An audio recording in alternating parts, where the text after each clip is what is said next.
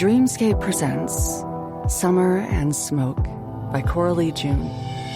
Narrated by Joe Raylan and Benjamin D. Walker. Prologue. Nick's. The coffee shop had an eclectic vibe. It was a small cafe in Lower Manhattan. Rigid businessmen fumbled down the sidewalk, clutching their coats tightly against their bodies to ward off the mid-November chill. They all looked stressed. The world was wound up tight today. You could practically feel it in the air. My lifestyle might not make sense to many, but I liked being my own boss, and everyone else's. I didn't have to answer to anyone or anything. Stress was just a side effect of the expectations we allowed others to put on us, which was why answering to Summer's long-lost boyfriend was making my palm twitch. That handsome mobster was a hard ass, and I'd like nothing more than to loosen him up. I made a mental note to bring Summer here once all the smoke cleared. She loved finding quaint corners of the world almost as much as she loved coffee. There had been times between hacking jobs where we didn't have 2 nickels to rub together, but I always made sure my best friend had her drug of choice: caffeine. I wasn't much of a coffee drinker, but I needed the energy boost. I swirled the spoon in my cup, scraping it against the edges while staring out the window. I'd always wanted to live in New York. Baltimore was fun, but there was an entirely different energy here. You were never alone. I loved the vibe, the tension. Moretti's fancy burner phone vibrated in my pocket, and I slid it out of my tight denim jeans to check the alert. On the screen was video footage of Paul Bright leaving his townhome in D.C. Shit. I needed to tell Moretti. Summer's dad didn't so much as take a shit without my knowing. My new boss had insisted on it. Moretti was one seriously sexy pain in my ass. I wasn't exactly sure how I became his surveillance lackey, but I'd spent the last 5 days watching Paul Bright's every move. It was driving me crazy. A man who'd murdered dozens, if not more, was just on the other side of my screen, waiting to be brought to justice. Gavriel used my love for Summer to manipulate me, signing me up for the jobs I didn't want while dangling her happiness over my head. It didn't help that her emotions had been teetering on that precarious edge of hysteria lately. Summer was suffering, and I loved her enough to suffer right along with her. I almost dialed Moretti's number to let him know that Paul Bright was on the move, but I was immediately distracted by a thin, bleached blonde woman walking through the front doors of the cafe. Clarice Bright was tall but pale. Her caked-on makeup and hair extensions might have appeared beautiful to the untrained eye, but I saw her for who she was. Her carefully constructed image couldn't hide the fact that she looked absolutely miserable. Delivering my clients their ultimate fantasies had trained me to see beneath the facade. Maybe behind that fake bravado was a woman that loved my best friend, but whatever fire was once within her had long since burned out. "Clarice," I called out while standing and gesturing to the wooden chair beside me. Even though I was meeting with a woman I didn't respect, I was chivalrous, after all. Blame it on my southern roots and my beauty pageant-obsessed mother. Above all else, Phoenix Bailey was a goddamn gentleman. Clarice simply nodded, then sat down. Her pursed lips were pinched as she glared at me, and I could read each loathing emotion rolling off of her. Upon closer inspection, I noticed that her red lipstick was slightly smeared in the left corner of her mouth, and her false eyelashes didn't stick fully to her eyelid. She was wearing a dark gray pantsuit. The gaps between each button on her white cotton shirt were gaping at me, revealing a lace bra underneath. "Can I order you anything?" I asked with a half-hearted smile. "Blackmail is a federal offense, you know," she replied with a frown. Oh, so she wanted to dive right in. Perfect. I hated to waste time. "So is murder," I replied, cocking my head to the side. I threw her one of those judgmental stares I knew would make her squirm. I kept my manipulative meanness holstered like a weapon, only to be used in desperate times. Damn, I loved a good bitch fight, though. Clarice didn't flinch at my retort. She didn't bat an eye or even let out a huff of air. Summer's mother was numb to the life she led, and it both pissed me off and scared me. There were moments when Summer acted unaffected, and I wondered if she inherited that trait from her parents. Well, I'm glad we can skip the pleasantries. There are a few things we need to discuss. I'm sure you understand what's at stake. How do you know my daughter? She asked, her frown deepening as she assessed my bronze skin, pale pink button-up shirt, and glasses. I'd recognized her almost instant unfavorable opinion of me. She wasn't the first to make assumptions about who I was, and she wouldn't be the last. Clarice Bright didn't approve, and I didn't give two fucks. I stopped requiring validation ages ago. She's my soulmate, my better half, my best friend, and the only reason I'm wasting my valuable time to warn you. My voice was laced with venom. I don't think you deserve the warning I'm about to give you, but your daughter is a better person than I am. Summer had a heart of gold. It was her weakness. Clarice gave me another once-over, an unimpressed scowl perched upon her face. She then leaned forward before saying, "Get on with it then. Paul thinks I'm at the spa for the weekend, but he has eyes everywhere and I need to get moving." I didn't waste time. I was just as eager as she was to get this over with. We know about your husband. We know the part you played. How you sent your daughter off alone to defend herself. We know that you're a coward. I didn't lower my voice. I felt no need to hide the truth. Although I danced around the semantics, I made sure to keep my voice even so that the innocent people enjoying their breakfast near us could hear. She looked around with anxious uncertainty, clicking her nails on the table to emphasize her discomfort. She was worried. Good. I found your daughter in an alley a couple winters ago, I then said. This wasn't part of the plan. I wasn't supposed to divulge details of Summer's life. Clarice didn't deserve the knowledge, but there was something that had been bugging me since learning about her mother's role in all of this. I just happened to take a different route on my way home. It was a shortcut. I was running late for my favorite TV show, I said. Do you think the universe fights for people to be together? I've always thought the world was organized. People didn't just meet for no reason. Sometimes things seemed too perfect to be an accident. I was meant to meet Summer in that alley that night. I settled into my seat, shifting and resting my arm on a nearby chair while breathing in the aroma of coffee. She was passed out, half-starved, lips blue. It wasn't my first time to stumble upon a homeless person.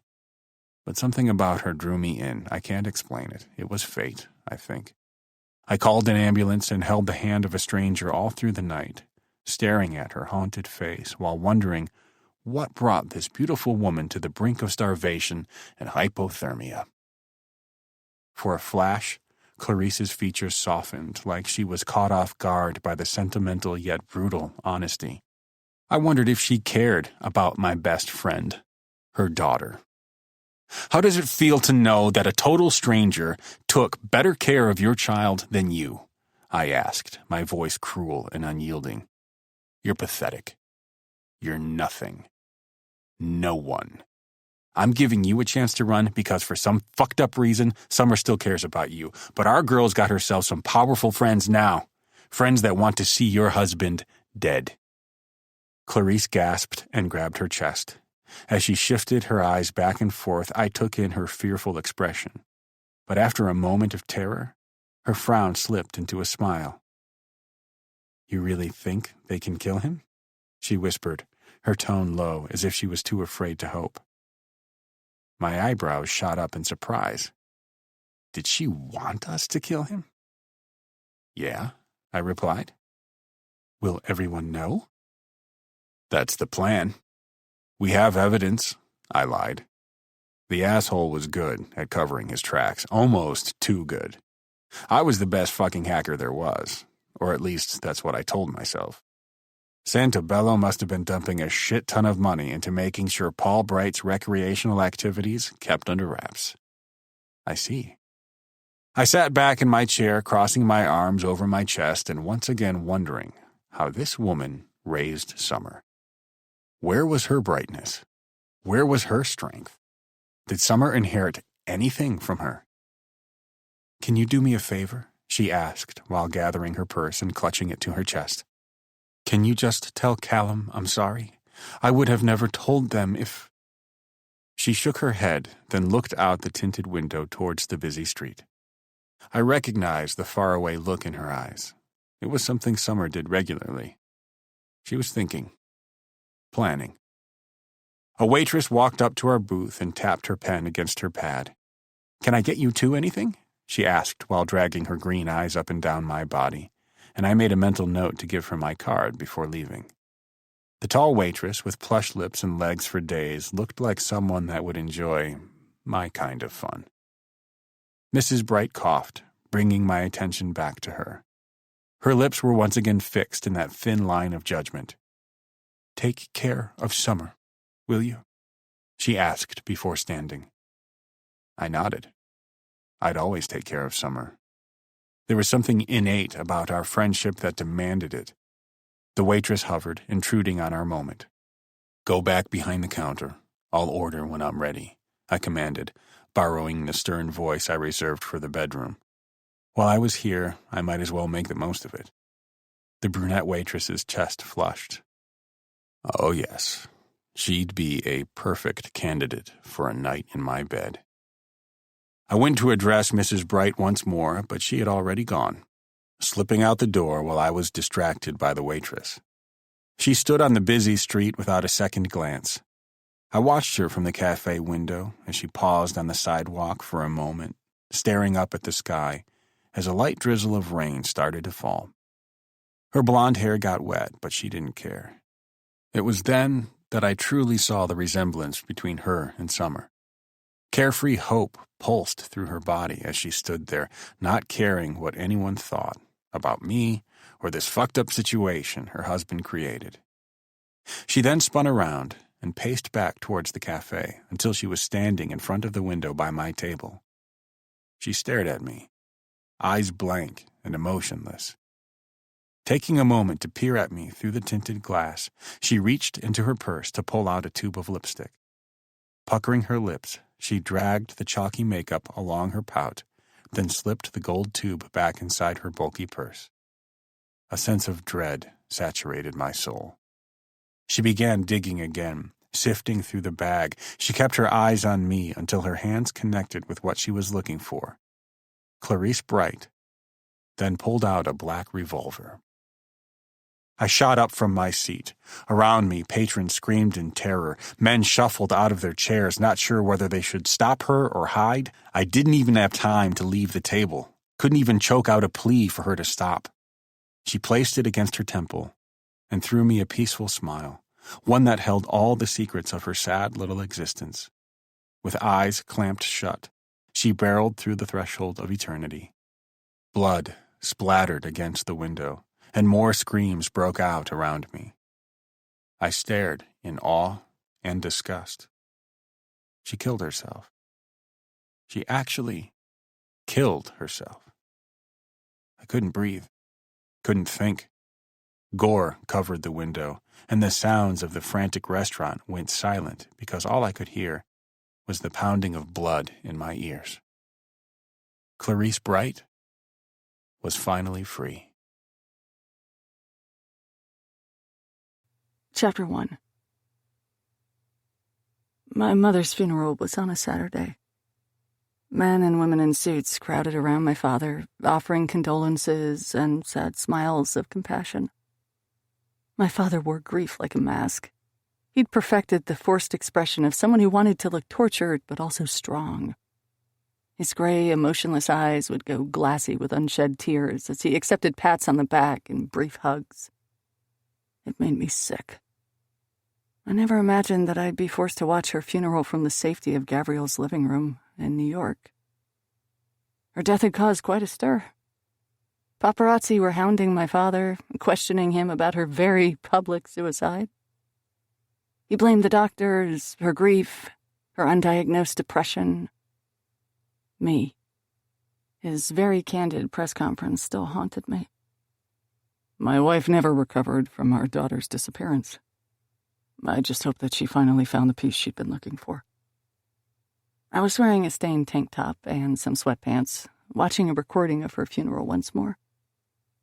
It was late. After 4 days of rewatching it, I could recite the preacher's sermon by heart. Clarice Bride was a beacon in this world, her achievements and volunteer work too extensive to list. The world lost a good woman. I was stuck somewhere between hating her and grieving her. There was something profound about the way people picked out her good qualities to cover up the ugly inside. The media wanted to paint her as a victim of prescription pills and depression. Her friends and acquaintances described her as a saint. My father spoke of her unending devotion. They claimed this too harsh world was too much for her too good soul. But me? When I wasn't blaming myself, I was blaming him.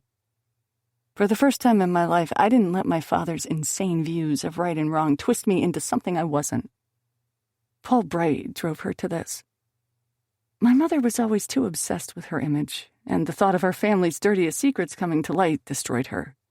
Not me.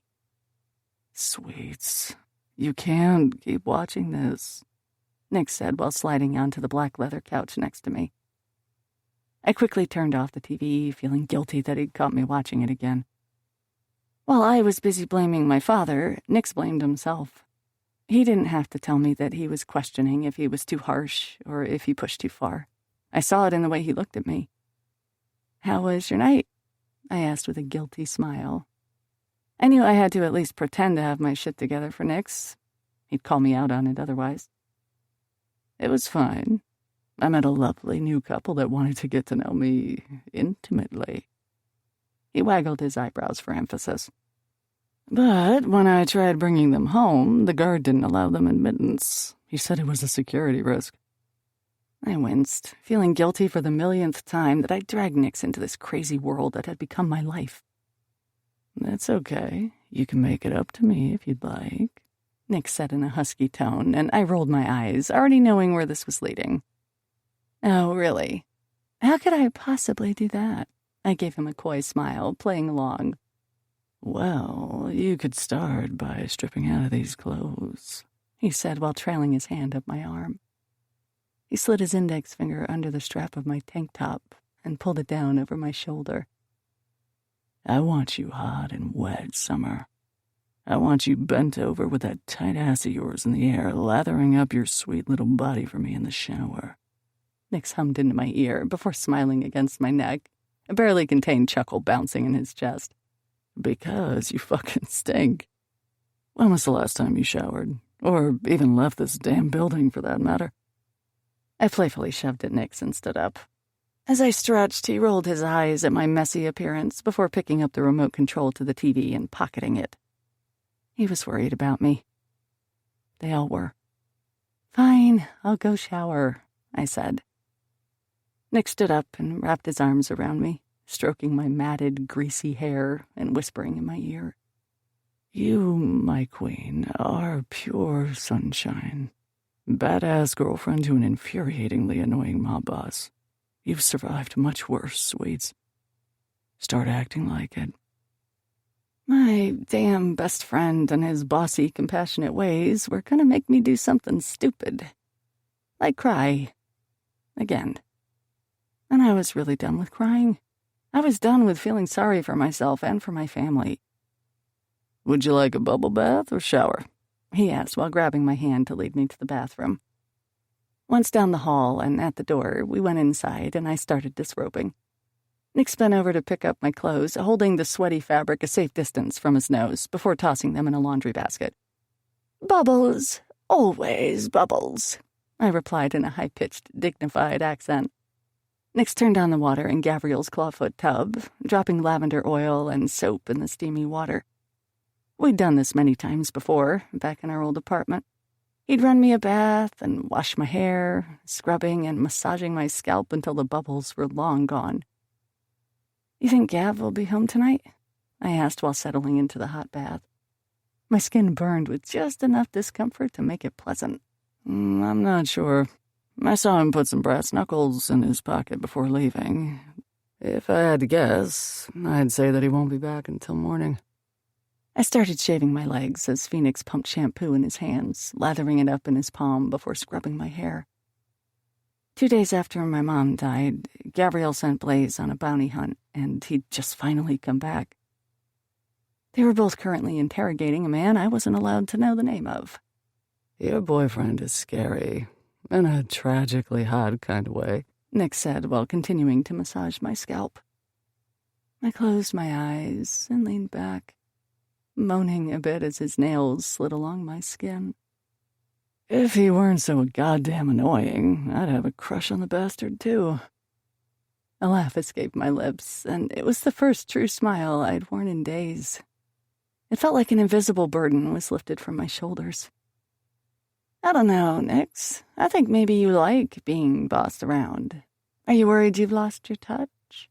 I asked with a hint of playfulness that felt freeing. Phoenix pulled my hair back, forcing me to look up into his beautiful eyes. "You think I've lost my touch, sweets?" he growled. "I can assure you I've still got it."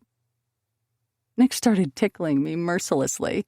I squirmed in the tub, laughing as I slipped along the porcelain and soap. "Oh, God, please stop!" I choked out with sputters of laughter as splashes of water spilled over the edges. Happy tears trailed down my face, and I squirmed to get away, not really having anywhere to go. In a last-ditch effort, I wrapped my arms around his waist and pulled him into the tub with me with a resounding splash. We both laughed as he slipped around, trying to get up. Each time he fell, I laughed more, until genuine tears of amusement were streaming down my face. Giving up, Nick settled, fully clothed, on the other side of the tub. "You're a hot mess," he said as I settled deeper beneath the water, placing my feet on each side of him. "So are you." A lingering giggle escaped my lips. We sat in comfortable silence for a while, before Nick spoke again. "You're gonna be okay, Summer. I promise it. I wouldn't be your best friend if I didn't take care of you." I knew he would. They all would. We just had to go through hell and back first. Ryker was going to kill me. Each time he wrapped his toned arms around my body and flung me onto the foam mat, I wanted to drag my nails along his muscular back and sink my teeth into his bottom lip.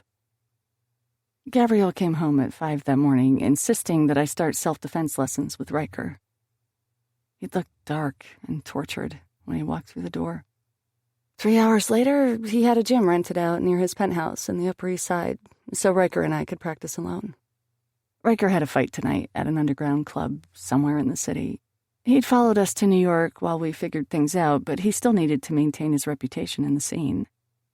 It was supposedly a small fight with an eager opponent from the Bronx looking to prove himself. Gavriel forbid me from attending, mumbling something about my sensitive state before ordering me not to bring it up again. Regardless of his extensive fight day ritual, Ryker determined to start my training. Since the night I revealed why I ran, he'd been itching for a way to feel useful and work out some of his rage. While we practiced, my bodyguard, Joe, sat outside and smoked a cigarette. I guess he was tired of watching Ryker kick my ass, and I couldn't blame him. "Are you even trying to get away?" Ryker asked with a frown. I was hoping that today would be playful, or at the very least, enjoyable. But instead, it became just another avenue for Ryker to lash out his guilt at me. It was like a whip striking any chance he got. "Nope. I like having you toss me around, Rye baby." I had started calling him that once I learned it drove him crazy. He liked to be known as the fierce yet wise silent one, but I knew better. He wanted to shout out all his declarations of love and pain at me. He just didn't know it yet. "Stop calling me that," he pleaded before advancing towards me once more. I turned around as his tall frame collided with mine, pressing the curve of my ass into him. He wrapped his arms around me, crisscrossing his forearms between my breasts. God, he felt so good. I took advantage of our position and began grinding my ass against his erection. He was just as turned on as I was. "Is that what you're gonna do when someone attacks you?" he asked, his voice smoky and warm. "Are you gonna dry hump your opponent?" "If they look like you, then yes," I replied without shame. If he wasn't holding me down, I would have shrugged. I was tired of his moody behavior, Since the revealing of my secret and then my mother's death, the bullets had become one giant clusterfuck of guilt, fear, and anger. Not funny. Ryker let go of me, and I spun around to greet his green-eyed stare. I knew that it wasn't fair of me to expect them to swallow the truth of my disappearance overnight. I had 5 years to cope, or run, from my shitty past. I'd been surviving since Summer Bright died. But I had hoped that they would handle the news better. Couldn't we go back to normal? Or at least back to the frantic fucking to feel something from when I'd first returned? Last night with Nix ignited a fire within me. I couldn't keep clinging to my depression. It wasn't doing me any favors. I had to fight. Wrapping my hands around Ryker's back, I leaped up, circling my thighs around his waist. Is this right? Right, baby? I asked in a sultry tone. My breathing was shallow as I grinded against his tinted athletic shorts, whimpering when heat shot through me like tendrils of passion. Ryker dropped to his knees and pinned me beneath him, keeping my legs wrapped firmly around his waist. He held my hands over my head as I bucked on the foam mat. I half-heartedly twisted my body to get free, but he didn't budge. To win a fight, you have to know your opponent's weaknesses, he urged, gasping for air as he kept me pinned. Instead of struggling to free myself, I leaned up to kiss his salty lips, moaning when he immediately responded to my taste. Our kiss was like a fight, and I'd happily let him win. He released my hands to slip beneath my tight sports bra, pushing the tight fabric up to roll my nipple between his thumb and forefinger. I dropped my legs from around his waist. When I finally broke the merciless kiss with a satisfied smirk, he paused to ask, "What was that?" "I'm your weakness, right, baby?" He sat up on his knees, dumbfounded by my words, as if it hadn't occurred to him that he even had a weakness. I took advantage of his confusion, and Ryker watched me as I scrambled to the other side of the foam mat and crouched down in the ready position Joe taught me earlier. Knees bent, arms raised to block a punch. I didn't adjust my bra, though. Letting my heavy globes fall, I wanted his hungry eyes on me. "Yeah," he began, matching my stance and lifting his fists to block his face. "You are." Ryker was all or nothing. He plunged headfirst into the depth of his feelings, owning each of them. Once he decided you were worth his time, there was no going back. I just wished he'd love himself. With a considerable amount of effort, and looking far less sexy than I would have liked, I stripped out of my tight sports bra and circled Ryker once more, enjoying the way his hooded eyes took in my pebbled pink nipples. It was a risk. We only had the gym for another 15 minutes.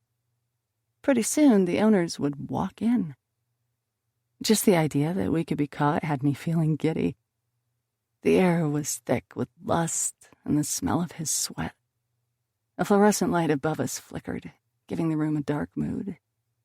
Despite it all, Ryker still made me feel desired, and that fact alone had me tingling all over with an anticipation so heavy that even my pulse felt labored. Ryker gave me a knowing smirk. What was it about him that made me want to risk being seen? "You know what you're doing," he growled before advancing on me once more. I sidestepped him, but he was too quick. Using his left leg, he wrapped it around my hips, locking me between his thighs before bringing me back down to the mat with a thud. My head bounced against the ground with a small slap. I moaned, half from lust, half from pain. God, I wanted him to fuck me right here, right now. But Ryker was stubborn. He was punishing himself for what he didn't know, holding back from what he wanted because he thought he didn't deserve it. It wasn't just Ryker fighting his instinct to fuck me senseless. The rest of the guys didn't know how to proceed either. My hair was fanned out around me, my cheek against the mat. Are you going to do something about that erection digging into my side, or are you going to continue to feel sorry for yourself? I asked. When we first reunited, there was so much pain, anger, and need to feel close that our bodies practically collided on instinct. I knew the guys were punishing themselves, and I was sick of it. "You're pushing me, sunshine," he moaned into my sweaty neck, trailing his tongue up and down my skin. Good. I whimpered back. I twisted until we were facing one another, and I stole another kiss. Ryker let out a groan of frustration as he rocked back and forth, pressing his cock into that sweet spot of oblivion just outside my thin yoga pants when I lifted a leg up and rested it on his hip. I was giving Ryker access to that delicious friction I craved, and he was taking full advantage of it. "Stop acting like you don't deserve this," I said between kisses. "Stop punishing yourself. Don't let him take that from us, too." At the mention of him, Ryker went icy, his heart suddenly so cold that despite the heat from our workout, I had to shiver from the chill of his mood switch. All hot and heavy playfulness was completely gone. After a moment, Ryker pulled away and tossed me my sports bra. "Get dressed. Our reserve time is almost up, and I need to get ready for tonight." I pouted. "You're so wrapped up in the fact that you hurt me, that you're hurting me again," I choked out before threading my legs through the ropes boxing us in. "Sunshine," Ryker called after me, but I didn't stop. I put on my bra as quickly as I could, then met Joe on the busy street outside. "Take me home, Joe," I pleaded with tears making a slow processional down my face as the door to the gym shut behind me. I knew that Ryker wouldn't follow after me. He didn't think he had a right to. In typical Joe fashion, the sight of my emotional face made him cringe. I wondered if he was debating on running away from me. The man was practically repelled by feelings. "For fuck's sake, wipe the stress from your eyes, kid. People are gonna think I hurt you or something," he said while looking around. Men in suits walked by, and I slipped Blaise's hoodie over me, pausing to inhale and smile at the comforting scent of cinnamon. "Calm down," I joked with a sniffle. "I swear, tears aren't contagious. Want me to buy you an ice cream? Are you feeling a bit hangry?" I'll admit, Joe had become an unlikely pseudo-uncle figure in my life. He hated me, but I knew that beneath his permanent scowl was a man that was just repressed by his need to be macho. When he thought I wasn't looking, he'd call his wife to keep her updated on his whereabouts, giggling into the phone like a schoolgirl with a crush. He wouldn't tell me her name or any information about their relationship, but I knew the man was absolutely pussy-whipped. "Haven't you ever seen your wife cry?" I asked. "Women do it sometimes. It's normal." He grunted in response and threw me a murderous glare, as if just the thought of his wife being unhappy had sent him spiraling. I held up my hands in surrender with a grin. Okay, I won't bring her up again. I know how you go all macho protective where she's involved." I was determined to meet Mrs. Joe. When I was feeling particularly pathetic, I liked to pretend that Mr. and Mrs. Joe would adopt me. I imagined a future where we ate authentic Italian spaghetti in their apartment on Sunday nights. I just wanted to belong to a family. Was that so bad? We made our way to Gavriel's apartment, and my new phone pinged in the pocket of my hoodie. It was from Ryker. "I'm sorry." Simple, to the point. Typical Rye baby. I wanted to respond, but knew that he wasn't much of a texter or even a talker. Ryker bottled up his feelings and fucked or fought them out. He had a fight tonight, so I just let him take out his anger on whatever poor motherfucker was up against him. When the bullets barged back into my life, it was too much all at once. It was like someone ripped the Band-Aid off an unhealed wound. I was bleeding. I was vulnerable. But now that all my secrets were out in the open, I felt like I could finally go back to using the carefully constructed coping mechanism I'd mastered these last 5 years. On tough days, I'd deflect with humor. On harder days, I'd keep so busy that my body physically couldn't process the trauma. And on those days where I could barely get out of bed, I'd sleep. I'd take that tiny pill of oblivion and pass out until my dreams bled into reality and I forgot everything. Was it healthy? Maybe not. But it worked for 5 years. Exhausting 12-hour shifts at shitty jobs, sarcasm, and pills were what helped me survive. I didn't need the men I loved ripping apart every piece of my brokenness just to examine the pain. Sometimes when the shit hits the fan, you have to fake it until you make it.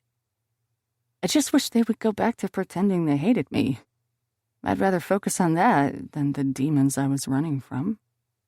I stared up at Gavriel's building. It was huge, towering, intimidating.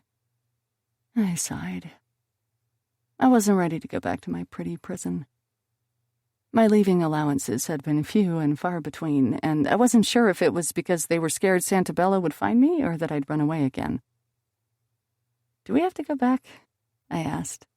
I knew Joe was feeling just as stir-crazy as I was. With any luck, he'd let me walk the block a couple more times before we went upstairs. "We do have 15 more minutes," he said with a huff. "Perfect. Just enough time to walk the block another time. And if we're late, I'll just take my top off and Gavriel will forget he's pissed at me." Joe made choking noises like he was going to throw up, and I laughed at the bright blush on his puffy cheeks. I shot a quick text to Nix, letting him know my plan, and he immediately responded. "Come back late. I love to see your man all worked up." Pocketing the phone with a smile, Joe and I then walked. We didn't talk. We didn't really have to. It was nice just to see New York outside of Gavriel's tower. From down here, I could see the energy of the city. People were happy, angry, full of life. We stopped at a coffee shop, and I ordered my usual: black coffee with a splash of hazelnut syrup and 2 sugars. "We should probably head back," Joe said while glancing at his watch. He shifted back and forth on his feet, looking around uncomfortably while a slight blush covered his cheeks.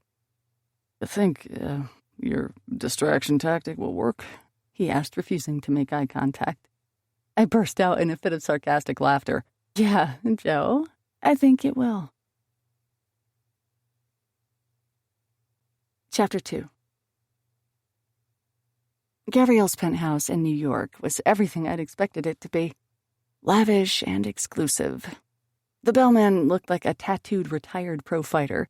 The decor was modern with a memorable view. It was gritty and extravagant, like Gav.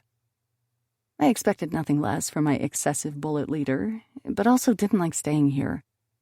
His home was cold and lacked personality, and with security teams constantly coming and going, I felt like there was no privacy. 2 weeks here and I'd had enough. "I'm dying for some pizza," I groaned to myself. Joe was standing nearby, close enough to hear me, but far enough to ensure I didn't get any funny ideas about a friendship. Luckily, I kept the freezer fully stocked with vanilla ice cream. He may hate me, but he loved his sweets. I wasn't above bribery. Telling the guys about my father lifted a heavy burden off my shoulders. It was like I'd finally taken a breath. My lungs could reach their full capacity, and my senses weren't on high alert. But telling them had its consequences, too. Gavriel took his controlling protectiveness to an entirely different level. Not only did I have a Joe-sized shadow, he'd nearly tripled security. I could handle the protectiveness. In fact, I enjoyed it. I was the only one responsible for my survival for so long that it was nice trusting him to make sure I stayed safe. Some might feel suffocated by that sort of attentiveness, but I found it freeing. I didn't have to look over my shoulder as often. But with that, Gavriel started treating me like a fragile doll. His kisses were tentative and soft. I felt like a piece of cracked glass he was trying not to shatter further. I wasn't sure if he felt guilty for causing my last panic attack or if he didn't believe that I was strong enough to handle his brand of passion. Either way, the tender approach was driving me mad. "Which one of them are you thinking about now?" Nix asked while settling beside me on the couch. It faced the south window, giving me the perfect view of the city skyline. Lights twinkled in the distance as I shifted beneath a chunky woven blanket. "Gavriel," I answered honestly. Nix was amused by my curious relationships. "That man is going to be the death of me." He scowled while looking off towards the man in question. In the sophisticated open-concept kitchen, Gavriel was speaking with one of his business associates. He'd been working like a madman, constantly scheming ways to bring down Santabella and my father. He can be... I drifted off. There was longing in my voice. I craved the kind of control Gavriel offered. The care. I wanted him to take away the burdens of my past. Take the fault for our unique relationship so I could just enjoy without fear or regret. Commanding, rude, annoying, demanding. Nick's answered for me. He set his cup of tea on a nearby coffee table before lying down in my lap. I smiled down at my best friend while scratching his scalp with my long nails. We'd done this many times back in our old apartment. The scenery might have changed, but he hadn't. I could always rely on feeling comfortable and safe with Nick's. Joe rolled his eyes and coughed loudly, not so subtly reminding me that the football game was on. He might not be allowed to watch TV on the job, but if I so happened to turn on the game, it was allowed. I changed the station on the TV, playing in the background, to the Giants game, hoping that he'd stop looking at me like a piston his Cheerios. Watching me must be boring, but it shouldn't be torturous. "Can we please leave the apartment sometime soon?" Nick's asked. Aside from my brief outing today at the gym, I hadn't gone anywhere since my mother's suicide. "Sunshine, come here for a moment," Gavriel growled while eyeing Nick's in my lap. They'd been butting heads at every turn. Nick smiled, taking a full minute to twist and stretch in my lap before sitting up. He made sure to throw my stressed bullet leader a big, satisfied smile and a purr before squeezing my knee. "I'm gonna go check the surveillance feeds. Wait." I nodded. The guys insisted that Nick set up camp on the opposite side of the penthouse from my room. They wanted to avoid me stumbling across the image of my father. I was annoyed by their tactics. Maybe that's why I had become so obsessed with watching the funeral footage. I wanted to prove I could. There was a huge difference between feeling protected and feeling babied. My little panic attack in California had them thinking I was weak, and I needed to amend that. I stood and made my way to the large, modern kitchen where Gavriel was. He stood next to a towering, double-door stainless steel refrigerator. Muscular arms crossed over his chest, his black tattoos were proudly on display. His dark hair was ruffled, probably from him constantly running his hands through it. Joe followed and stood off to the side, his usual scowl firmly set. "Yeah?" I asked, looking up at him through my thick lashes while shuffling my feet. "We're taking a trip," he said. His voice had that sexy, gravelly tone I loved, but I knew it was from lack of sleep. He was more determined than ever. Santabella was blocking his weapons imports at every turn. "Who were we running from?" I asked. Joe snorted, but quickly looked to the floor when Gavriel gave him a menacing glare. "Gavriel Moretti doesn't run from nobody," he growled at me. I sighed. There was something incredibly sexy yet annoying about the way he slipped into the third person. I guess it was a mob boss thing. "You've been spending way too much time watching old mobster movies, Gav." I teased to dispel some of the tension, but Gavriel didn't seem to take the bait. "We're going to Chesterbrook." "No." My response was immediate and sure. There was no way in hell I'd go back to that place. Chesterbrook held too many memories for me. Too much pain and sadness. "Callum wants to see the cabin, love," he said, uncertainty in his tone. Ah, Callum. When we came to New York, he begged to be granted a month to pin something on my father. He was determined to do things the right way, navigate the justice system, and get Paul Bright punished accordingly. The only reason Gavriel was amusing him was because he wanted to catch Santabella, and because I'd begged him to. He knew that I needed time to cope. And he couldn't take on Santabella with brute force. He was far too protected. My father would die by Gavriel's hand, but Santabella would die in a jail cell. That is, if Nix could lock down his location again. The slimy bastard was escaping at every turn. "I can't go back there," I said. Just the thought of seeing the cabin again had my pulse rising. The cabin represented everything I feared in this world. I knew I could handle it, but that didn't necessarily mean that I wanted to rush headfirst into my past. Sometimes being strong meant knowing when to avoid the things that made you weak. 80% of being courageous was about being self-aware. You had to know your weaknesses to develop your strengths. "I'm not heartless, love. I'm not going to make you see it. Your directions weren't enough. We're struggling to find the property, and right now, Callum is convinced the key to incriminating your father is there. I'm really trying to respect your wishes about this. I'm giving him an opportunity to do things his way at your request," Gav said. Oh, my heart hurt to think about Callum. He'd been in Chesterbrook since I got to New York. He was determined, but I worried that once he was away, he'd change his mind about the bullets. About me. For the millionth time, my mind drifted back to the rose. Would Callum have picked me if Gavriel weren't forcing him? A hand on my chin brought my thoughts back to the present. I could see my doubt reflected in Gavriel's expression. Get out, Gavriel barked at Joe and the other bodyguards. Bulky men in suits filed out of the kitchen, but Gav kept his black-eyed stare on me. He placed his hands on my hips, then lifted me up to sit on the granite countertop behind me. Do you trust me? He asked. I nodded, knowing Gavriel's need for my complete submission had little to do with me. He controlled me to feel worthy. The more I trusted him, the more he felt deserving of my trust. I won't make you go back there and relive what that fucker put you through. But I'm gonna challenge you to take back some of your power. I'm gonna make you uncomfortable, yeah, but I'm also gonna make you better. Why now? What happened that's made you so scared? Don't think I didn't notice how shaken up you were this morning. And what's with the fighting lessons? I'm not scared, he barked out immediately.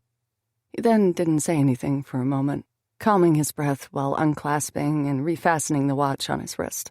The man we brought in had some interesting things to say. Santabello's reach and influence is much broader than I expected. I'm gonna keep you safe, but I'm also no fool. I know when to act. And now, we need to act, love. I sighed. I'd been running for so long, it was all I'd ever known. After spending 5 years away from Chesterbrook, how could I go back? I need Blaise and Ryker there, too, I whispered. I couldn't face the demons of my past without them. Even though Ryker and I had an argument today, I knew I couldn't face my past alone. I already called them, Gavriel replied, shuffling forward so that he was standing between my legs. Ryker is flying there separately after his fight. I can't go inside the cabin, I whispered. I'm not going in there. Gavriel leaned forward and kissed me on the lips.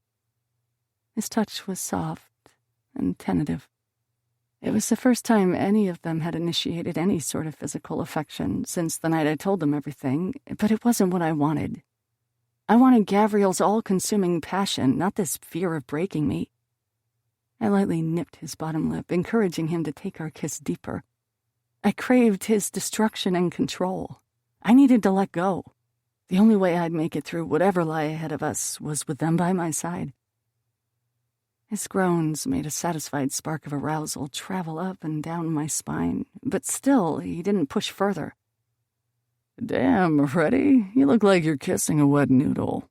I thought you said he was great in the sack, sweets. He looks scared to break you. Nick's teasing voice washed over my arousal, and I pulled away, praying to whatever god was listening above that Gavriel didn't pull the pistol from his holster and shoot my best friend.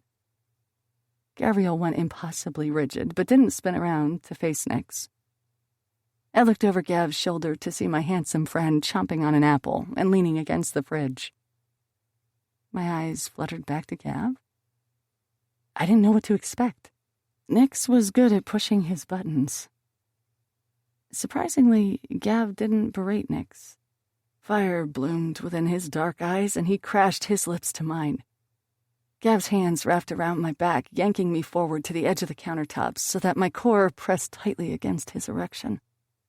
He bit my lip as I thrust my hands through his hair, pulling at his locks and smiling against his lips. God, I missed this. Gavriel moved his hands up and pulled my oversized sweater off my shoulder, then traveled down my neck to pepper kisses along my skin. I looked at the ceiling, reveling in the sensation of his lips. I then tilted my head down when I felt eyes on me. Nick stared at us, his expression heated but amused. That sneaky bastard knew exactly what he was doing. Gavriel didn't stop worshipping each inch of my collarbone and neck as Nick smiled. You're welcome, he mouthed before spinning around and walking back down the hallway. Gavriel took his hand and gripped the waistband of my yoga pants, dipping his fingers inside as I let out a breathy moan. I was just about to shift off the counter and let him take me on the floor of the kitchen when his phone started going off. "Fuck!" he barked, tearing himself away from me with a scowl. He yanked his phone out of his pocket, chest heaving from the intensity we felt. "What?" he answered while staring at me. I went to adjust my sweater, but his hand snaked out and clasped around my wrist, stopping me from covering up. He stared with hooded eyes at the plush pillows of my cleavage as he listened to the person on the other end of the line. "Seriously?" he asked while rolling his eyes and letting me go. "Fine." I raised my eyebrows, looking questioningly at Gav. "I have to go check on something at the docks, but Blaise is on his way up." "Is everything okay?" I'd missed Blaise while he was out looking for whoever Gavriel sent him to find. I was happy to have him back, but Gavriel's murderous expression had me worried. "The less you know, probably the better. I'm just going on a walk, love." My mouth dropped open in shock as Gav leaned in to nip at my swollen lip once more, pulling back as the front door opened. Blaise strolled toward us, his boots clacking against the marble floor of Gavriel's penthouse. "Sunshine!" he yelped while jumping to a jog. Gav moved out of the way just in time for Blaise to pick me up and spin me around in his signature greeting. Slowly, ever so slowly, he slid me down his muscular body, pulling me against every last hard inch of him. "I missed you," I whispered, my lips brushing against the ridge of his ear. He smelled like pizza. "Why do you smell so yummy?" I pulled away with a grin. "Because I stopped for a slice at Prince Street Pizza. Remind me to take you there sometime." He smiled, and I briefly kissed his lips once more. "I'll have to get some pineapple pizza when we get back from Chesterbrook." My voice stuttered on the last word, and my throat closed up as if on instinct. Looking to Blaise, I knew he recognized the terror on my face, but he didn't comment on it, thankfully. "I refuse to stand by while you ruin the best pizza in all of New York." "You're such a pizza snob," I said with a smile, rolling my eyes before looking over at Gavriel, who was putting on a suit jacket. "You coming back tonight?" Blaise asked him. It didn't escape me that they didn't greet one another. Was Blaise his friend right now, or an employee? I felt like I couldn't keep up with their ever-changing dynamic. "Don't wait up," Gav finally replied before giving me a steel look full of protective adoration before meeting Joe in the hallway. I hadn't even noticed my broody bodyguard standing there, but still called after him. "Be safe, Joe," I yelled, giggling when he shook his head as I smiled. Joe had been talking on the phone and lowered it to respond to me. "One pineapple pizza is on its way, Miss Bright." Damn, I love that man. Next step was convincing him to let me call him Uncle Joe. I smiled widely, knowing that if I ran up to hug him, he would cringe in discomfort, so instead I saved him the embarrassment and nodded while saying, "Thank you." "So, what should we do?" I asked before leaning back against the counter and biting my lip. "I was thinking we break into Gav's wine stash, maybe watch some trashy television," Blaise offered with a shrug while walking over towards a bar cart in the living room. The open-concept penthouse made him visible from my spot in the kitchen. "You don't want to talk about Chesterbrook?" I asked. Blaise uncorked a bottle of wine and wrapped his perfect lips around it before taking a gulp of the red that was probably worth more than the bounty he'd just delivered. He pulled it away with a frown, and I laughed when he wrinkled his nose at the taste. "Rich people wine is shit," he groaned before plopping down on the couch and patting the seat next to him. I made my way over to him as he spoke. "Do you want to talk about Chesterbrook?" he asked. I thought about it for a moment. All I'd ever done since California was talk about Chesterbrook. I'd been forced to go over every detail I could remember, recount my father's words, his actions, my mom's admission. If I was being honest, Chesterbrook was the last thing I wanted to be thinking about. "No," I finally replied. "So why don't we just have a night where we don't have to think about it? Is Nick's here? He can join us." "Already ahead of you, lover boy," Nick said while putting popcorn in the microwave and slamming the door shut. I grinned. Nix and Blaise had developed a truce of sorts, I think mostly because Nix had a crush on him. Nick settled beside me and leaned against my shoulder while Blaise held my hand, and I smiled, feeling happy and thankful for this peaceful moment. I knew this would be short-lived. I knew that eventually I'd have to reclaim my power, as Gavriel put it. I'd have to go back to the beginning. I'd have to face the place I'd been running from. Chapter 3. Blaise. 8 years ago. Chesterbrook wasn't all that bad. My new foster mom was flighty and reminded me a bit of Ma. They both had that high-pitched laugh and a variety of addictions.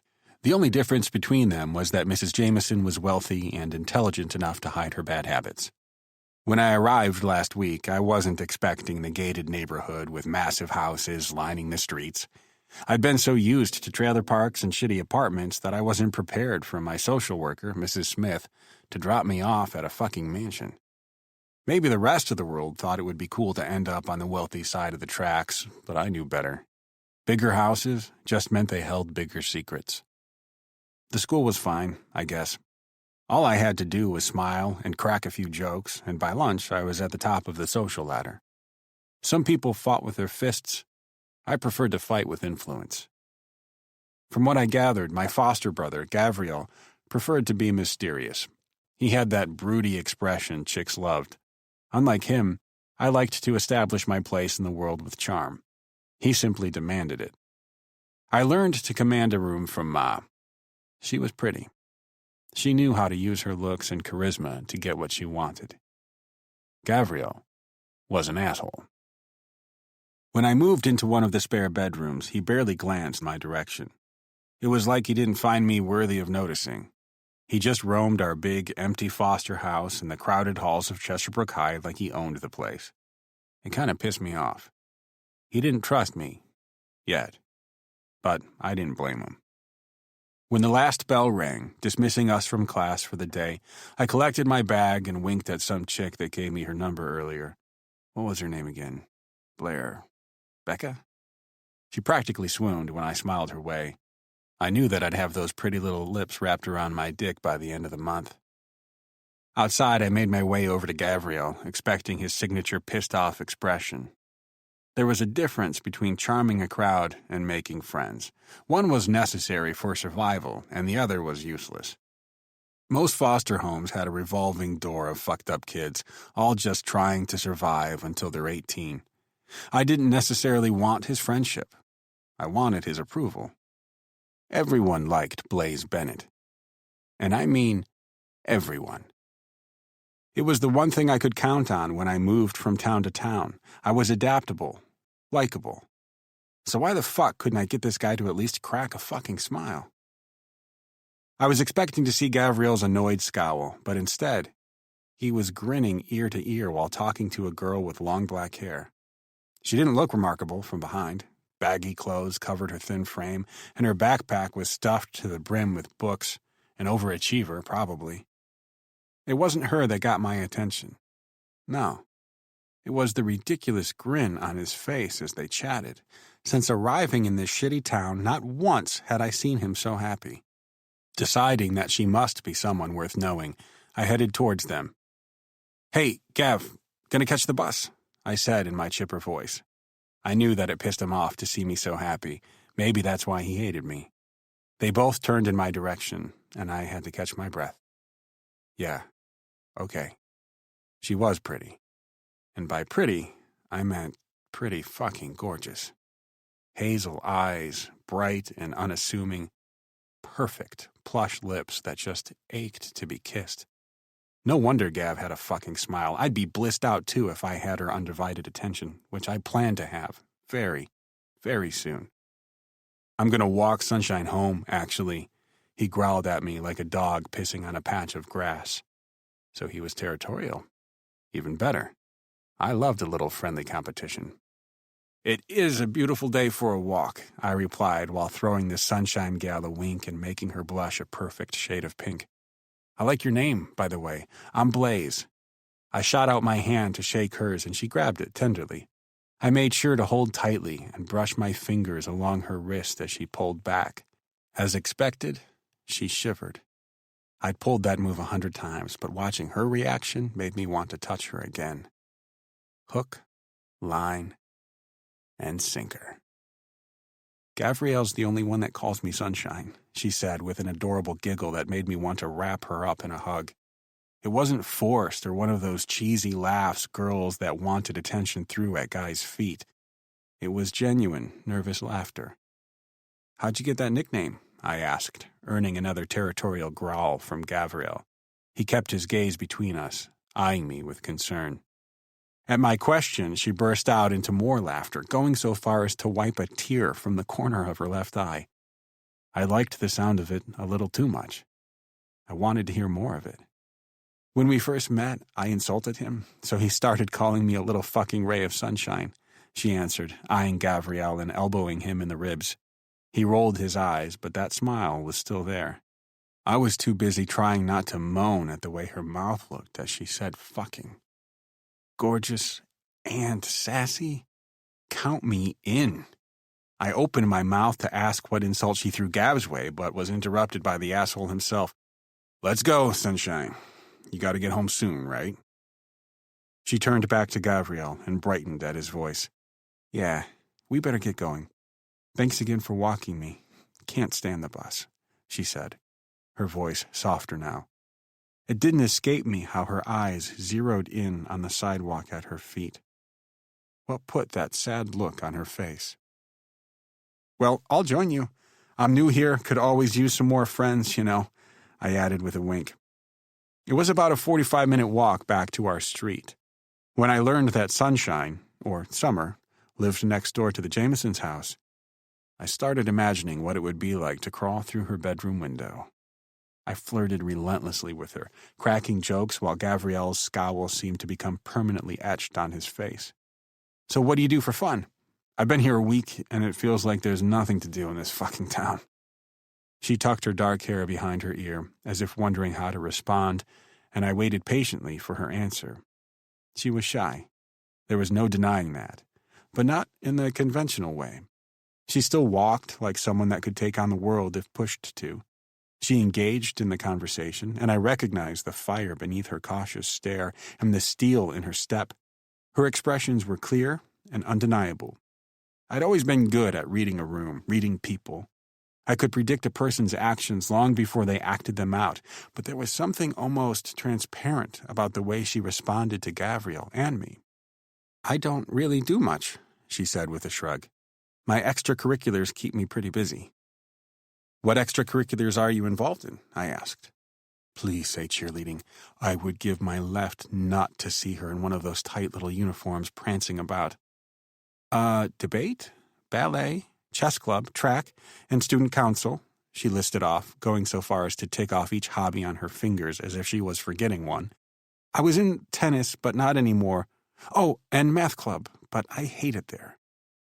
My earlier assumptions were right. She was a chronic overachiever. Wow, so when do you have time for fun? I asked, although what I really wanted to know was if she had time for dates.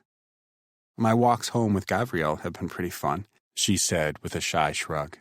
He looked at her from the corner of his eye but kept walking, neither confirming nor denying that he enjoyed his time with her too. Damn, he needed some lessons on wooing a woman. We turned down the road towards our street, and I found myself feeling not quite ready to say goodbye. At the end of the street, a group of who I assumed to be our classmates were laughing loudly and shoving one another.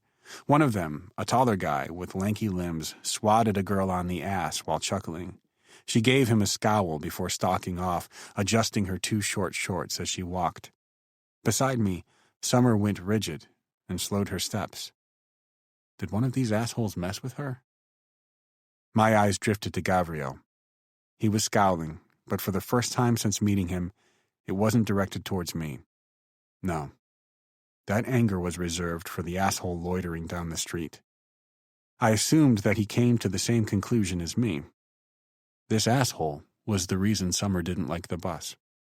We exchanged a glance then, one solidifying look that only those who'd been in foster care understood. It was the recognition that shit was about to go down. And even if I hadn't gotten the chance to know Gav, I knew that our shitty childhoods had bonded us. He'd have my back, and we'd have hers. Come on, Sunshine. I said with a smile, placing my hand on her lower back and pressing her forward. I'd also decided in that split moment that I wouldn't let Gavriel hoard the perfect nickname. In that moment, she needed to be strong, so I not so subtly reminded her that she was an unconventional ray of sunshine and sass. We made our way towards the group, Gavriel and me puffing out our chests like the barbarians we were. They'd started congregating right in front of what I'd assumed was her house, probably an intentional decision. I saw the intimidation tactic for what it was. "Look, it's Little Miss Perfect," the tallest called out as we walked closer. Was that supposed to be an insult? Or did he, too, realize that she was fucking perfect and completely too good for him? That nickname suited her well, and it didn't set right with me that he was tossing around the truth like it was something to be ashamed of. "You gonna tell your daddy I'm harassing you again?" he asked, ignoring Gavriel and me as he stalked closer to her. Out of the corner of my eye, I noticed that she'd grabbed the strap of her backpack tighter, as if preparing to run. Oh, hell no. I'd seen guys like this. Ma had a line of them outside our front door for more years than I could remember. It's mostly why I've been in and out of the system.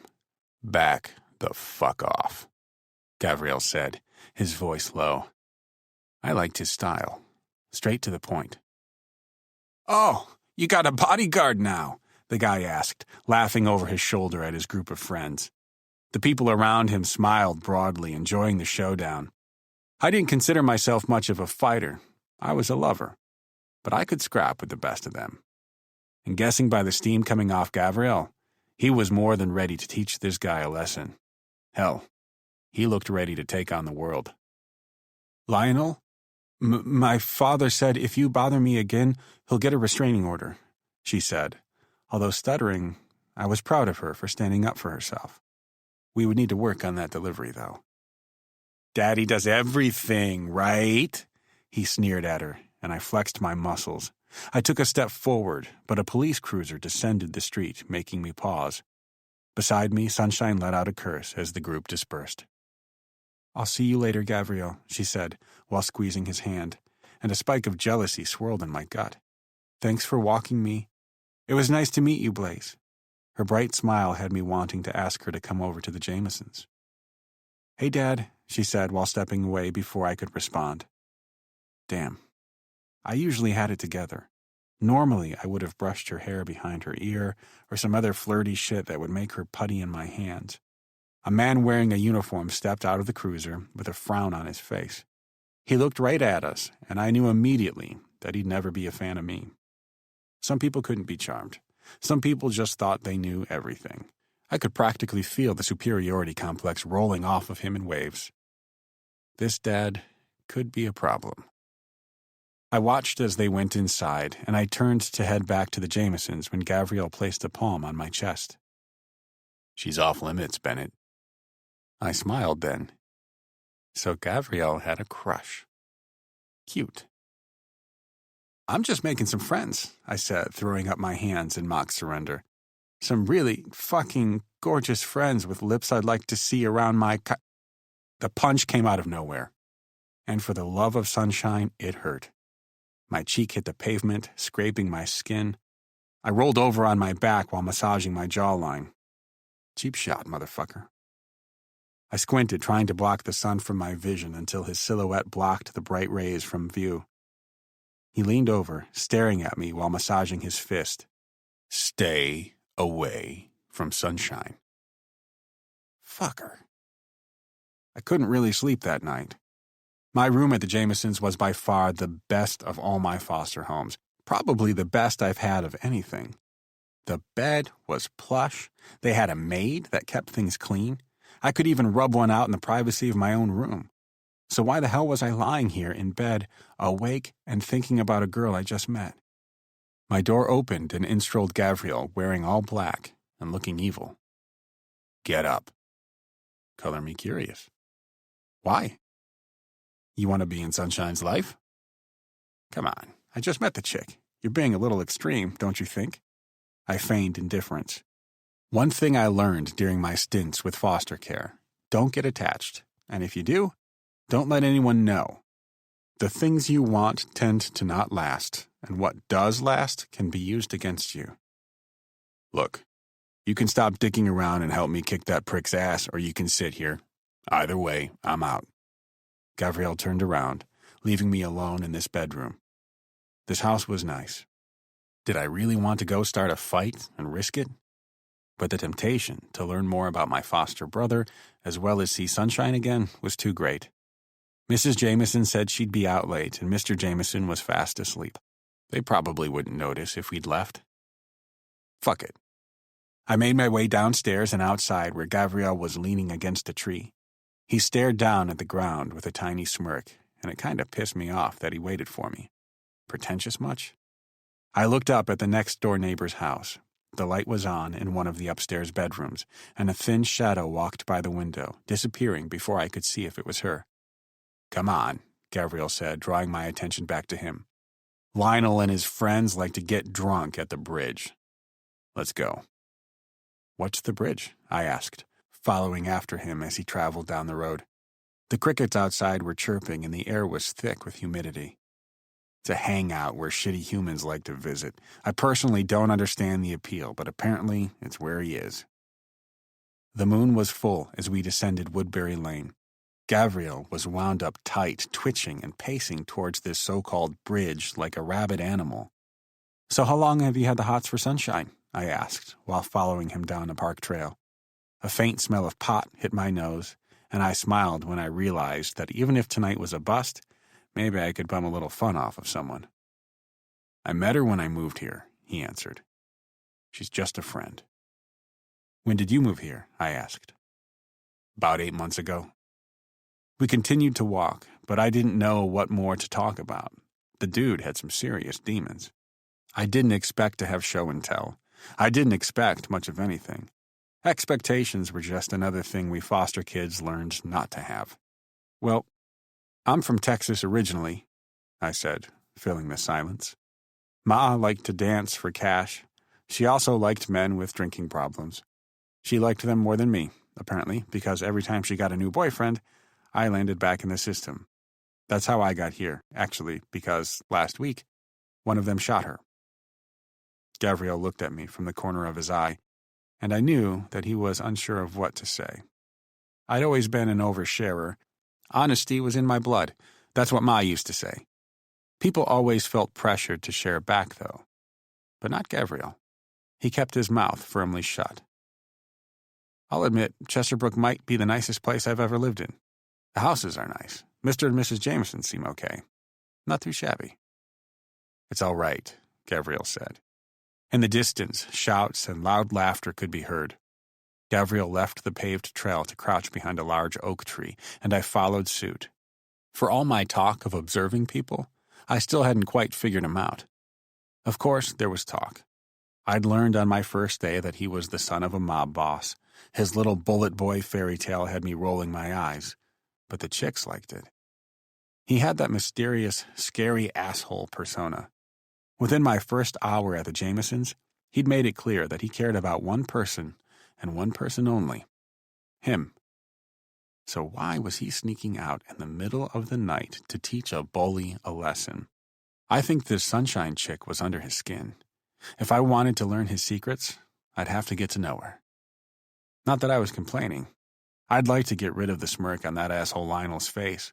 Long after Sunshine disappeared into her house, I'd found myself wondering about that dynamic. Was Lionel the reason she didn't ride the bus? Or did she just enjoy walking with Gavriel? I needed to get a car. A sexy car. Do you know how to fight? Gavriel asked. I scoffed. Every foster kid in existence knew how to fight. I let him get a cheap shot off me earlier, but I could defend myself. I didn't like it, but I could throw down in a pinch. I think seeing men punch my mom all my life made me a bit of a pussy. But I wasn't dumb. Violence was all about motive. Yeah. You sure? You didn't even try to block me earlier, he replied.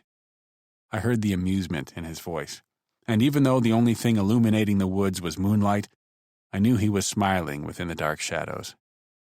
I let you hit me. I was just helping your sensitive ego, I replied with a smirk. Gavriel shook his head, then peered over the bushes. I shifted to get a better look, rustling the leaves and making him sigh at my noisiness. "Could you stop?" he whispered. "They're too drunk to notice," I replied, ignoring his angry tone. I almost wished we'd brought Sunshine. At least with her around, he pretended to be a polite member of society. "3 of them. You ready?" he asked. "After you," I said in a cocky tone while tossing him a smile. When we emerged from the bushes like motherfucking badasses, they didn't even flinch, ruining our entrance. Where was their sense of theater? "Hey guys, is this where all the people who peak in high school hang out?" I called out with a smirk. Gavriel once again let out a huff. "You're the new bastard kid the Jamesons took in, right?" Lionel asked while standing up. He had been leaning over the bridge overlooking a river, dropping empty bottles of beer over the edge.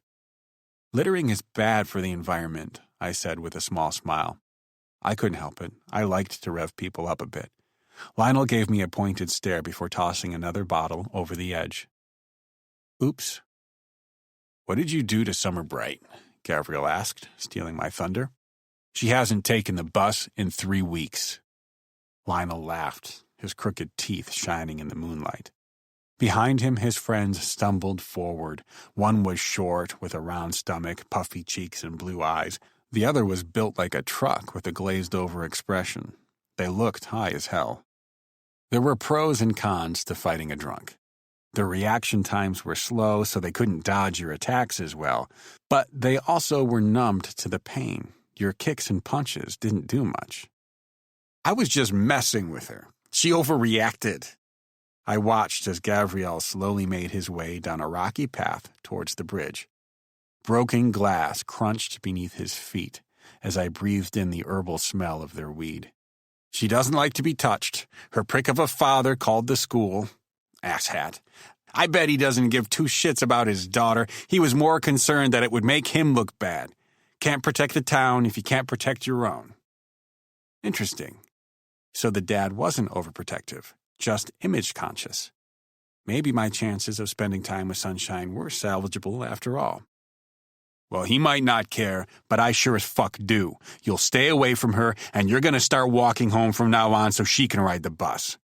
Gav eased his way closer to Lionel, and I followed after him. Or what? Lionel replied, his stupid lips curling. Thankfully, Gavriel ended the ridiculous banter with a punch to the face. It knocked him flat on his ass. The idiot didn't even use his hands to break his fall. Fuck, was that what I looked like when he punched me earlier? I seriously needed to start working out. The muscular guy took a swing at Gavriel, so I went up to intercept his punch. I grabbed his arm, pulling back before it could connect with the back of Gavriel's head. "You fight like a pussy," I said with a grin, releasing his arm as the short and pudgy friend helped up Lionel. Once he was firmly on his feet, the real fight started. Lionel swung at Gavriel and missed, but his short, stubby friend didn't. He was so short that he barely met Gavriel's chest, and his first hit was even lower. Ouch. I leaned forward and grabbed him by the hair before thrusting my knee in his face. The crunch of bone made me cringe. "Damn, man. I bet that's broken," I said while taking a step back. Lionel kicked Gavriel in the stomach, so I stormed forward and punched the lanky asshole in the jaw. But unlike Gavriel's hit, he barely faltered. That's it. I'm gonna work out more. The punch he returned was expected. The alcohol had slowed his system, but it didn't make it any less painful. I definitely have a black eye in the morning. The guy not bent over crying on the floor and holding his broken nose picked up a bottle. I watched in slow motion as he hit it against the metal bridge, shards going everywhere. The biggest piece remained firmly clasped in his hand. I assumed that he intended to stab me with it, but he was too late. Gav had zero fear. He was upright and sprinting towards him before I could even contemplate running. When his hands connected with the guy's chest, it sent him over the edge of the bridge into the river below. We both spun around to stare at Lionel, who was staring at us in shock. "You fuckers are weird," he said with a grunt. Gavriel started running past me and lunged at him again. I watched alongside the guy with the broken nose. Gavriel was powerful. Each swing packed a punch, and Lionel was bloodied and bruised within a minute. "Stay away from Sunshine," he growled, while pinning Lionel down on the ground and holding him at the neck. "Who?" the pathetic fuck choked out. "Summer Bright," I called after him just as Gavriel delivered the final blow, knocking Lionel out. I wiped my hands on my jeans and turned to look at the chubby guy with blood pouring out of his nose. "Dude, you should probably get that looked at," I said with a wince. If he didn't get it set, it would look fucked up for life. And with a mug like his, he didn't need anything else hurting his already poor excuse for a face. "Yeah, I'll go tomorrow. Good hit, Moretti," he choked out as Gavriel stalked closer. Was this guy serious? Don't compliment the guy you just junk punched. Rookie mistake. Gavriel was still flooded with adrenaline, every bone in his body rigid with a tension that made him look lethal. The guy beside me trembled, his teary eyes widening as he watched Gavriel walk across the bridge toward us. "You," Gav said while pointing at him. "You tell everyone that'll listen, if you mess with Sunshine, you mess with the bullets." He swallowed. Who are the bullets?" "Us." My brows shot up. So we had a name now? Cool. If he started talking treehouses and code words, though, we might need to discuss things. The kid scurried away as fast as he could, which wasn't very fast considering he was high as fuck and had a complete lack of coordination. He stumbled over a rock and slipped in the mud, clawing at the dirt to escape us. I took a moment to look over the bridge. Glass Shank Guy had swum over to the banks and was lying in the mud, his chest heaving as he caught his breath. "So, the bullets, huh? Does this mean we're friends now?" I asked. Gavriel looked at me with a large frown. A drop of blood collected in the corner of his mouth, and he wiped it with the back of his hand before answering me. "I guess so." Chapter 4. Sunshine. Present day. When I was a young girl, my father signed me up for tennis. I hated the sport. He'd make me go to the country club for practice, and Mom would dress me up like a Barbie. My coach never hurt me, but every time he helped me with my form or adjusted my grip, I felt his eyes linger on my body a little longer than I would have liked. Practice was every other day, and after 3 months of being terrible at the sport and hating my coach, I told my father that I wanted to quit. To this day, I still remember his response. "The Brights don't quit, Summer," he sneered. "Grab your practice gear. We're going to work on your form." For 6 hours, my father made me swing my racket, gradually getting angrier as I missed the sailing tennis balls through the air. The club was closed for renovations, but who could deny the chief of police? I remember wishing someone would come practice beside us so my father would slip back into his pleasant image. My arms shook with exhaustion as I swung again and again. "You're an embarrassment," he screamed until tears were freely pouring down my cheeks. I knew he didn't like me showing weakness. Tears were an imperfection. It wasn't until my legs were wobbling that he finally relented. "Fine, let me show you." Taking my racket from me, my father strolled up beside me and demonstrated the proper form. "Stand closer, Summer. I want you to see how to hold it." I remember moving beside him and shaking with fear as my father readied his stance and swung. He was all power and force, slicing through the air with precision. The tennis racket connected with my gut, and I fell backward onto the court. I couldn't scream. The air was knocked out of me. All I could do was stare up at the Chesterbrook clouds as a black haze clouded the corners of my vision. After 15 seconds of wordless agony, my father leaned over and stared at me with his signature frown of disapproval.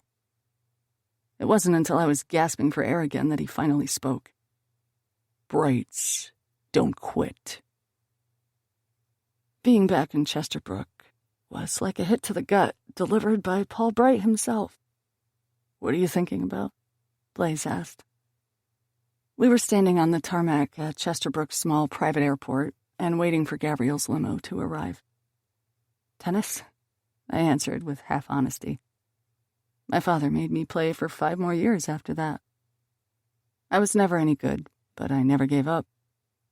It wasn't until my mom commented that my arms were looking too muscular for a young girl that he let me focus on other activities. Blaise gave me an amused smile at my answer. "Tennis, huh? Didn't you used to play?" he asked. "I never got to see you in one of those short tennis skirts." I laughed to hide the darkness swirling in my chest. The phantom pain of being here was just too much to handle. I was terrible at it." "I doubt that," he replied.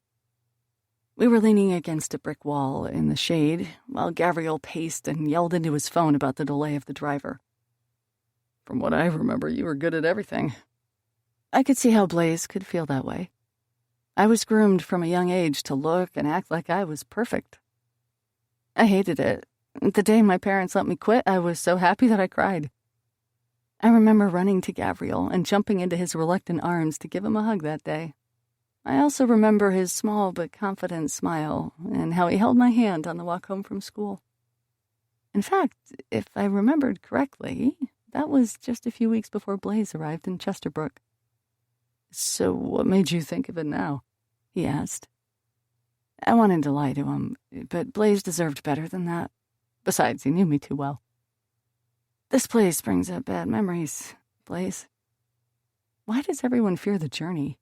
That's the easy part. I've always feared coming home." He opened his mouth to respond, but paused when my phone started ringing. I answered it, grateful for the distraction. "Hey, Nix," I said, while forcing myself to smile. Nix was another one of those perceptive ones. He could sniff out a gloomy mood even over the phone. "How you doing, sweets?" he asked. "Not too bad." "Liar," he growled. "I hate that I have to stay behind, but you'll be back in 2 days, right?" "Yes, 2 days, and we can go back to being locked up in Gavriel's ivory tower," I joked. Phoenix stayed behind to keep tabs on my father. I think Gavriel just wanted some distance, and Nix appreciated the break from my moody mob boss. I knew that if I had asked him to go with me, he would have, but this was something I needed to do with my guys. "I'll see you soon," I choked out, missing him. "Love you," he cooed before hanging up. "Love you too." In the distance, a limo made its way up the road and toward us. The cool, crisp air made my lips chap as I curled my jacket around myself. I pushed myself off the brick wall before heading towards Joe and a stoic-looking Gavriel. The flight here was exhausting. I couldn't keep up with how many phone calls and decisions Gav made during the short 2-hour trip. "Tell him to have my money deposited by midnight. I don't negotiate with insignificant people." "You're all talk. My shipment better be ready by tomorrow, or you'll end up like Santabello's son." It was a tricky time. People were questioning Gavriel's influence and power. Santabello was cutting off his trade routes at every turn. When he wasn't trying to bring down my father, Gavriel was attempting to reestablish himself as a powerful crime boss. Behind the limo was another car with dark tinted windows. Once it parked, Callum got out of the driver's side door and jogged toward me. "I missed you," he said with a genuine smile as he wrapped me into a hug. I'd been worried that he would be weird around me since the night at the Rose, but if he was uncomfortable around Gavriel, he didn't show it. I think, if anything, my revelation was enough to put all other awkwardness on hold. Nuzzling into his chest, I replied, "I missed you, too." 3 weeks without Callum was hard, but I loved him enough to commit to his need for justice. He still had hope that the world was organized and that sick people would have to answer for what they've done. I didn't want to ruin his views with the truth. Paul Bright had to die, and it would most likely be Gavriel that killed him. A loud cough behind us made me roll my eyes. Joe was standing by the limo door with his arms crossed over his chest. Gavriel was possessive to a fault, so I'm sure to outsiders it was strange seeing Gavriel okay with the affection I showed others. "We have to go," he grumbled. Gavriel held his hand out to me, motioning for me to sit beside him. "Ryker's at the lake house waiting for us," he said. Callum kept his arms tightly around my waist and looked at Gavriel with his determined stare. I wanted to take Sunshine somewhere first, he said. I felt a little heartbroken at the way he stumbled over my name. In so many ways, it represented his conflicted feelings about being a bullet. Oh, really? Gavriel asked while getting out of the limo once more. He made his way over to us with a slow and steady walk, confidence practically oozing out of him. The standoff between Callum and Gavriel made my throat go dry. I'd hoped that there would be no awkwardness, but there was a massive power struggle between them, and I knew in my gut that Gavriel would win. I wanted to take her to where her mother was buried, since she didn't get to go to the funeral. I know we weren't big fans of her, but I think Summer needs the closure. I squeezed my eyes shut, feeling warm appreciation swell up and bubble within my chest. Callum was so thoughtful and kind. Is that something you want to do? Gavriel asked me. I didn't miss how he ignored Callum. Gavriel was all about making me feel in control and making sure I stepped up and asked for what I wanted. I knew that if I couldn't handle seeing my mother's grave, he'd take the blame. He was more than okay with telling the rest of the world to fuck off where I was concerned. But I didn't want to be weak. Maybe this was what I needed to move on. I never got to tell my mother how much of a disappointment she was or how angry I was at her. I never got to truly forgive her. I ran and pretended that time stopped back here in Chesterbrook. I didn't know the woman that killed herself. Maybe it was time to go and introduce myself. I'd like to go, I whispered as Blaise got out of the limo and strolled toward us. I prepared myself for his brutal honesty. Are you sure, Sunshine? Blaise asked. If it's too soon, we can make a special trip out here when you're ready. You don't have to face all your demons at once. In fact, I'd prefer if you didn't. My shoulders slumped, and I took in a deep breath while looking at the three of them. I can do this. I need to do this. We will catch up with you in a little bit. I grabbed Callum's hand and pulled him towards the other car without saying goodbye. I held steadfast to my resolve to be strong, knowing that if I didn't go now, I probably never would. When I settled into the front seat, the back passenger door opened and Joe shifted his bulky frame into the compact car. Can't go anywhere without my shadow, huh? I asked as Callum cursed under his breath. I can handle this, he said while flashing Joe a cruel glare in the rearview mirror. I didn't turn around to look at him. I knew that Joe would give his unamused shrug and ignore us. He didn't get a choice. Gavriel controlled him as much as he controlled the rest of us. I held Callum's hand as he drove the long way to the cemetery. Although the local airport was just a couple miles from the cemetery, Callum made sure to take the back roads around town, avoiding the street I grew up on. Outside, everything looked the same. A few new subdivisions had gone up, and large homes seemed to tower over the street. Various high-end cars drove past, and I tried to remember if Chesterbrook had always seemed full of pretentious people, or if my perceptions had changed. I guess becoming poor made me much more aware of the vicious cycle. The rich just got richer, and most of them lived here. She's buried by my parents, Callum finally said.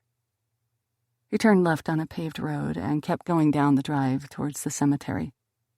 Tall oak trees created a canopy of dying leaves overhead, and a gust of wind made them float to the paved road like blood-red drops of autumn. They were good friends. I'm sure she would have liked that, I replied while leaning my forehead against the cold glass pane. Knowing what she did, it makes me not want to have her anywhere near them, Callum growled with a frown. It's a little late for that. I mean, I'm sure Gav knows a guy that could dig her up, but even though I hate the woman, I don't necessarily want her swimming with the fishes, I joked in my best Brooklyn accent, pushing past the nervousness I felt with sarcasm. In the back seat, Joe let out a short laugh, but slammed his mouth shut before another sound could escape his mouth. He loved my jokes. I knew it. I went to the funeral, Callum then said. I already knew this. I had to watch from Gavriel's living room as he shook my father's hand. It was a grim necessity. We couldn't let my father know that Callum was onto him. He'd been a family friend for so long that it would have looked weird if he hadn't shown up. Yeah? I asked. I could have killed him right there. And if I were Gavriel, maybe I would have. I imagined 1,000 different scenarios of how to end his life. It scared me how much anger I felt. I nodded, absorbing his words. I knew exactly what he meant. I'd spent the last 5 years imagining ways to kill my father. It scared me because it made me wonder if my need for revenge made me like him. The only difference was that my need for bloodshed was fueled by hatred, and his was because of his twisted mind. The cemetery had pristine manicured lawns and polished tombstones dating back to the 17th century. My father once told me that he could trace his lineage all the way back to the Mayflower here. It seemed fitting that my mother would be buried in the elite graveyard of town, not that it mattered. She was dead now. Status and money were for the living.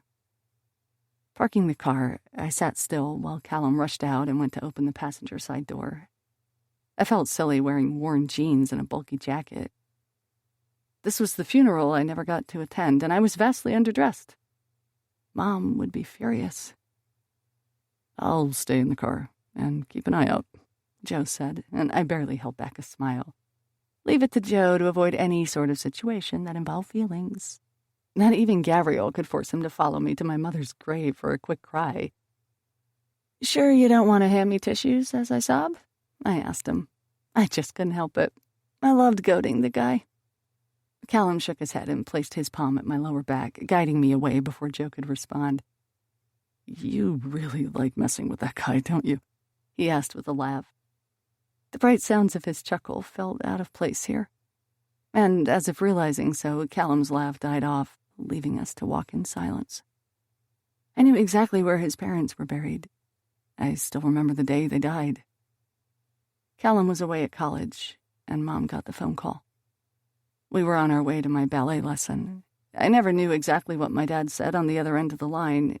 She seemed shocked by his words. She had to pull over her car because she was so emotional. "What's wrong, Mom?" I still remember the way her voice shook. "Mr. and Mrs. Mercer are dead." Callum grabbed my hand as we walked, bringing me out of my memories. Even though he would be strong for me today, I knew that he needed to borrow a bit of my strength, too. Coming here was hard for him. I should have brought some flowers to put on Mom's grave. She loved roses. Dad would bring her home a bouquet all the time, he whispered as we approached the side-by-side tombstones. Shit, I'm making this about me, and someone weaker than I might have felt envy that he had such a picture-perfect childhood. But I loved him too much to feel anything but thankful that he was gifted with parents worthy of grief. Whenever I thought of my own mother, all I felt was shame. I couldn't miss her. I couldn't physically force myself to miss the woman that gave me life. I tried to compile a list of redeeming qualities about her, but came up short. I wasn't mourning my mother. Not really. I was mourning myself. I was mourning the fact that no matter how hard I tried, I couldn't feel something for someone I was supposed to love. I directed my attention to the matching tombstones on the ground in front of us. Mr. and Mrs. Mercer were well-loved in the community. And not just because of what they wanted the world to see, they were genuinely good people. I didn't look to the left, where I knew my mother's grave was. I took a moment to appreciate Callum's parents, to send up a little thanks that they raised such a strong man. "Your mom made the best cookies," I said out of nowhere. I was a terrible cook. My mother liked to think she made gourmet dishes, but she often just bought pre-made items from the store and carefully arranged them on her silver platters. But Mrs. Mercer? She could bake and cook better than anything. We would go to her house on Thanksgiving. I remembered my mother's frown as my father compared their dishes. My mom loved Mrs. Mercer, but she didn't like the effortlessness about her perfection. Goodness naturally flowed through her. She was what my mother strived to be, and she didn't even have to work for it. "I would kill for one of her chocolate chip pumpkin cookies," Callum said, and my mouth watered just thinking about them. "Thanksgiving is just a few days away, and I would give anything to have one of her famous dinners." I nodded my head, feeling the same way. Last year was the first Thanksgiving I'd celebrated since I ran away. Nix and I were helpless in the kitchen, so we saved every dime we had for an entire month, so that we could eat at a steakhouse on the nicer side of town. I dressed up in my most elegant dress, which admittedly was tattered and worn. We strolled through the front doors like we owned the place, and even though it was my favorite Thanksgiving to date, I still missed Mrs. Mercer's famous dinners. If you still have her old recipe books, I could try to make it for you. I cringed, knowing that my efforts would be futile. If anything, I would probably ruin the good memory he had of his mother's cooking. Callum must have sensed the unease on my face, because he then laughed. That's okay, baby. I'd rather remember hers. Besides, what if you inherited your mother's cooking abilities? He joked while elbowing me in the side. I let out a half-hearted laugh, trying my best to keep upbeat despite the grim mention of my mother. I knew that just 2 feet to the left and 6 feet down was a pretty little coffin filled with her ugly remains. You're the one who always showed up for family dinner, I replied. I wasn't sure if you were brave or starving. Callum lifted his hand and brushed his thumb along my bottom lip. Neither. I stomached her bad food so I could see you. Damn, Callum. Just when I thought I couldn't fall for him any further, he went and said shit like that. I directed my eyes to Mr. Mercer's tombstone and smiled when I saw the quote engraved deeply within the solid rock. No matter how many times I came here, it still made me chuckle. Go away, I'm asleep.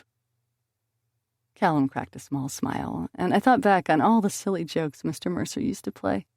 For someone involved with keeping the peace, he sure did play a lot of jokes. He thrived on laughter, making sure to lighten the load of anyone near him. I never realized how lame my father's humor was until I read his will and found out I had to put that on his tombstone, Callum said.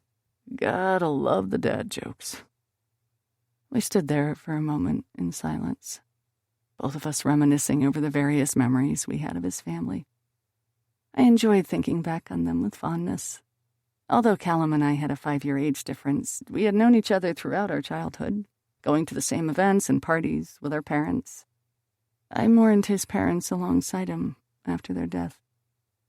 When it was time to face my own mother's mortality, I took a moment to close my eyes and find comfort in that dark part of my mind that believed she died 5 years ago. The moment she sent me away to live on my own, to fight this world without her guidance, was the day I accepted that the mother I wanted was no more. My father twisted her into a dark and sad little imitation of life. I knew that closure was necessary, but I also knew that seeing her grave wouldn't break me because I broke a long time ago. I opened my eyes and turned to look upon the tombstone marking where my mother was. The dirt surrounding it was still fresh, as if it were just filled. There was nothing unique about her headstone. It was large, casting a shadow over the Mercer's plots. "Loving wife and mother," I said, quoting her tombstone. How original. I let out a dark chuckle, and once again Callum placed his palm at the base of my back. He guided me closer, as if forcing me to come to terms with what I was looking at. "It's a pretty little spot," Callum said. Just behind her grave was a large tree. In the summertime, it would shade her plot. My mother did always like to hide in the shadows. Am I supposed to say something? Do something? I asked Callum while turning to face him. I wanted to reminisce, maybe even talk to her, but I didn't know what to say. I didn't know how to act. "You can do whatever feels right," Callum answered. He started rubbing little circles along my spine, and I leaned closer as the breeze picked up. There was a cold front coming through, spearheading a storm.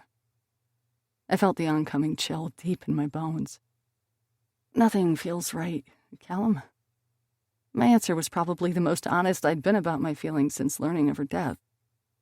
Sometimes there was power in admitting what you didn't know.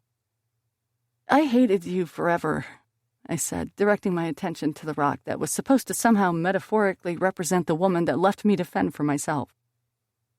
Am I supposed to grieve you? Am I supposed to feel sorry for you? Am I supposed to cry at your grave and mourn the woman that ruined my life? You abandoned me. You picked him. Although I told myself I wouldn't cry, tears began streaming from my eyes like bullets from a gun. There was no holding the force of them back. Why did you pick him? Why were you such a coward? All the things I wanted to know but never would find out were spewing from my lips. I stomped on the ground to accentuate my frustration. And you know what the worst part about all of this is, Mom? I asked before dropping to my knees at her grave. I still miss you, and I hate myself for it. After kneeling there for what felt like an eternity, I felt a hand on the back of my neck. I stood up and wiped the stress from my face. Staring at the ground, I averted my eyes from her plot until my gaze locked onto another tombstone directly beside her. What is this? I asked before taking a step closer. Callum cursed before grabbing my elbow as if to direct me away. Summer, I forgot. Come on, let's go. I ripped my arm out of his hold and stared at the tombstone that said my name. Summer Bright. I moved forward and touched the groove of the rock where my birth date was carved. What is this, Callum? It was surreal, seeing my name there. It felt like, once more, the tennis racket was connecting with my gut. It didn't feel like I was really here. When you went missing, your parents decided to have a small ceremony. Your mother claimed that it would help her cope. I rolled my eyes with a sniffle. More like she wanted an excuse for all the attention to be on her. I growled. I could almost see it now. My mom probably wore a flattering dress, all black, and all eyes on her. She probably carefully applied her makeup and dabbed at the corners of her eyes to look like she was crying. This is so fucked up, I said. I wanted to kick the tombstone over. I wanted to prove that I was alive. I survived, damn it. I didn't like that this piece of rock and concrete was trying to take away all that I'd worked so hard for. Did you attend? I asked. I needed to know. I didn't want to. I knew you were alive, Summer. Nothing added up, and I just felt it in my gut that you weren't dead. But I was also grieving when you left. If you don't like that your parents did this, fine, I understand, but it gave me comfort, if it makes you feel any better. But I'm alive, I said, mostly trying to convince myself. When you've been close to death, it made you question your own existence. My breathing grew more rapid as I pinched my skin as if trying to feel the pain so that it would further validate my point. I was here, wasn't I? 2 hands clamped down on my shoulders, and I looked up at Callum's blonde hair and blue eyes. He was frowning, obviously doubting himself for bringing me here. Of course you're alive, baby. I feel you right here. You feel me? He grabbed my hand and placed it on his chest. For a moment, I closed my eyes and counted the beats of his heart. I'm alive, Callum. Don't let anyone take that from me, I whispered. Overhead, more clouds began to roll through. They were a dark and ominous gray, but the high-powered winds were nothing compared to the fury inside of me. I needed to do something. I needed to feel alive at this moment. I wasn't just some cheap funeral or scapegoat to further my father's agenda and my mother's need to be in the public eye. Callum grabbed my hand and turned as if to head back up and over the hill to where Joe was parked on the other side. No one could see us here, which was why I made the rash decision to yank him back towards me and pull him in for a kiss. I didn't think about where we were or the fat raindrops plopping down on my flushed skin. I didn't feel the icy chill in the air or the way the mud beneath my feet seemed to sink with each step. All I felt was the press of his lips against mine and the clashing of our teeth as we clawed our way closer to one another. His fingers threaded through my hair, and I pressed harder against him. Baby, you're here, he whispered against my lips. Thunder crashed in the distance, and I wondered if we were always meant to collide this way. I wondered if our love was always meant to be fostered from suffering. This kiss wasn't pleasant, nor was it intended to make us feel better. This was the dance of 2 lonely people fighting to feel. Feel me, I moaned. Tell me I'm real. We met during the calm before the storm. It was easy to form our bond within the safe innocence of my childhood. But now, we were lightning and thunder. We were crashing floods and destruction. Callum guided me beneath the nearby tree and laid me down beneath the barren limbs. There were no leaves to protect us from the storm, but I welcomed the cold, icy rain as the earth and fallen leaves crushed beneath my back. I was on sensory overload, and the bitter pain of the weather was bringing the pleasure of his kisses to new heights. He was quick to rip off my boots and slide down my jeans. I shivered as the cool, wet air hit me, but Callum's hot body was on me again before I could settle in the icy feeling. Lifting my leg up, he propped my calf on his shoulder as I leaned up to kiss him once more. Nipping at his bottom lip, he slid inside of me in a single thrust. "You're here. You're alive," he said. We were both huffing, our breath making clouds of fog between us as he moved deep within me. I liked that it was uncomfortable and that nothing about this was perfect or right or meaningful. I loved that Callum and I came together somewhere between the screaming sky and the dead. I cried out with each thrust, "God, yes!" Callum was being a selfish lover, taking and claiming all that had been denied him. "I like you shaky, naked, and beneath me," Callum growled. I closed my eyes to accept each punishing thrust, but he wasn't having any of that. "Look at me," he said with a sigh. "See me." I didn't orgasm. There was no loving coaxing of our bodies. We didn't find comfort or even resolution. I let him pound me raw and use me up until he was screaming my name louder than the thunder around us. It wasn't until I saw his tears mixing in with the rain that I truly saw Callum. Today wasn't about my closure. It was about his. Chapter 5. My clothes clung to my body during the drive to the lake house Gavriel rented for a couple of days. I clenched my teeth while forcing the shivers away. My hair had mud and leaves tangled in each strand, and there was a deep-set chill in my bones I couldn't get rid of. Callum looked worse than I did. I'd never seen him so messy. My clean-cut guy was covered with dirt, and his eyes were red from the salty tears he'd released. We weren't speaking, partly because we didn't know what to say, and partly because Joe was still in the back seat looking horrified. "Mr. Moretti is going to kill me," Joe finally said while massaging his temples. I was thankful for the break in silence. "I won't let him hurt you, Joe. You're the only one of his guards that I actually like," I replied while flipping down the mirror and staring at my reflection. The red lipstick I'd put on this morning before my flight was smeared along my chin, and streaks of mascara lined my cheeks. I didn't have that post-sex glow everyone always talked about. I looked like I'd just been through a war. And maybe in some ways, I had. "That's not reassuring," he grumbled in response. "You look like you just got the shit beat out of you." I reached for Callum's hand, but he pulled it away from me before I could grab it. It felt like there were miles of distance between us now, and I wasn't sure what I thought about that. I thought that sex with Callum would have brought us closer. I had hoped that it would solidify the intense emotional bond between us, but instead it seemed to crumble whatever weak foundation we'd barely established.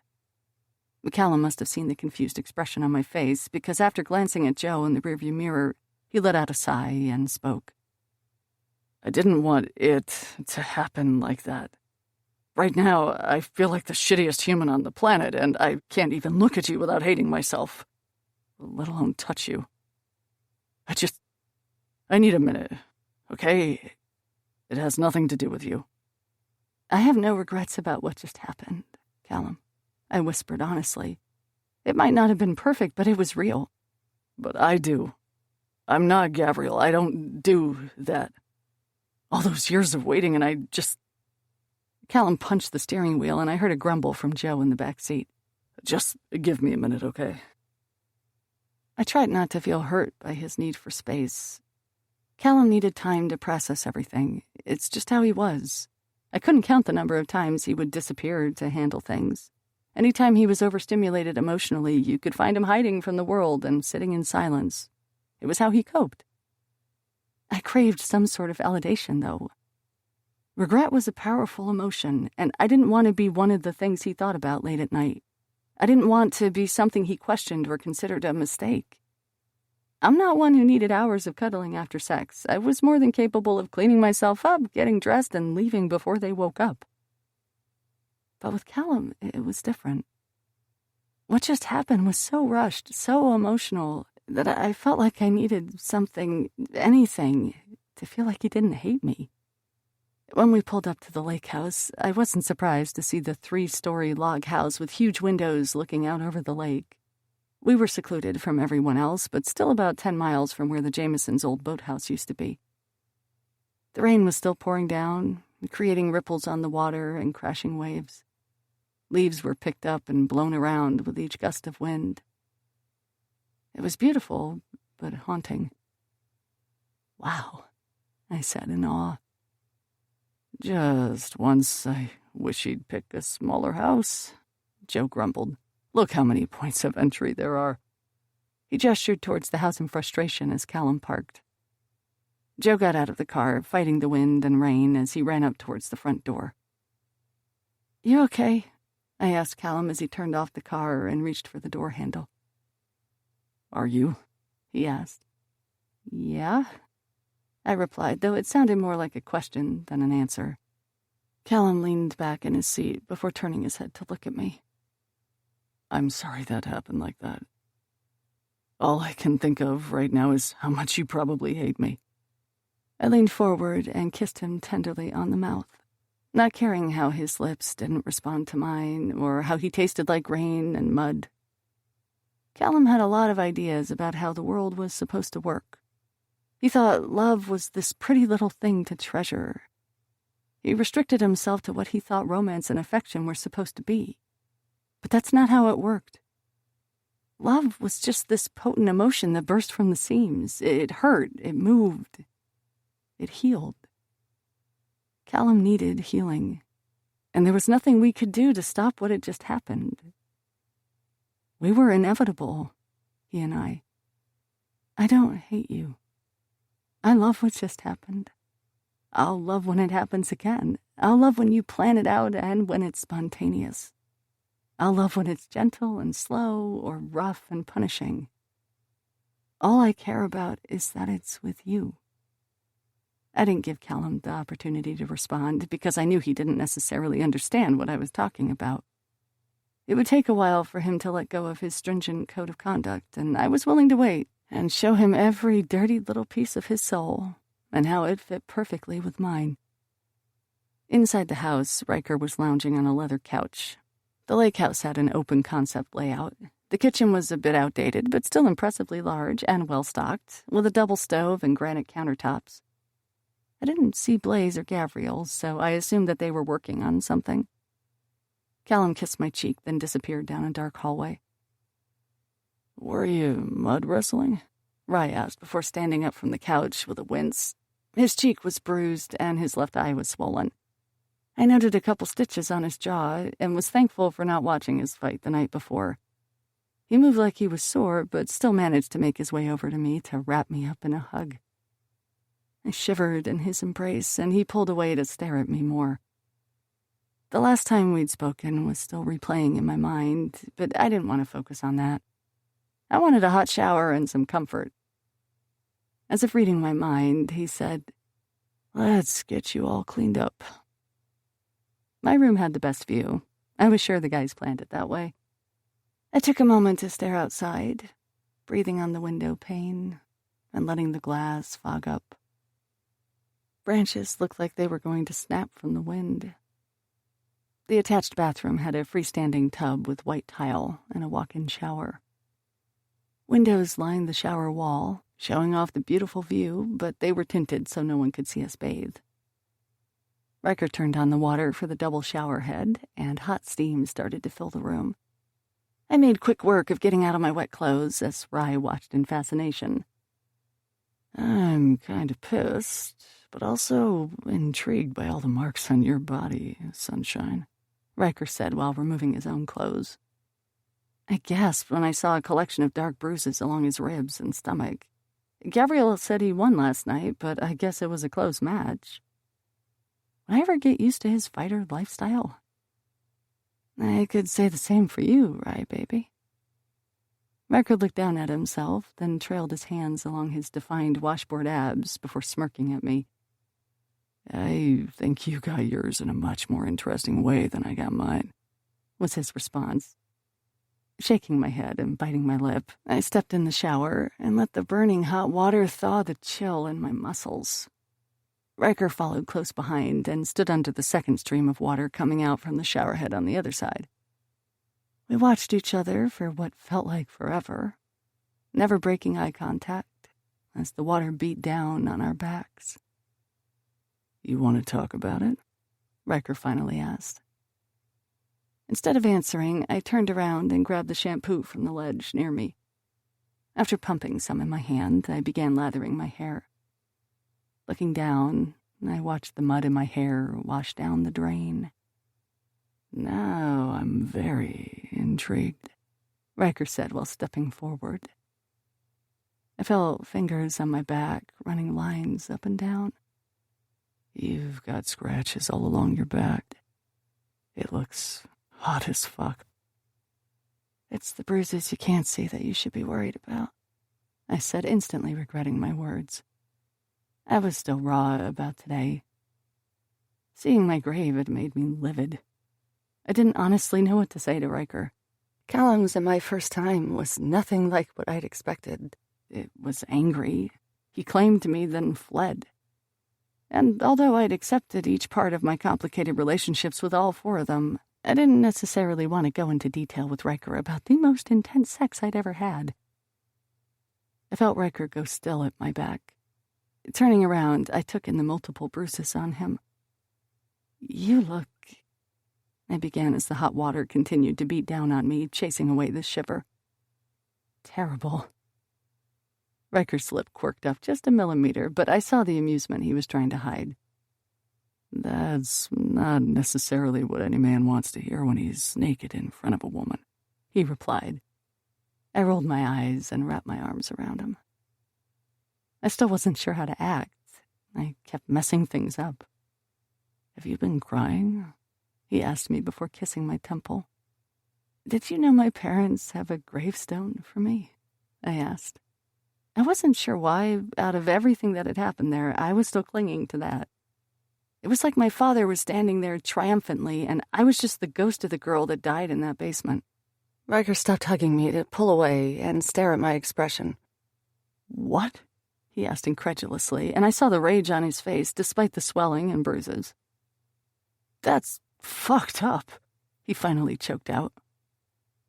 I bit my lip and looked down at the floor of the shower, knowing that I couldn't look him in the eye as I said what I needed to say. I don't know why it affects me as much as it does.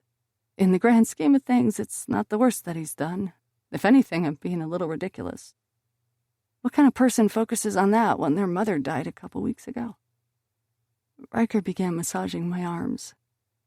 A small moan escaped my lips as he rubbed little circles along my muscle.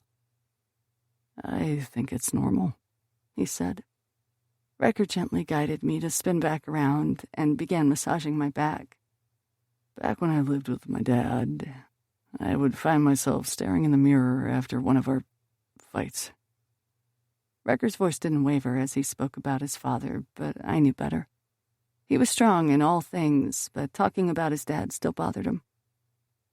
I used to count the bruises. I would stare at the dark, discolored spots along my stomach and rib cage. I would press on them, pour peroxide on the cuts, and enjoy how it burned, he said. His voice was even as he dipped his fingers to my lower back and rubbed the knots of tension there. I liked the visible proof of my survival. I liked to feel the ache, the soreness. Sometimes we just have to prove to ourselves that we're still here. So you're not going to hear any judgment from me, sunshine. I rolled my neck as the water streamed down my breasts. The walk-in shower was full of steam now, and my chill from earlier had melted entirely into desire for Ryker.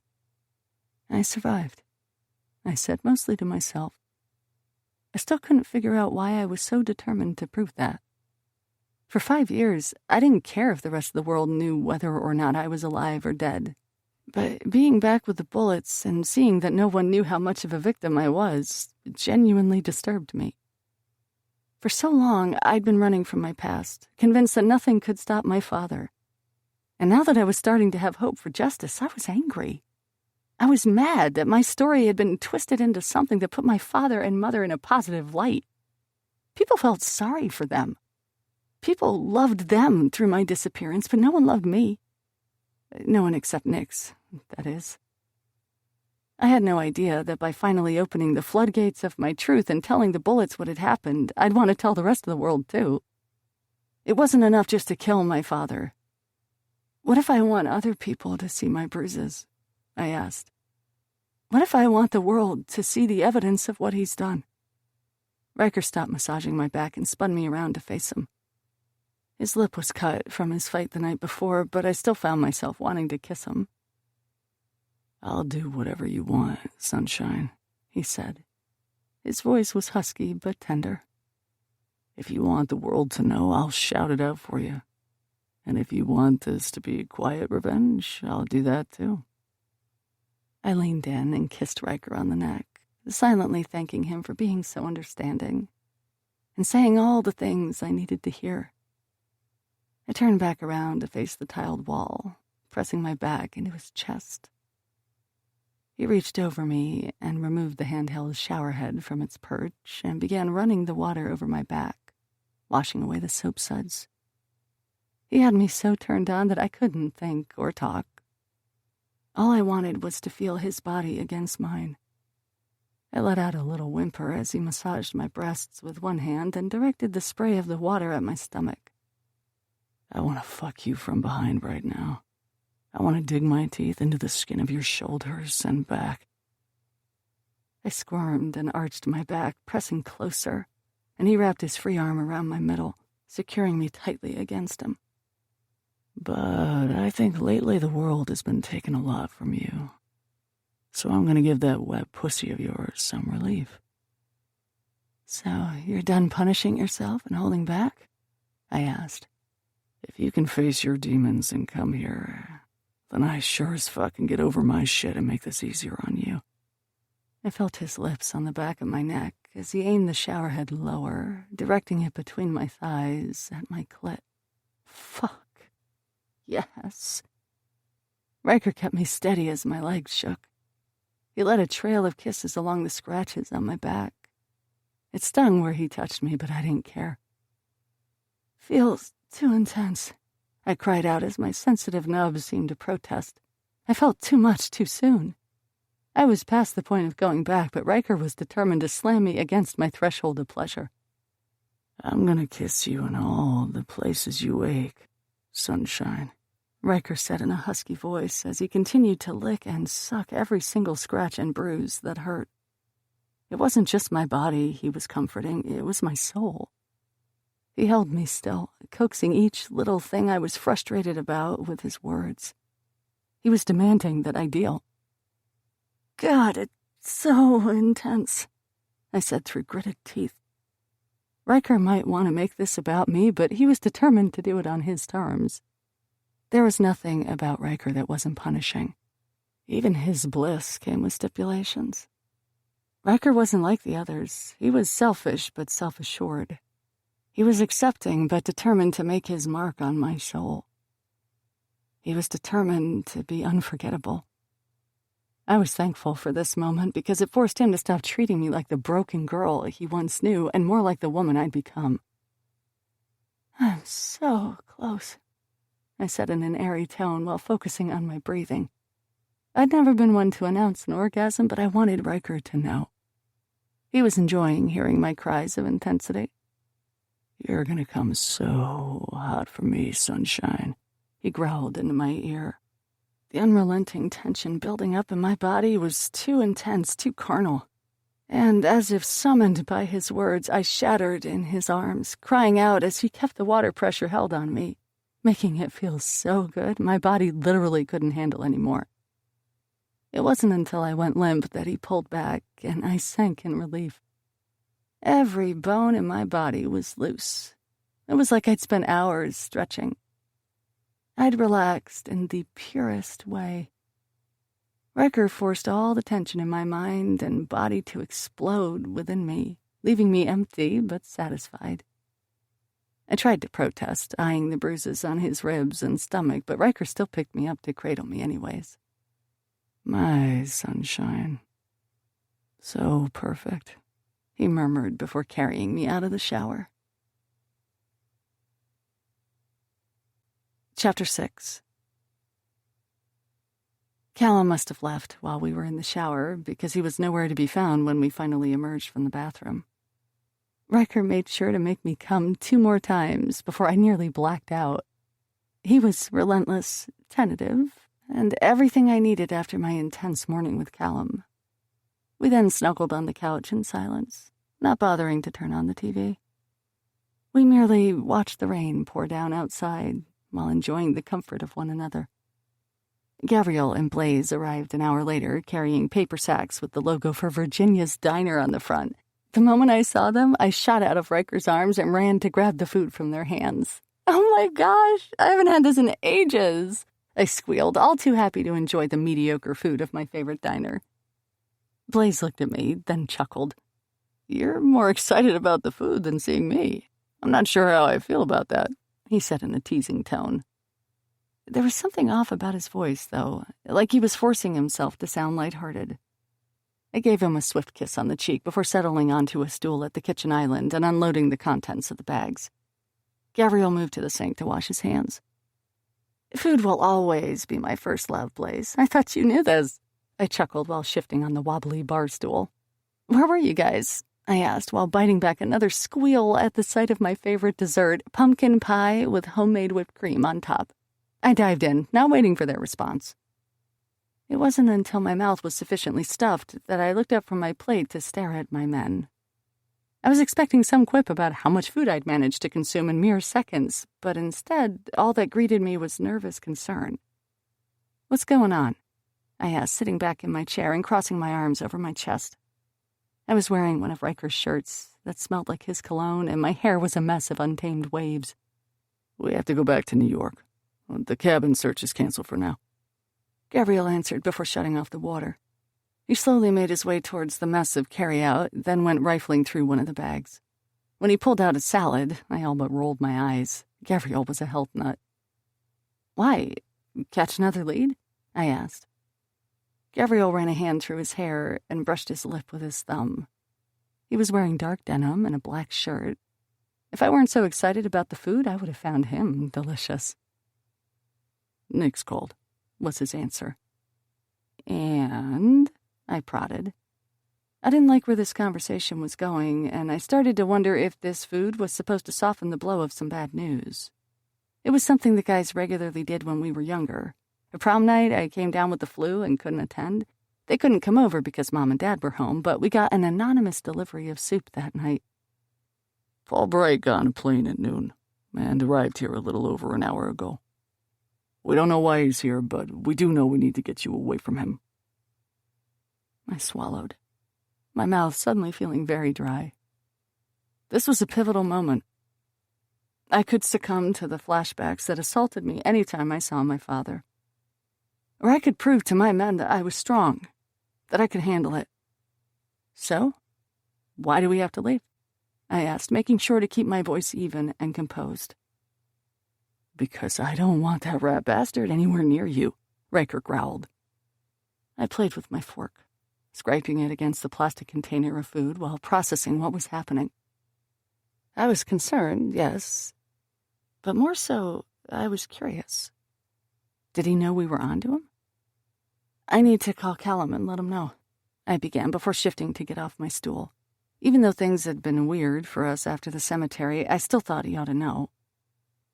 "He is already aware," Gavriel said in a clipped tone, seemingly displeased. "What do you mean he's aware?" I asked. "He knew Callum was here and invited him to dinner.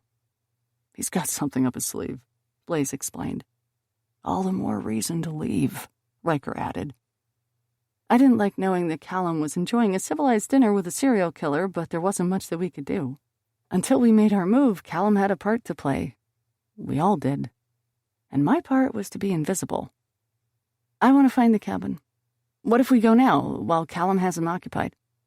I stood up, stretching while refusing to meet their gazes. I'll be honest, Blaise finally spoke. He moved around the kitchen island to stand by me. Grasping my elbow, he gave me a brief look of solidarity before continuing. I'd been considering that, but it's dark and stormy. I think we should stick with our original plan and go in the morning. What could he possibly do? The whole point of us going is so Callum could find some evidence to pin on Bright, and even that was a moot point. I don't even think there's anything there. Men like him and Santabella don't leave behind messes or clues. Gavriel pushed his plate aside, then began rolling up his sleeves. I wish you'd both abandon his need to do this his way. I promised him a month. I want to do that for him. And as for the cabin, I want to go for me, I said. Sometimes I doubted myself that it was real. Let's go and figure out what we can. Even if we find nothing, at least we could... I didn't continue the last words. I couldn't say that I wanted to find myself. Blaise squeezed me once more, as if knowing what I was too cowardly to say. I felt so disconnected lately, unsure of what I was doing or who I was. I think it's fucking stupid, Ryker finally said. You need more time to cope. I didn't really support this to begin with, and I sure as hell don't support it now. I knew that there was no point in arguing with Ryker. He wasn't the sort to let up. Instead, I looked to Gav. Ultimately, he'd be the one to decide. Okay, Gav, I said while letting out a slow exhale. Tell me what to do. He licked his lips, a slight smile marring his severe frown. Every time I displayed a level of trust, that cocky teen from our youth would reappear, rewarding me with a smile for trusting him. He stared at me, analyzing my expression, taking in the calm way I relinquished control. If he thought I could handle it, I could. If he didn't, then I couldn't. It wasn't necessarily that I was one way or the other. It was his faith in me that made all the difference. We were symbiotic in that way. I trusted him. He believed in me. If we go, will you stay by my side at all times? Thunder crashed outside, echoing his point. Yes, sir, I replied, no hint of teasing in my tone. This was an exercise of trust, and I was more than willing to play. Will you tell me if you feel uncomfortable or feel a panic attack coming on? Yes, sir. Ryker began pacing back and forth. You can't be serious, he growled. Let's get this over with. I think this would be good for all of us. It's time for Sunshine to prove how much she can handle. Yeah, maybe if we find nothing, Callum will stop clinging to the idea that we can do this his way. I let out a breath I didn't even know I was holding. What did it say about me that I was willing to go to the scene of the trauma? Everything I did made me wonder if I was like him. Maybe this could prove once and for all that Paul Bright didn't mold me in his image. I broke the mold long ago. We'll stick to the plan and go in the morning, but the moment we're done, we're out of here, Gavriel added. Ryker and Gavriel argued for a bit longer as I got dressed for bed. Ms. Bright, come here, Joe said from the corner of the room. He was eyeing Gavriel and Ryker with annoyance, but stopped staring when I got there. Did you eat anything? He asked. I turned to look longingly at the abandoned food on the table, then shook my head. After learning that Callum was with my dad, nothing sounded good. Did you? I asked. He rolled his eyes at my question, as if the idea of me fussing over him were preposterous. Here, he said while handing me a revolver in a hip holster. Tell me you know how to use it. The truth was, I didn't. I slept with a knife when I lived on the streets, but I avoided buying a gun. It wasn't that the weapon scared me, it was that I didn't like how much power it gave the person wielding it. Paul Bright's blood ran through my veins, and I didn't trust myself with that sort of authority. Authority was what twisted him into what he'd become, and it would be what ruined me. Nope. Joe let out a huff of exasperation. How did you survive for so long? Any street rat with a lick of sense can handle a gun. He took it back, then started digging in the pockets of his jacket, pulling out a small but sharp knife. "Do you know what to do with this?" he asked in a mocking tone. Even though he was being sarcastic, I detected a hint of warm affection hidden behind the annoyance. "I don't need a weapon, Joe. I wouldn't be able to—" His eyes softened for a split second before slipping back into hardness. "When I got back from my third tour, I slept with a gun.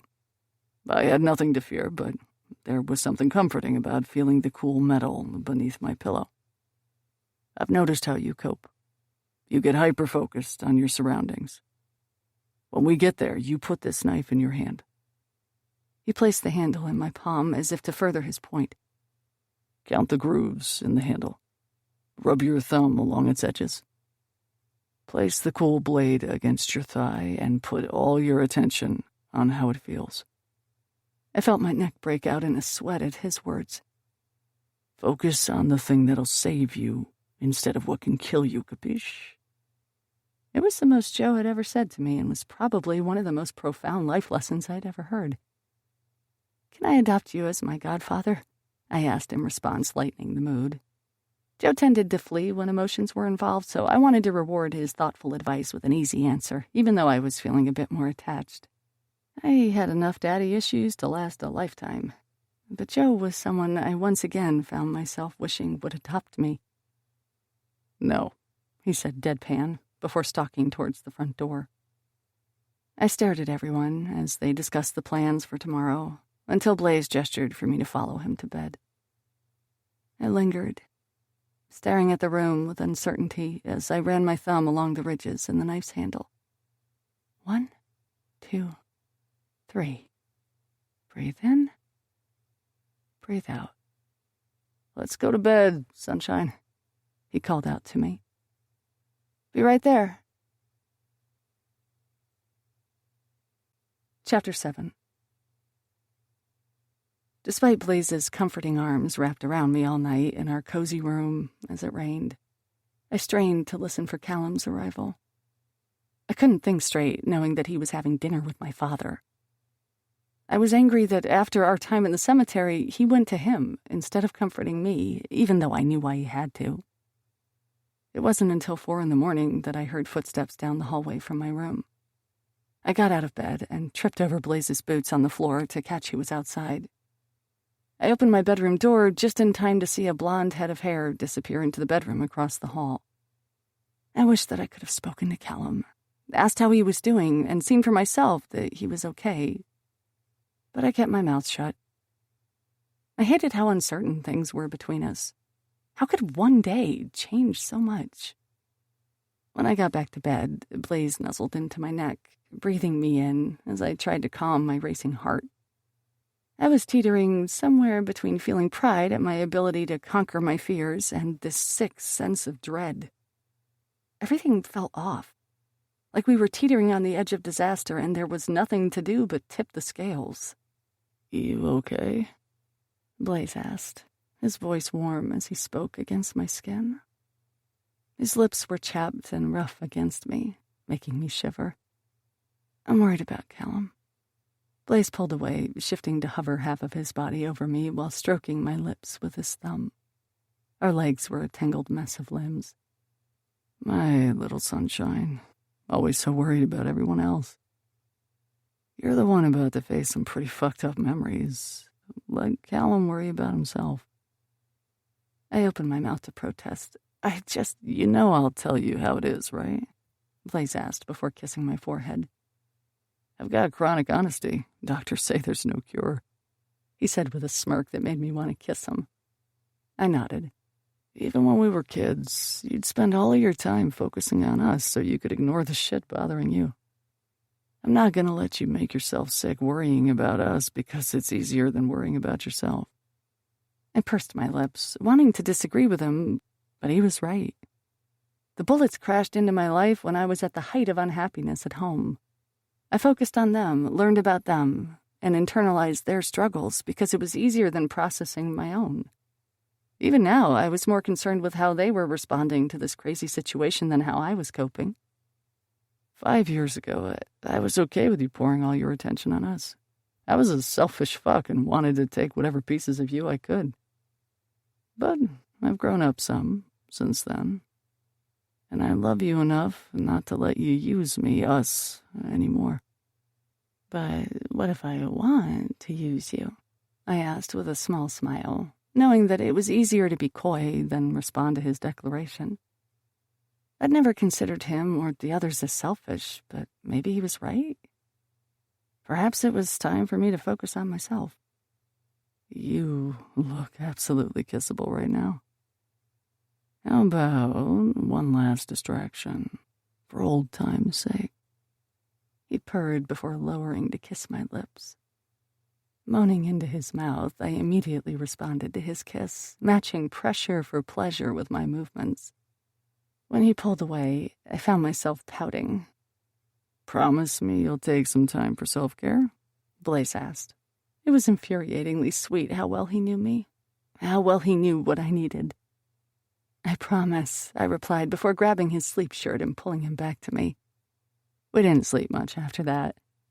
We mostly spent the morning kissing each other and talking about the things I wanted to do but have been too scared to vocalize. Blaise mentioned me going back to school, and I kissed him to ignore the sadness I felt.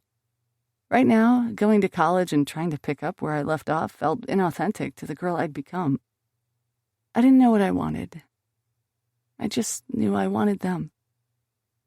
As I got dressed, I made sure to put the knife Joe gave me in the back pocket of my black pants. The tall rubber boots I wore would be perfect for wading through the mud. The rain lasted long through the night, and I bet we'd be in the thick of it today. Blaise met Ryker outside, gathering shovels and supplies should we need to break into the house. In the kitchen, Gavriel was making breakfast, and I smiled at how domesticated my big, bad mob boss looked, leaning over the stove and flipping pancakes.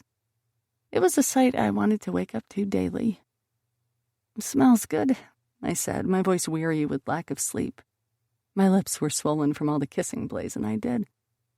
We were like two teenagers, grinding against one another and exploring the boundaries of foreplay. I'm sure my skin was still flushed, and the ponytail I'd put my hair up in did little to hide how flustered I felt. When Gavriel looked at me with his exploratory gaze, I refrained from rolling my eyes. He was taking in each aspect of my appearance and cataloging it in his crazy overprotective brain. "You look like you got no sleep," he said before giving Blaise a scolding stare. I was worried about Callum. "Is he up yet?" I asked while spinning around to look down the hall, wincing once I realized that I was doing precisely what Blaise told me not to. I couldn't change a lifetime of concern in one night. "He should be out soon. Is everything okay between you two?" Gavriel didn't skirt around the hard questions. He just bulldozed through my defenses and hit my memories with a punch. The man I knew was back. "We fucked at the cemetery yesterday," I said in a nonchalant tone, but I knew that he'd hear the slight way my voice wavered. "Oh, really?" Gavriel asked while setting down the spatula he was holding to brace himself against the kitchen island. He wasn't wearing his usual suit and button-down shirt. Sweatpants hung low on his body, and the black shirt he wore was tight enough to show off every carefully crafted crevice on his body. Really? Ever since our reunion, there was this unspoken understanding that they were okay with sharing me. And since revealing the trauma from my past, no one seemed willing to broach the subject once more. For now, we were just surviving. However, Callum seemed to be on the outside of that agreement. Gavriel initiated him as a bullet against his will, but was he truly one of them? Would they share me at all, let alone with him? I saw my uncertainty reflected in Gavriel's eyes. There was a war going on in his dark gaze. Gavriel dived into his need to take care of those he loved. He claimed and led with an iron fist, clinging to his control because it was the only thing in this world that was certain. "I told you I'd give you all the things you're too afraid to ask for," Gavriel said before straightening and picking up the spatula. "I'll take care of you, love. But with that, it comes removing the things you're too scared to lose. I'm gonna give him and you time to navigate this, but at the end of the day, I'll do what's best for you. I'll always do what's best for you." I swallowed as Gavriel turned around and resumed pouring batter into the frying pan with an easygoing posture, as if he hadn't just taken my heart out and stomped on it. I knew that Gavriel would do what was best for me. Giving him that sort of control over my life had its consequences. But it still hurt. And the idea of not having Callum anymore left me feeling gutted. Could Callum let go of his guilt and truly accept the darker parts of himself? The parts of himself that wanted me more than he wanted normalcy? With his back to me, Gavriel then called over his shoulder. "You hear that, Officer Mercer?" I spun around to face Callum, nervous about how much he'd heard. His hair was wet like he'd just gotten out of the shower, and he was clutching a jacket to his chest, squeezing the material like it had personally offended him. "Loud and clear," he growled out before settling at the kitchen island beside me. There was an entire summer I lived at the library. I bathed in the bathroom sink, napped on one of the couches in their reading lounge. It was my home, my safe haven. The public library, it was like a homeless shelter full of books. Since I was spending a lot of time there, I spent every waking moment reading. I studied trauma first. I wanted to understand what my mind was going through.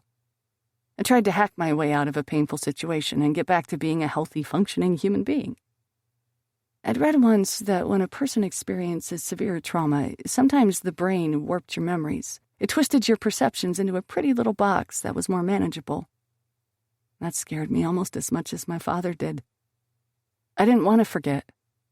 I didn't want my brain to compartmentalize my experience into smaller, easier-to-chew bites. I forced myself to get better and swallow the bitter pill that was my experience because the alternative was forgetting what my father was capable of. But now, sitting in the SUV Gavriel rented for the weekend while driving up the main highway near the lake, I doubted myself, wondering if I made it all up. What if my brain had tricked me into believing that I got away?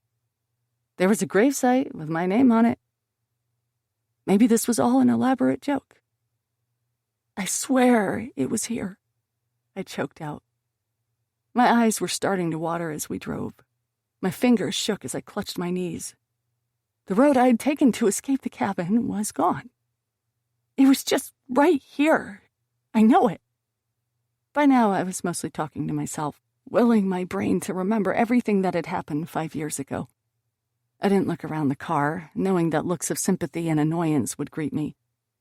My chest grew tight as Gavriel pulled yet another U-turn on the road. Muddy tracks covered the pavement, and I focused on breathing in and out.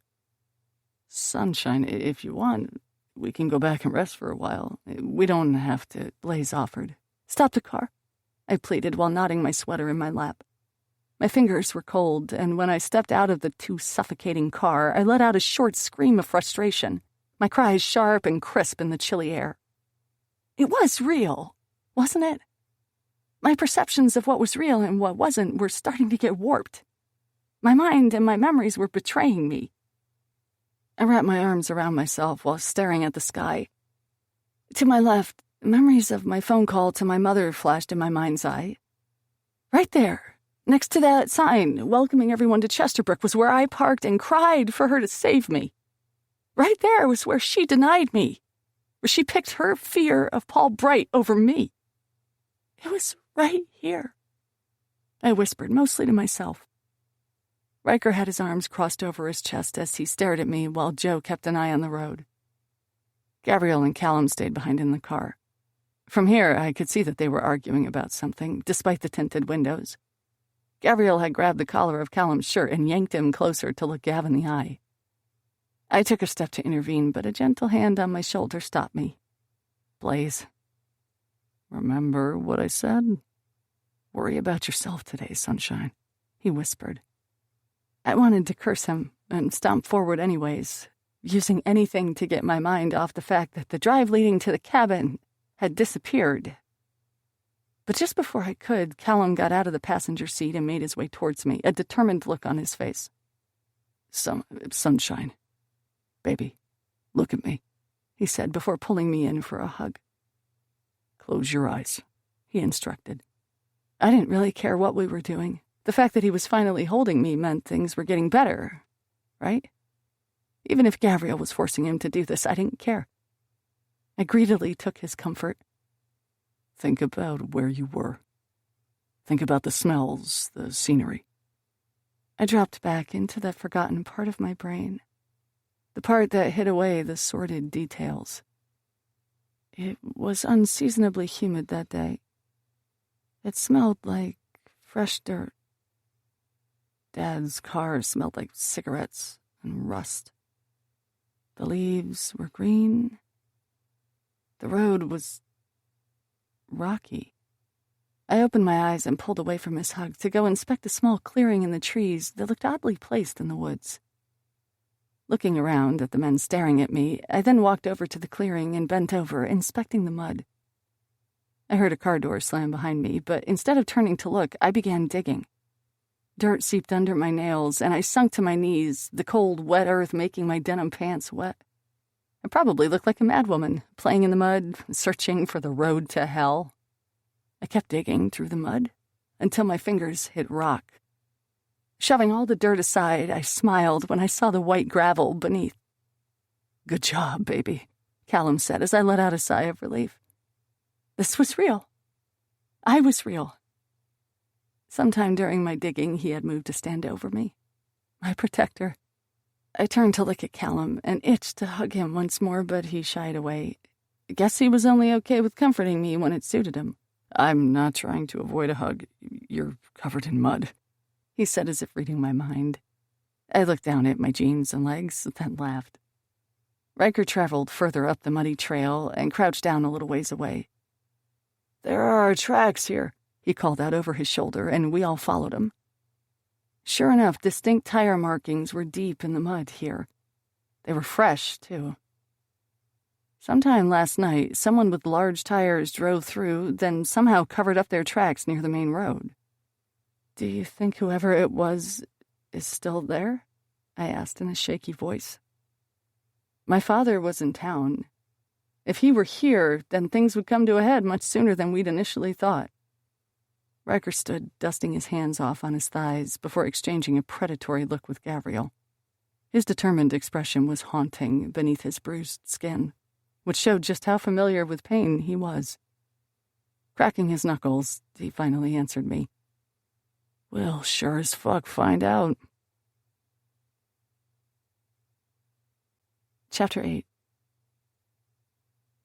I couldn't force myself to feel anything as I walked through the woods. I tried, I really did. I wanted to feel fear, at least. It would show that I was alive. Maybe even curiosity. I could work with curiosity. I tried to conjure regret, remorse, grief. But since seeing the proof of the road, all I could feel was numbness. My pesky mind was doing that protective shield thing again, anticipating emotions too strong for me to handle. I was thankful for it, really, because at least this meant I could prove to the bullets that I could handle this. I was in self-preservation mode and wrapped up in a destructive blanket.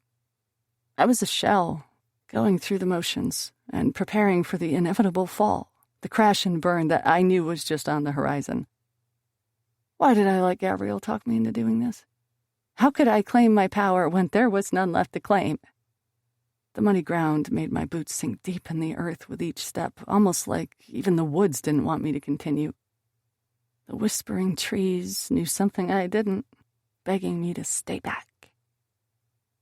My intuition was telling me, screaming at me, to turn around and let go of the past. Did anything good ever come from digging up forgotten history? Each struggling step had me gasping for air. I felt a hand on mine as I struggled to lift my boot through a particularly muddy section, the calloused palm guiding me through the slippery terrain and pulling me upright. It was Ryker, strong despite his soreness and bruises, helping me through. Callum was on my left, wading through the mud with about as much ease as I was. Where I sank through each staggering step, he persevered through, determined to get to the end of this road. "What did you and my father talk about last night?" I asked, breaking the silence, with Ryker's grip still firmly on my elbow.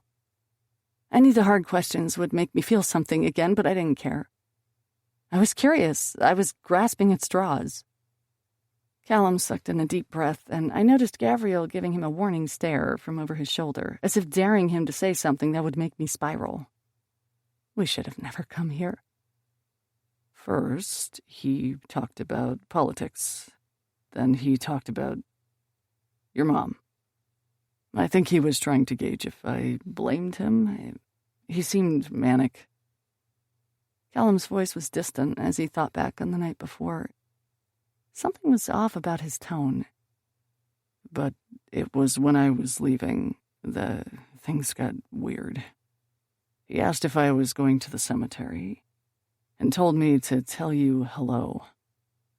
I stopped walking, my heart like a hammer in my chest. Gavriel let out a curse, then spun around to glare at Callum, his hand resting on the gun in his holster. I'm not going to sugarcoat this for her, Callum said to him, spit flying from his lips. There was no bite to his tone, only hopeless resignation.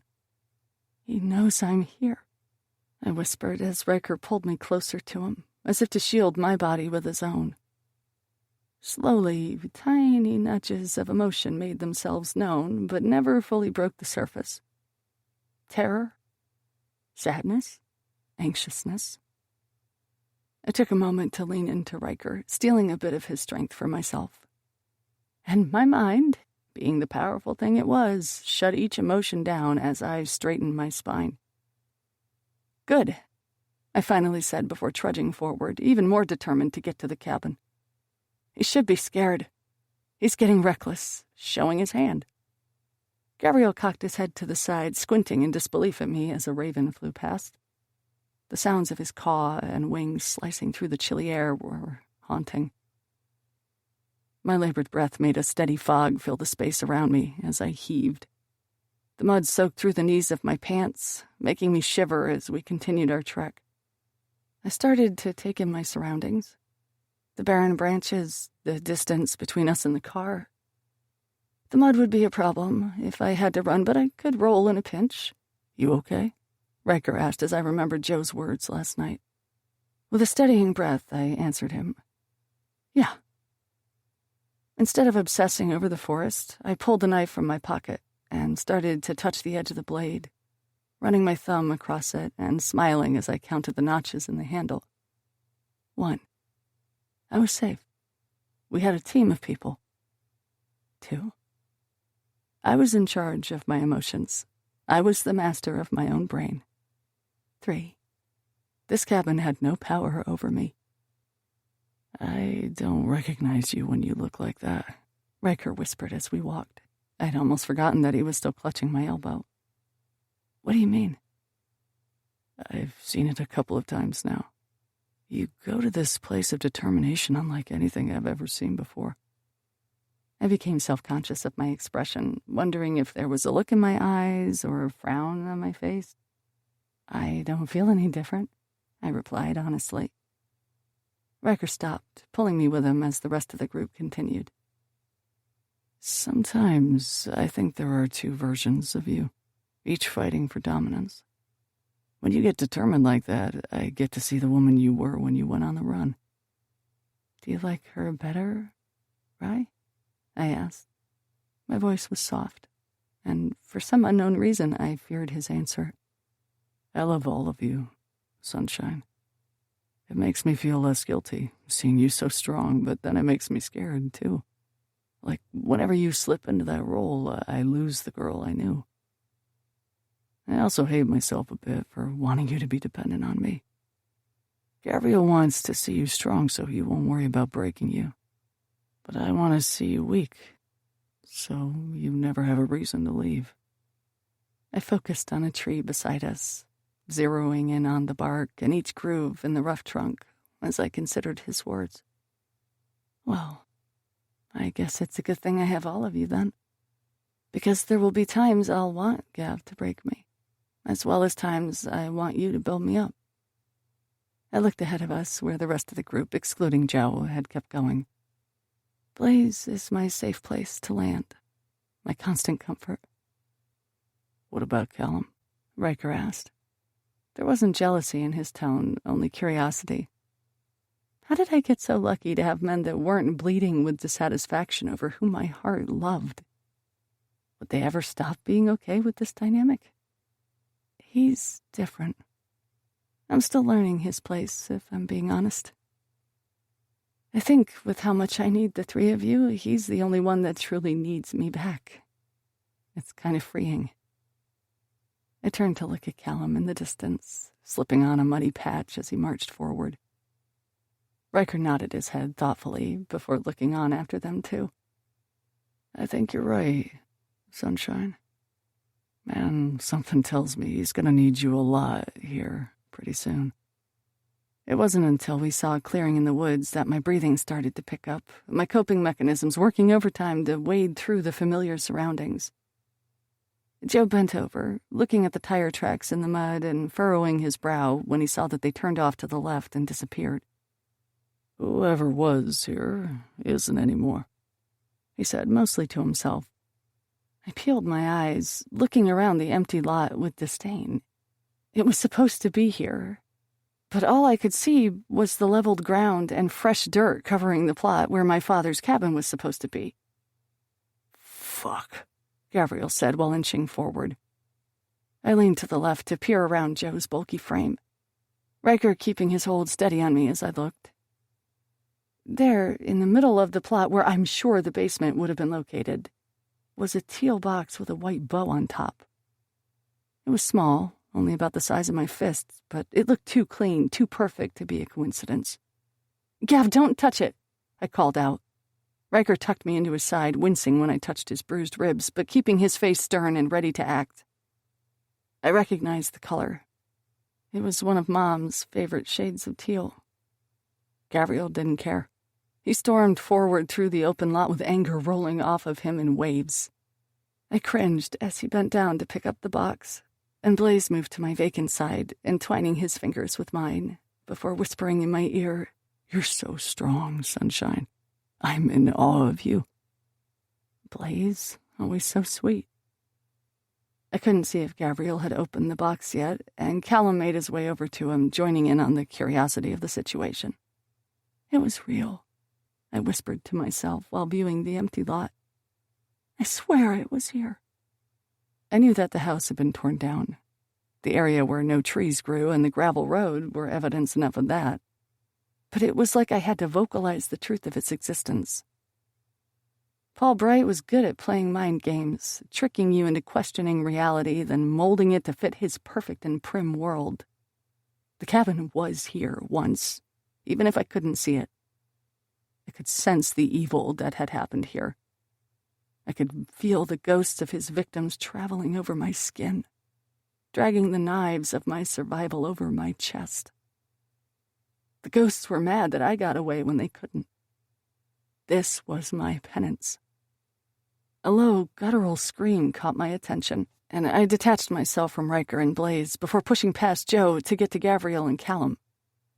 Callum, my sweet Callum, was kneeling in the mud, sobbing into his hands with the teal box discarded at his side. I ran to him, the muddy earth once again pulling me back, begging me not to learn what had broken him. He did it, Callum cried out, his body shaking from the sobs racking his chest. He lay down on his side in the mud, burying himself into the ground with each movement while trying to hide from me, hide from the world. Gavriel looked shocked. He wore an expression of sincere regret. I sensed that from here on out, everything would change. Callum would never be the same. And by the look in Gavriel's eyes, he felt responsible for the turmoil. What happened? I asked, placing a hand on Callum's shoulder. But instead of answering me, he shrugged me off, swatting me away as I shied away in confusion. He killed them, Callum sobbed. I made my way over to the box, squatting lower to look at the contents of it, immediately regretting my decision to explore once I recognized what was inside. There, tucked neatly in the box, was a keychain. Not just any keychain. It was woven out of bright green and black rope. To anyone else, it would have been anticlimactic to see. But I saw it for what it was. It was a threat, a warning to keep away. It was the keychain Callum made for his mother in middle school. She'd always had it. I recognized the handmade gift immediately. It was the same keychain that was in their car the night his parents were in their freak accident. And looking back, I realized that it probably wasn't an accident at all. The realization of what this meant hit me like a kick to the gut. It suddenly clicked. My mother had confided in someone. She tried to get help when she'd first discovered my father's activities. She told me that they died. I had no idea that it was Callum's parents. My family was the reason Callum was so alone in this world. He knew we'd come here, I said in disbelief. He wanted you to see. Callum let out another sob, not caring if he looked weak, not caring where we were or what we were doing. He looked so small then. I didn't see the grown man he'd become. I saw the young boy I knew as a child. I saw the kid who would pull on my pigtails while our mothers gossiped. I saw the young man I had a crush on. I saw the college student huddling in the corner of my parents' shed, grieving the parents he lost. I saw loneliness. I saw pain. Then I saw myself. I knew right then that we'd never come back from this. All I had from Callum now was regret and a punishing fuck in a graveyard. He'd always look at me and see him. I turned around to leave him grieving alone. I knew my being near was just going to cause him more pain. I saw the writing on the wall, my own coping skills dissolving into a gut-wrenching sadness. Gavriel warned me that he would take Callum away from me if he wasn't good for me. Well, at this moment, I wasn't good for Callum, and I had to get away from him. I had to save him from me. I turned and fast-walked through the clearing, passing a shocked Blaise and angry Ryker. I passed trees and fallen leaves. I passed the muddy tracks where my father had driven through. I heard huffs of labored breathing and knew someone was following me. I wondered who stayed behind with Callum. Would they comfort him? Would they hold him while he cried? Curse my father alongside him? I know I would have. I would have been everything for him. But that's the thing about love. A deep soul connection wasn't selfish. And even though I wanted to be there for him, I wanted him to be okay more. So I kept walking until we were at the SUV. After getting in the back, I kept my eyes on the floorboard until the driver's side door shut. Joe settled in and rubbed his cold hands together. I looked around, wondering where Blaise, Ryker, and Gavriel were. Joe, seeming to understand my questioning expression, then said in a low voice, "Bullets stick together." I exhaled in relief. Maybe I should have craved their comfort, wished that one had followed me, but I was too thankful that Callum had a support system to care. Bullets stuck together, and now, more than ever, Callum would need that. Even if he didn't want the Bullet family, he was a part of it. They'd pull him together. "Mind telling me what just happened?" Joe asked. "My wife says I'm an insensitive fuck about things, but I just need to know if I should be on alert for something." I looked out the window, watching the gray clouds roll back in. It was going to rain again, soon. Taking the knife Joe gave me, I grabbed it once more, rubbing my thumb along each ridge in the handle, until I could vocalize what had happened. "My dad killed Callum's parents," I said in an emotionless tone. There were no tears, just this all-encompassing feeling of regret. "Fuck," Joe said before looking around, taking in our surroundings on high alert.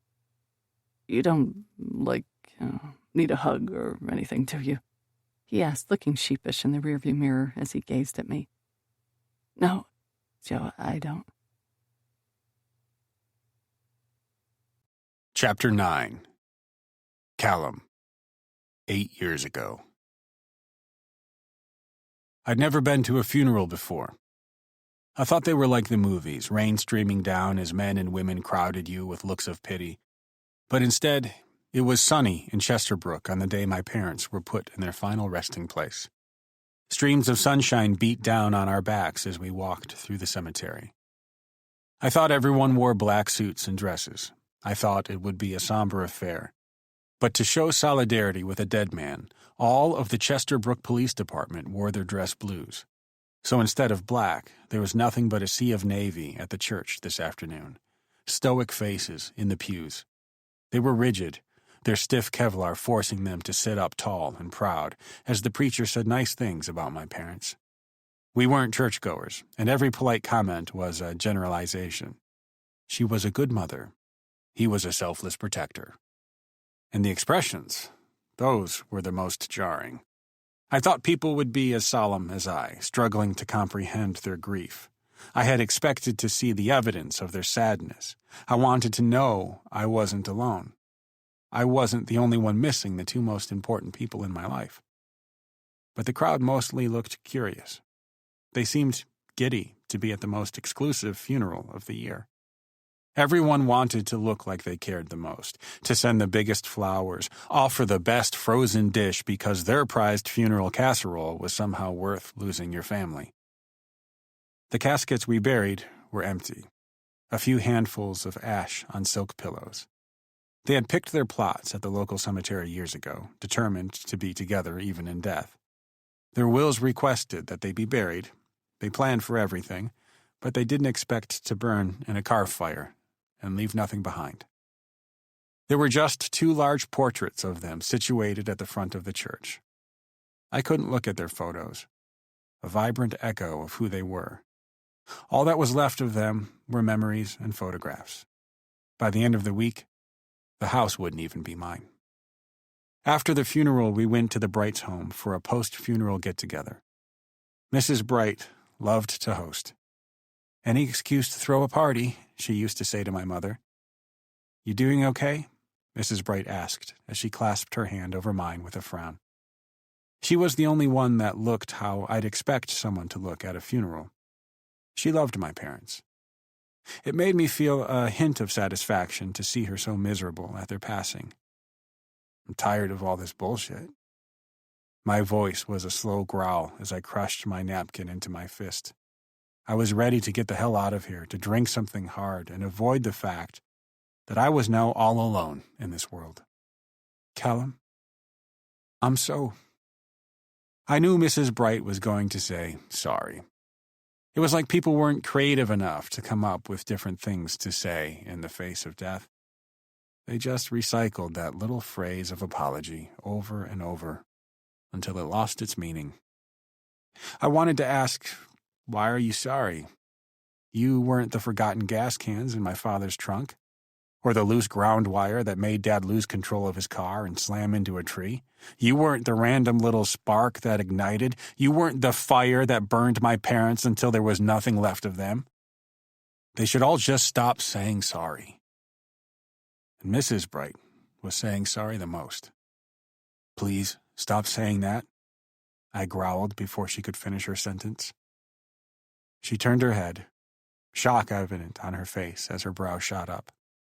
There was red lipstick on her teeth, black circles under her eyes, and a frown on her face. She then took a moment to look over the crowd of people in her living room, taking in the gossiping crowd at her post-funeral gathering. She then let out an exhale. "What do you want me to say, then?"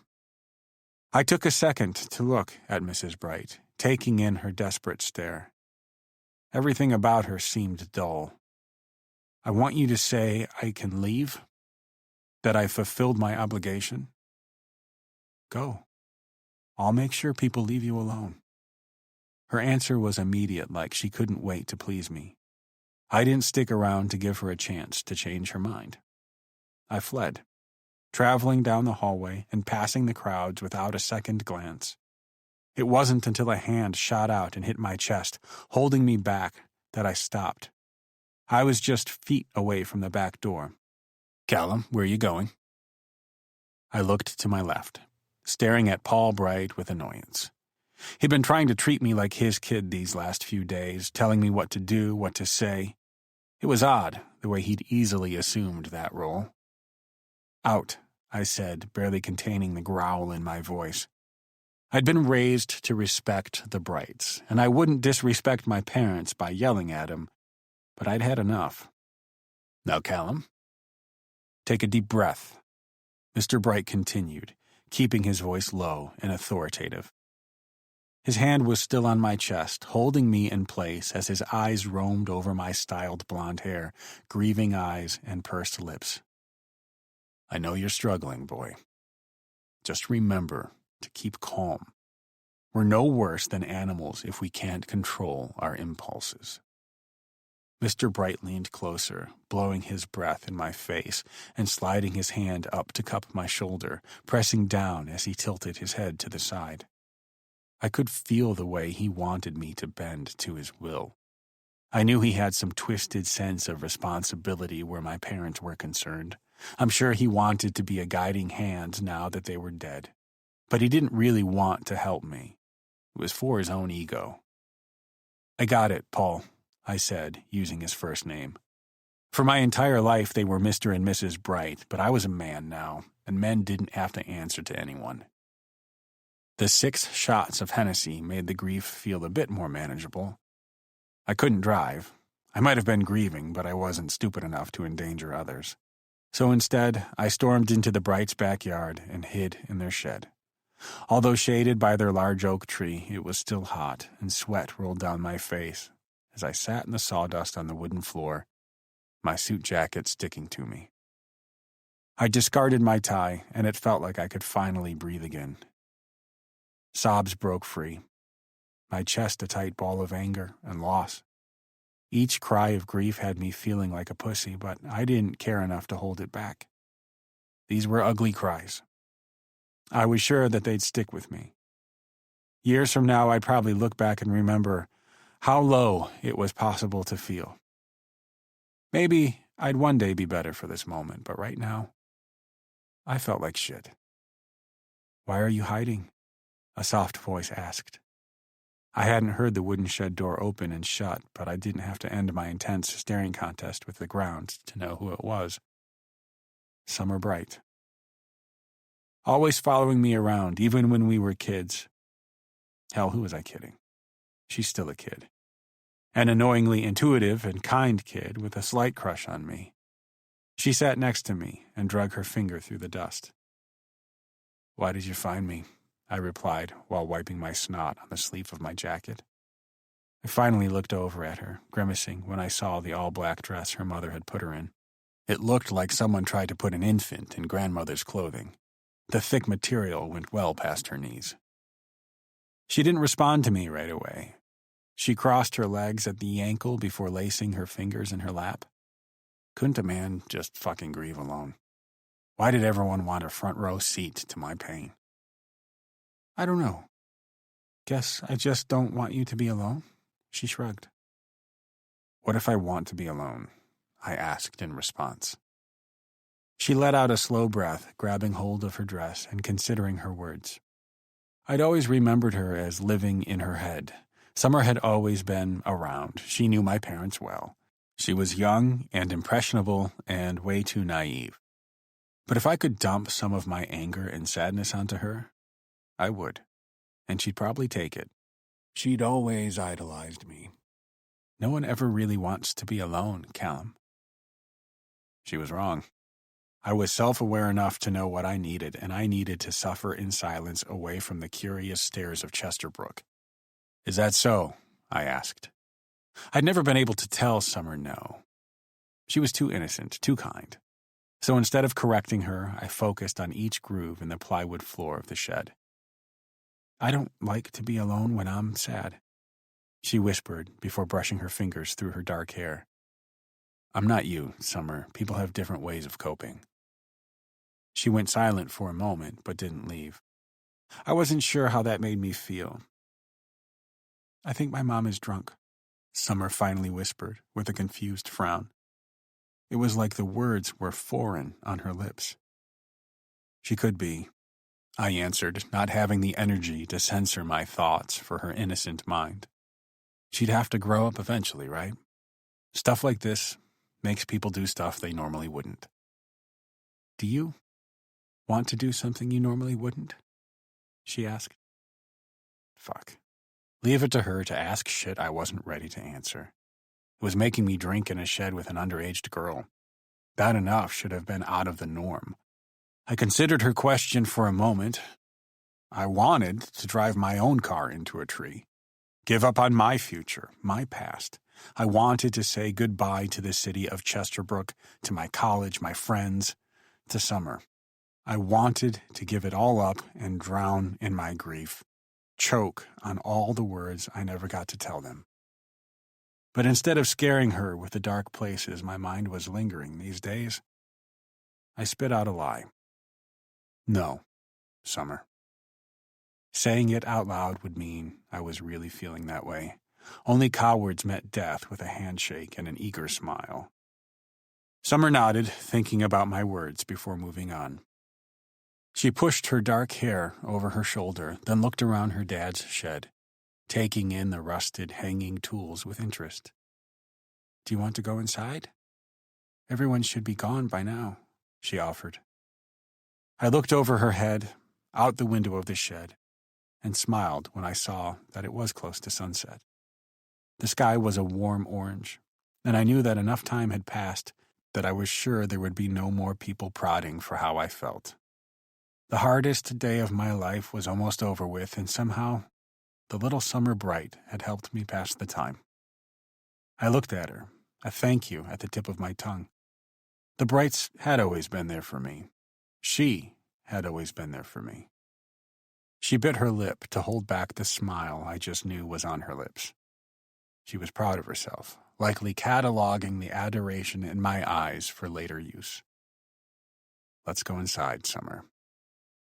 Hey, Callum? She asked while standing, brushing off her dress and wobbling towards me. I would miss you. Maybe it's wrong to say I'm glad you weren't in that car, but I am. Know that if anything happened, I would miss you. She stared at me with her hazel eyes, taking in my reaction to her statement and holding back a pleased grin. She knew. She fucking knew. She knew about the gun in my car, the letter I wrote to her family in my suit pocket. I didn't know what to say, and I sure as hell couldn't confirm that her suspicions were correct. She called me out on my pain, and she didn't sugarcoat it either. I'd miss you too, kid. Chapter 10. Sunshine. Present day. I was lying in bed, feeling sorry for myself, when my men finally came back to the lake house. I'd spent the last 6 hours waiting for word and hoping Callum would let me comfort him. When I wasn't being an emotional mess, I was hating myself for making his greatest trauma about me. I wanted to be selfish and cry about how much this would affect our relationship, and I hated that my emotions had such power over me. The old me would have stayed and forced Callum to let me be there for him. I would have planted myself in that grove that nearly killed me and waited until he had no choice but to accept my help. But not anymore. I'd never been the one to cause him pain, and we were still so rocky. I left partly to save myself, but mostly to save him. I felt a bit helpless, but mostly didn't know what else to do. It was easy to give a person space. The hard part was knowing that precarious balance between breaking down a person's walls and knowing when to let them sit in their brick house. Callum was always a fan of tall fences and nice houses so big you could get lost in them. Joe had driven me back in a rush, convinced that my father was going to jump out from behind a bush and kill me. He spent an hour shooting off questions about my father, most of them I'd already answered before. It was like Joe had finally realized the sort of man we were up against. I wasn't just a little girl with daddy issues anymore. I was battling a real threat. Gavriel opened my bedroom door and began stripping out of his clothes, leaving the muddy mess of clothes on the floor and letting it splatter against the gray hardwood, looking eerily like blood. I took a moment to trail my eyes over the black ink covering his skin before speaking. Callum back? I asked, nervousness lacing my tone as I sat up in bed and clutched my blanket closer to my chest. Gavriel plopped down on the edge of the bed beside me, facing the window, before bending over to slip the wool socks from his feet. I held my breath as he sat there, anxiously waiting for the answer. His hair was wet from the rain, and his muscles were flexed with tension. Gavriel took a moment to respond, considering how best to break the news to me. I missed the angry Gav, the one too mad at me to care about my feelings. He went back to D.C., love. I just dropped him off at the airport. I tore my eyes from his back and stared out the window at the gray sky and the hidden sun. Bright rays of light cut through the clouds, creating sunspots on the dirt. It looked beautiful and ominous, but made me feel comforted. It was like the sky felt the same as me, depressed but hopeful. Chesterbrook lost its magic long ago. It was no longer the place where I met the loves of my life. It was the place where I lost Callum. Oh, I said, not really knowing what to say. Gavriel spun around and crawled towards me. His expression was distant as he hovered over my legs and torso. I'm sorry I didn't come back with you, he whispered before tenderly placing a chaste kiss on my lips and shuffling to lay by my side. I'm glad you didn't. He needed you more than I did. My response was honest. Your needs always come first, always, Gavriel growled, cutting me off as he pulled the white down comforter over him and guided me to his chest. His tanned skin was cold to the touch, and I flinched at the shock of it. I know, Gavriel, but Callum was broken, I said, my voice choking as I rubbed my nose against him. I could have been selfish, but love wasn't selfish. Love was patient. I'd wait forever if I had to. I'm glad you all stayed with him. Always the martyr, Gavriel cooed. Thunder rumbled in the distance, and I was tempted to look outside at the crashing waves in the lake once more, but I kept my body pressed tightly against Gavriel instead, warming him with each of my hot exhales while trying to keep calm. How are you holding up, love? He asked. I wasn't sure how to answer him. How could I even possibly begin to articulate the terrible feelings bubbling up within me? I'm feeling selfish. Even after all of that, I'm worried if Callum will stop loving me now. Gavriel stroked my hair, running his thumb along the strands down my back and placing his palm against the base of my spine beneath the blanket. Of all of them, I knew that he wouldn't judge me. If I asked you to make him come here, would you? I asked. Gavriel always promised to give me the things I asked for. No. There's a certain balance to things, sunshine, Gavriel said before cupping my ass and squeezing. He would hurt you in his current state. I know you want to care for him, it's in your nature. But I have to look out for his interests, too. I bit the inside of my cheek to hide the smile. It was a relief to know that Gavriel had accepted Callum into his short list of people he gives a fuck about. He would never forgive himself if he hurt you. He's not in a good state of mind to make good decisions right now. I'm the one that sent him away. What is it you need from him? Gavriel asked. I need a lot of things. Some of them I deserve, some of them I don't. I grumbled before sitting up and making my way out of bed to stand in front of the window. My nipples brushed against the cool glass, making a chill travel down my spine. I welcomed the cold. I let it kiss my skin, reminding me that I could still feel, reminding me of the cemetery. I needed him to hold me last night. I needed to be reassured that the pain of our cemetery fuck was just one facet of our relationship. I needed comfort. I breathed onto the glass, then used my ring finger to draw designs in the fog my breath created. Now I want to comfort him, but I also want to feel his anger. The blood of the man that killed his family runs through my veins. It would make me feel better. I can't function with all this guilt, Gavriel. Gavriel walked up behind me and wrapped his arms around my waist, pulling me tightly against his chest while I breathed in his scent. He smelled like pine, rain, and his signature vanilla. Why do you feel like you should be punished, love? Gavriel asked, his smoky tone warm and inviting despite the chill I felt. It's my family's fault, I explained like it was the most obvious thing in the world. You're feeling guilty for something you had nothing to do with. You're internalizing Callum's pain because you're a good person, but at the end of the day, you shouldn't confuse empathy with blame. This isn't your fault. Gavriel slowly dragged his fingers, tracing lines over my skin. But I feel so sorry. So very sorry. I cried out, a fat tear rolling down my cheek and landing on his hand.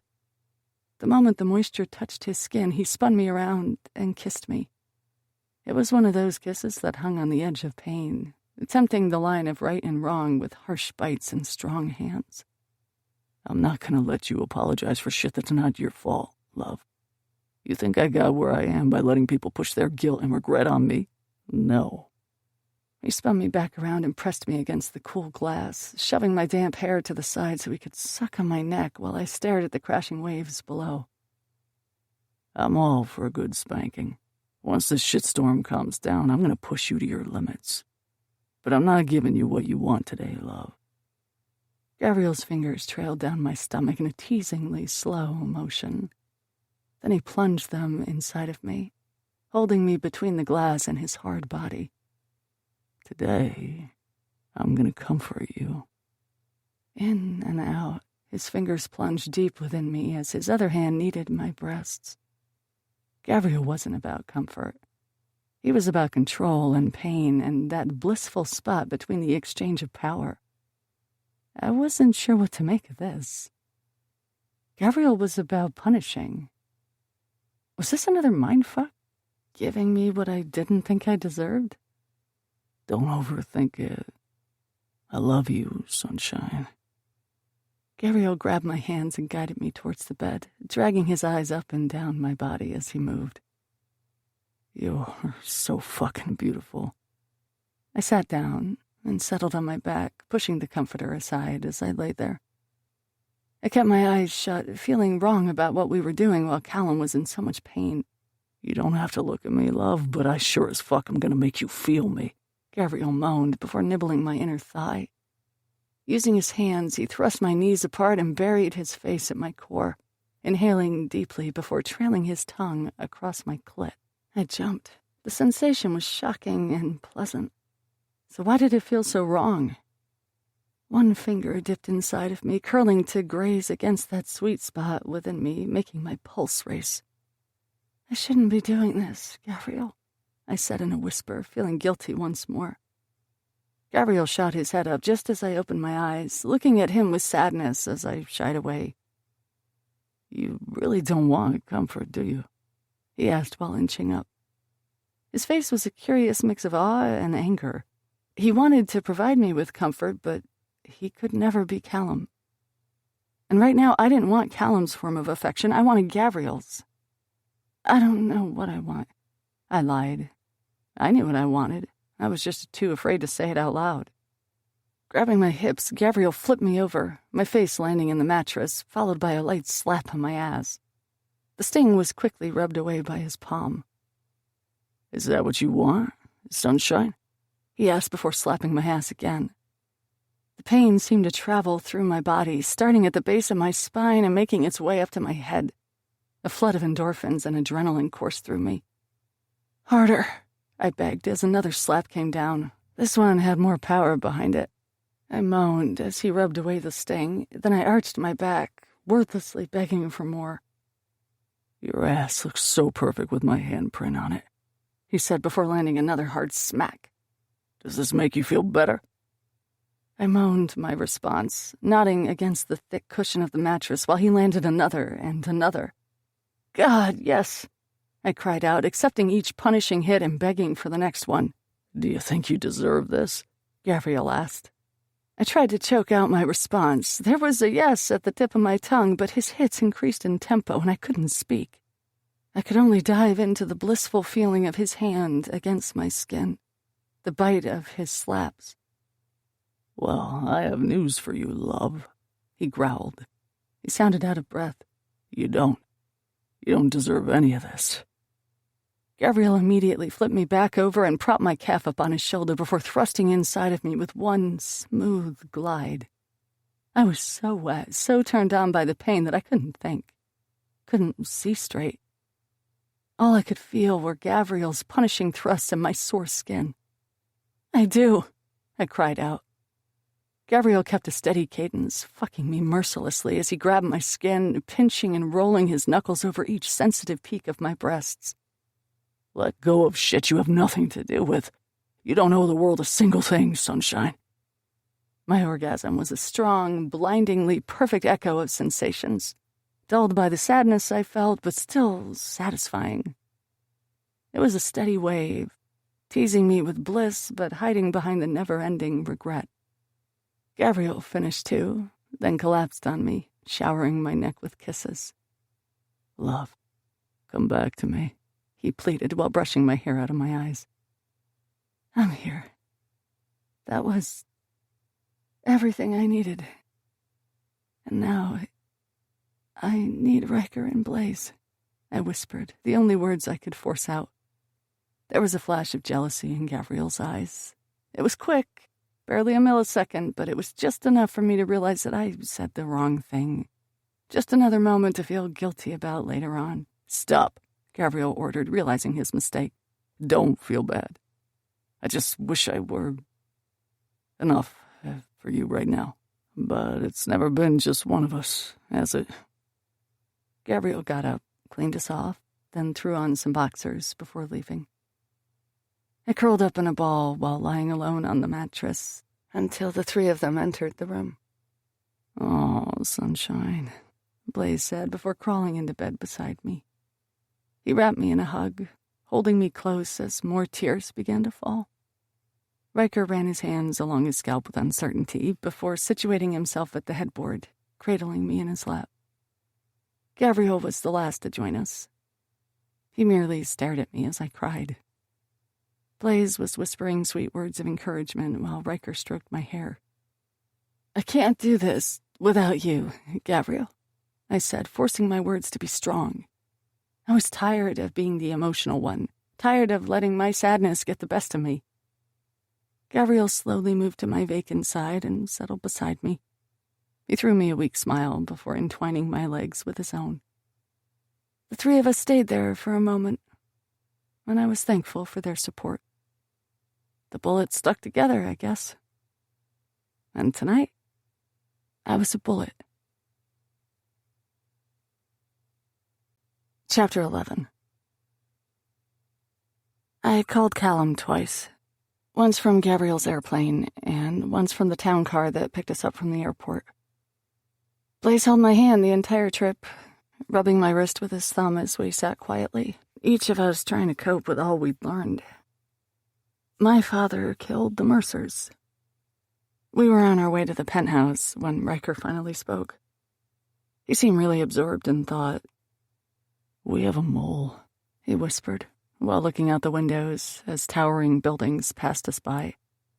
"How could he have known we would be there? Santabello has a lot of men in his pocket. I'm not surprised he caught on to us. The night I killed his son, he became obsessed. I would have held off had I known, but there isn't much we can do now." Gavriel replied before typing something into his phone.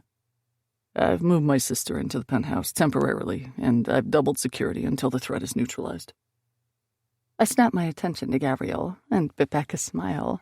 I'd been dying to meet his sister since coming here. Gavriel didn't want her in the thick of the danger, so she lived in an apartment near her private school.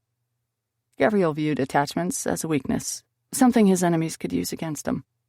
Luckily for me, though, he was too selfish to give me up. Not to mention I was in greater danger without him than I was with. Occasionally, I'd worried that when this was all over, Gavriel would push me away with some sick sense of self-sacrificing love. I frowned when we arrived at the penthouse and stayed in the town car a moment longer than the others. Looking up at the building, I found myself comparing Gavriel's tower to a prison. It was large and beautiful, but I didn't want to go back there. "Sunshine, why do you look like someone kicked your puppy?"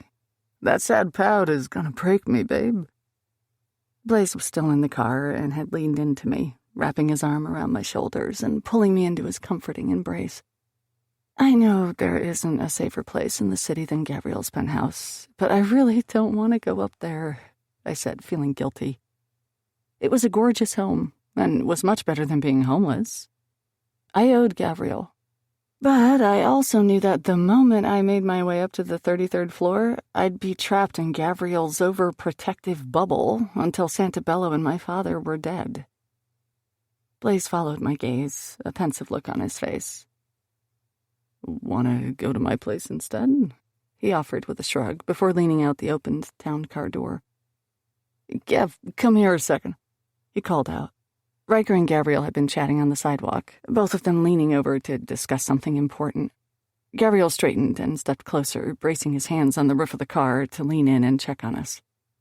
"Everything okay?" Gavriel asked. "Sunshine's gonna stay with me tonight," Blaise said. I noted how he didn't ask Gavriel's permission. He merely stated what was going to happen. "I'm not ready to go back to your penthouse, Gav.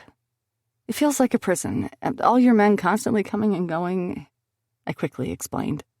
Gavriel ran a hand over the faint scruff on his chin, considering my words.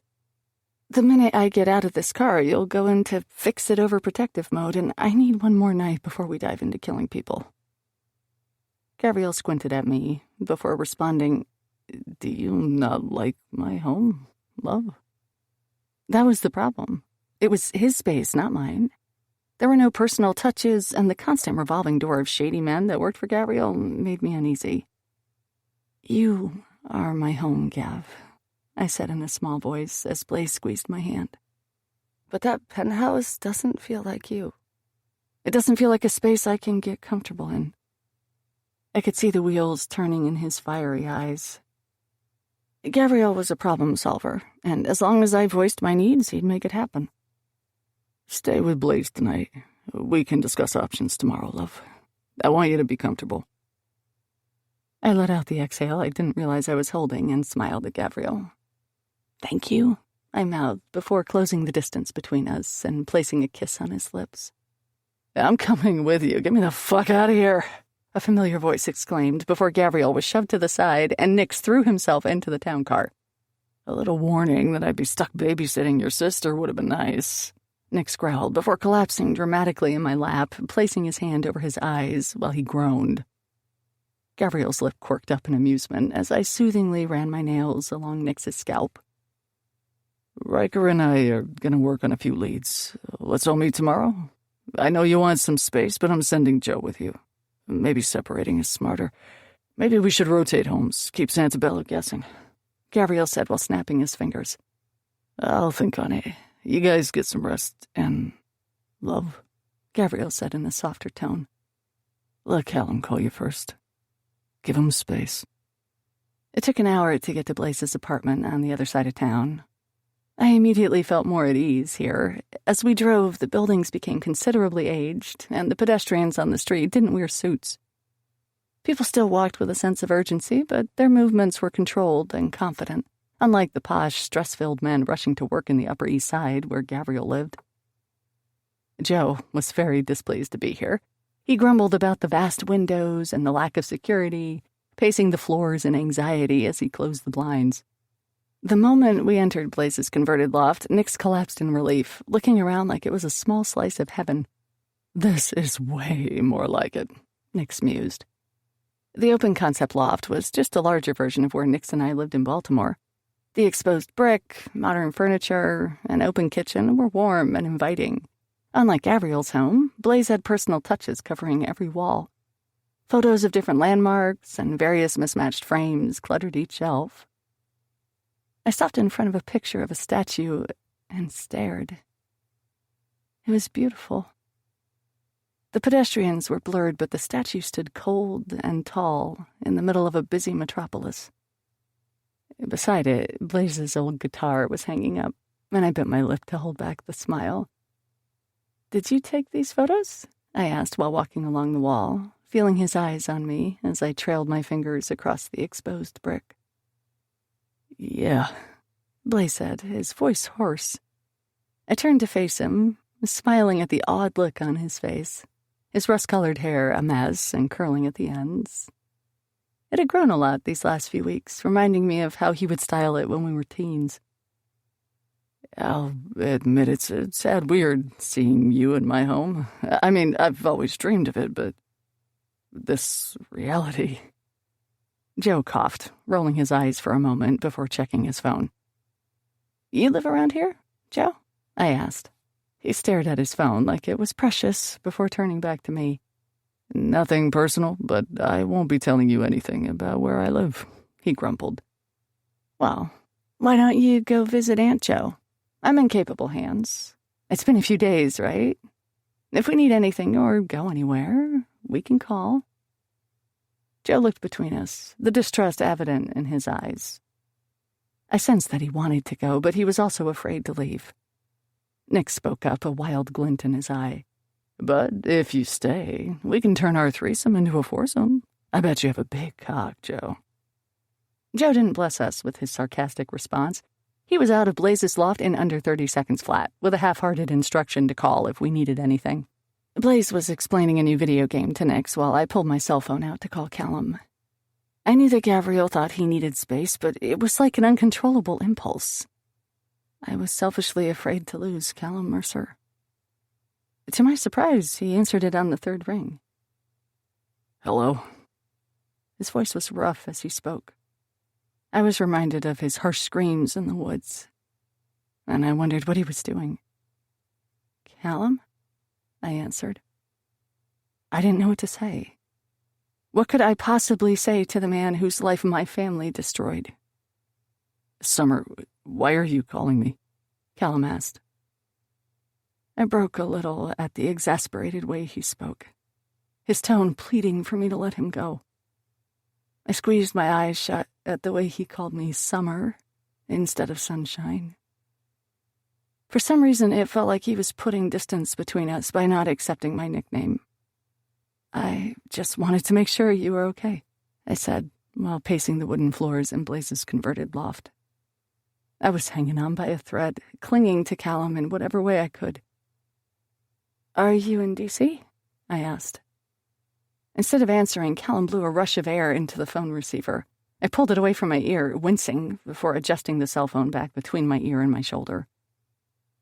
As I paced, Blaise and Phoenix stopped talking about the video game and started looking at me. Their intrusive stares seemed to burn at my exposed skin, while I stumbled over my words to Callum. Callum, please come here. Please let me comfort you. Let me love you through this. My voice was pathetic, and the prideful part of me wanted to demand that he stop putting so much distance between us. It's still pretty new, Summer. I've been chasing you and your family for a while now. All this time, I've been running towards you, and I'm wondering if I should have been running away. Let me do this on my own. If there's any hope for us, you won't call me again. You're ready to end this already, Callum? I asked, not letting him hang up. I needed to hear it. Callum let out a sigh. I imagined him in his suit, pacing a dark hotel room and running a hand through his blonde hair. I'm ready to end something. A memory flashed in my mind. Callum and I were no longer on the phone. We were in my parents' shed. I'd miss you, Callum, I whispered, alluding to the conversation we'd had 8 years ago. Callum had a habit of spiraling. I wasn't going to let him destroy himself over something my family did. I'd miss you so much. I'd follow you anywhere, Callum, anywhere. Remember that? I waited for Callum's answer, but none came. The line clicked, ending our call, and I reared back, planning to throw my phone across the room when Blaise intercepted my flash of anger. Do you want a distraction, Sunshine? He asked before standing and sauntering towards me. I recognized the expressions on his face: mischief, determination, playfulness. Blaise knew what I needed better than anyone, and right now I needed to not think about Callum or Santabella or my father. What did you have in mind? I asked. I should have known that their version of escaping reality would include a trip to an arcade. I'd been expecting a night on the town, a too-tight dress with uncomfortable heels. But instead, I was dressed in denim and tennis shoes, dancing around on the arcade floor while Blaise played whack-a-mole. It was risky, but we didn't bother telling Joe, Gavriel, or Ryker that we had left. I felt safe with Blaise, and we were in a public enough place. I wanted to feel free again, just another selfish endeavor on my part. Nix was high from some pot brownies he'd scored from Gavriel's sister and was holding me tight while updating me on all that had happened while I was gone. Gavriel's sister is a hot mess. I mean that literally. Hot because, damn. She's got these bright green eyes, and mess because... He trailed off, considering his words for a moment. I think she's lonely. I stared at my best friend, smiling, because I recognized the expression on his face. He'd had that same determined smile when I woke up in the hospital and saw him sitting next to me holding the hand of a stranger. When he connected with a soul, he was committed. It's just who he was. She's still in high school, right? I asked. It was an impressionable age.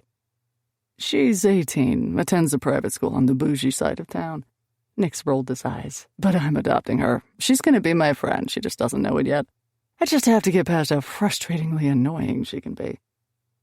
He spun me around, twirling me on his fingers before crushing me to his chest and dragging his knuckles along my cheek. But you're my number one girl. Don't you forget it. I giggled, accepting the lightheartedness of our evening with a grain of salt. None of it was real. Not really. This was just us forcing some normalcy down our throats until the pill was easier to swallow. Tell me what's on your mind, sweets. I let out a slow exhale as Blaise moved over to the skee-ball game, throwing me flirtatious smiles over his shoulder as he bent down to play, the tight jeans covering his ass, giving me a generous view of his frame. I'd battled for the better part of an hour over whether I should ignore everyone's wishes and go to Callum. His sadness was like a beacon, calling out to me. And I would have gone, would have bought my ticket for the next flight to D.C. if I wasn't so terrified that he'd end things for good. The odds are against us. Callum was already on the fence about this unique arrangement we have, and now he has a genuine reason to hate me. I'm still feeling selfish. One of them isn't enough. I love them all, Nix. We started swaying to the cheesy 90s music playing in the background, our hips swaying to the synthesizer as I relaxed. What's going to happen when the newness of my arrival wears off? What happens when they've decided that they don't want the leftover scraps of my affections? What happens if I'm not enough? Maybe this is good. Maybe I should love Callum enough to let him go. Let them all go. Nick spun me around, then pulled me over to Blaise, a determined scowl on his face. This pity party is a total buzzkill. Why don't we just ask Blaise how he feels, Blaise had just collected a stream of tickets, ripping them off and shoving them into his too-tight pants. Blaise, our girl is going to give herself a complex with all the self-loathing floating around her brain. Could you pretty please reassure her that you're not going anywhere? Blaise ignored the hordes of teenagers running past us, all of them giggling and staring at the two very attractive men in front of me. We're better together, sunshine. I'm not going anywhere. Don't let Callum's indecision affect the way you see us, the way you see me. He cupped my cheek as Nix maneuvered behind me, holding me in a tight hug as Blaise kissed me with such raw emotion that my knees went weak. He laughed against my lips when a group of kids made gagging noises, and I pinched his butt for good measure. When he pulled away, I wondered how I got so lucky. How will I ever keep your attention? What if you get bored of me, of sharing me? Nix threw his head back and laughed, pulling away from me to look at the two of us with a mischievous grin. Sharing can be very fun, sweets. There's a reason I find monogamy to be boring. Why don't we go back to Blaise's place, and I'll show you? Blaise gave us a curious look, and Nix immediately cut off that thought with a shake of his head. As much as I'd love this, Nix said, gesturing between us, I was thinking I'd give you an opportunity to explore that voyeur kink you've got going on while giving Summer a nice little demonstration. Nix picked up his phone and began typing furiously, a grin on his face as he shoved his smartphone back in his pocket. I hope you're not opposed to being tied up. Chapter 12. The silk rope wrapped around my wrists was soft to the touch. When we arrived, Nix gently tied me to a wooden kitchen chair, placing tender kisses on my wrists while leaving enough room in the knot so that I could escape easily. He knew the idea of being trapped was a trigger for me, and I was thankful that he wordlessly adjusted to my needs. He then went to Blaise, straddling him as he tied him to another wooden chair beside me, wrapping the silk around his waist and leaning over him to tie it in a knot at the back. With a fierce expression, he lingered over Blaise, before kneeling to tie his ankles to the legs of the chair. You're lucky I respect bro code, Nix mumbled, taking his time and brushing his lips against Blaise's knees as he stood. Blaise didn't shy away from his touch, simply smiled challengingly at Nix as he settled in his chair. Or I'd make you come play with me, you handsome devil you. Is this the part where you give us a striptease? Blaise asked, his voice light but breathy. I couldn't help but smile at how affected he sounded. Just as Phoenix was about to answer, the doorbell rang. Looks like my company is here. There are 3 rules. No touching, no saying anything unless I speak to you first, no names. Nix didn't wait for us to respond. Although I found Nix's confidence and self-assured nature to be beautiful and fun to watch, it was the way Blaise was on edge that had my blood heating up. Blaise's eyes were dilated, skin flushed. He looked around the room in anticipation, eager to see what would happen next. This was exactly the sort of distraction I needed. "You sure about this?" I asked in a teasing tone as voices filtered in behind us. Blaise swallowed. From the corner of my eye, I saw his internal battle. He was questioning whether he should want this. "It's not wrong, Blaise," I whispered. I wanted him to feel comfortable with whatever he was attracted to. I also wanted to be a safe place for him to explore his sexuality. If he wanted to watch, I'd let him watch. I felt like Gavriel for a moment, exploring this new side of Blaise because I knew it would make him happy. He might want me to stop using them as a distraction from my problems, but I was starting to understand that pouring my attention into the men I loved wasn't some sick way to ignore the very real threats in my life. It was a way to find light in all the darkness. The sounds of heels clicking on the wood floors of Blaise's loft brought me out of my introspective daze, and I turned to stare at the man and woman following Nix into Blaise's bedroom. They had lazy smiles as they looked between us and at each other. "I love having an audience," the woman said. She had long blonde hair with big-bodied curls. Her eyelashes were so long they could have been fake, and her tight body looked perfect in the little red dress she was wearing. The man she was with was handsome. Almond-shaped eyes, black hair, and broad shoulders. He was wearing black pants and a tight, long-sleeved blue shirt that showcased his muscles. "We don't like to use our real names. You can call her Beth, and him Leo," Nix instructed while circling them, trailing his fingers across their backs and necks. "And you? What can I call you?" I asked, biting my lip in amusement at the fire in his eyes. Nix stopped, turning to look at me while stripping out of his jeans. "For tonight, you can call me Sir. Be sure to tell your boyfriend about it, too. I love to make that sexy lip of his quirk." I frowned when I realized that this might be crossing an unspoken boundary with the guys. We'd never discussed this before, and never labeled our relationships or drew lines in the sand of where to stay. Would they be upset with me for watching Phoenix in his element? Sensing my hesitation, Nix then stepped forward, leaning so that his lips brushed against my ears. "I won't touch you, won't bring you or Blaise into the scene. Once we start, it'll be all about them, nothing more.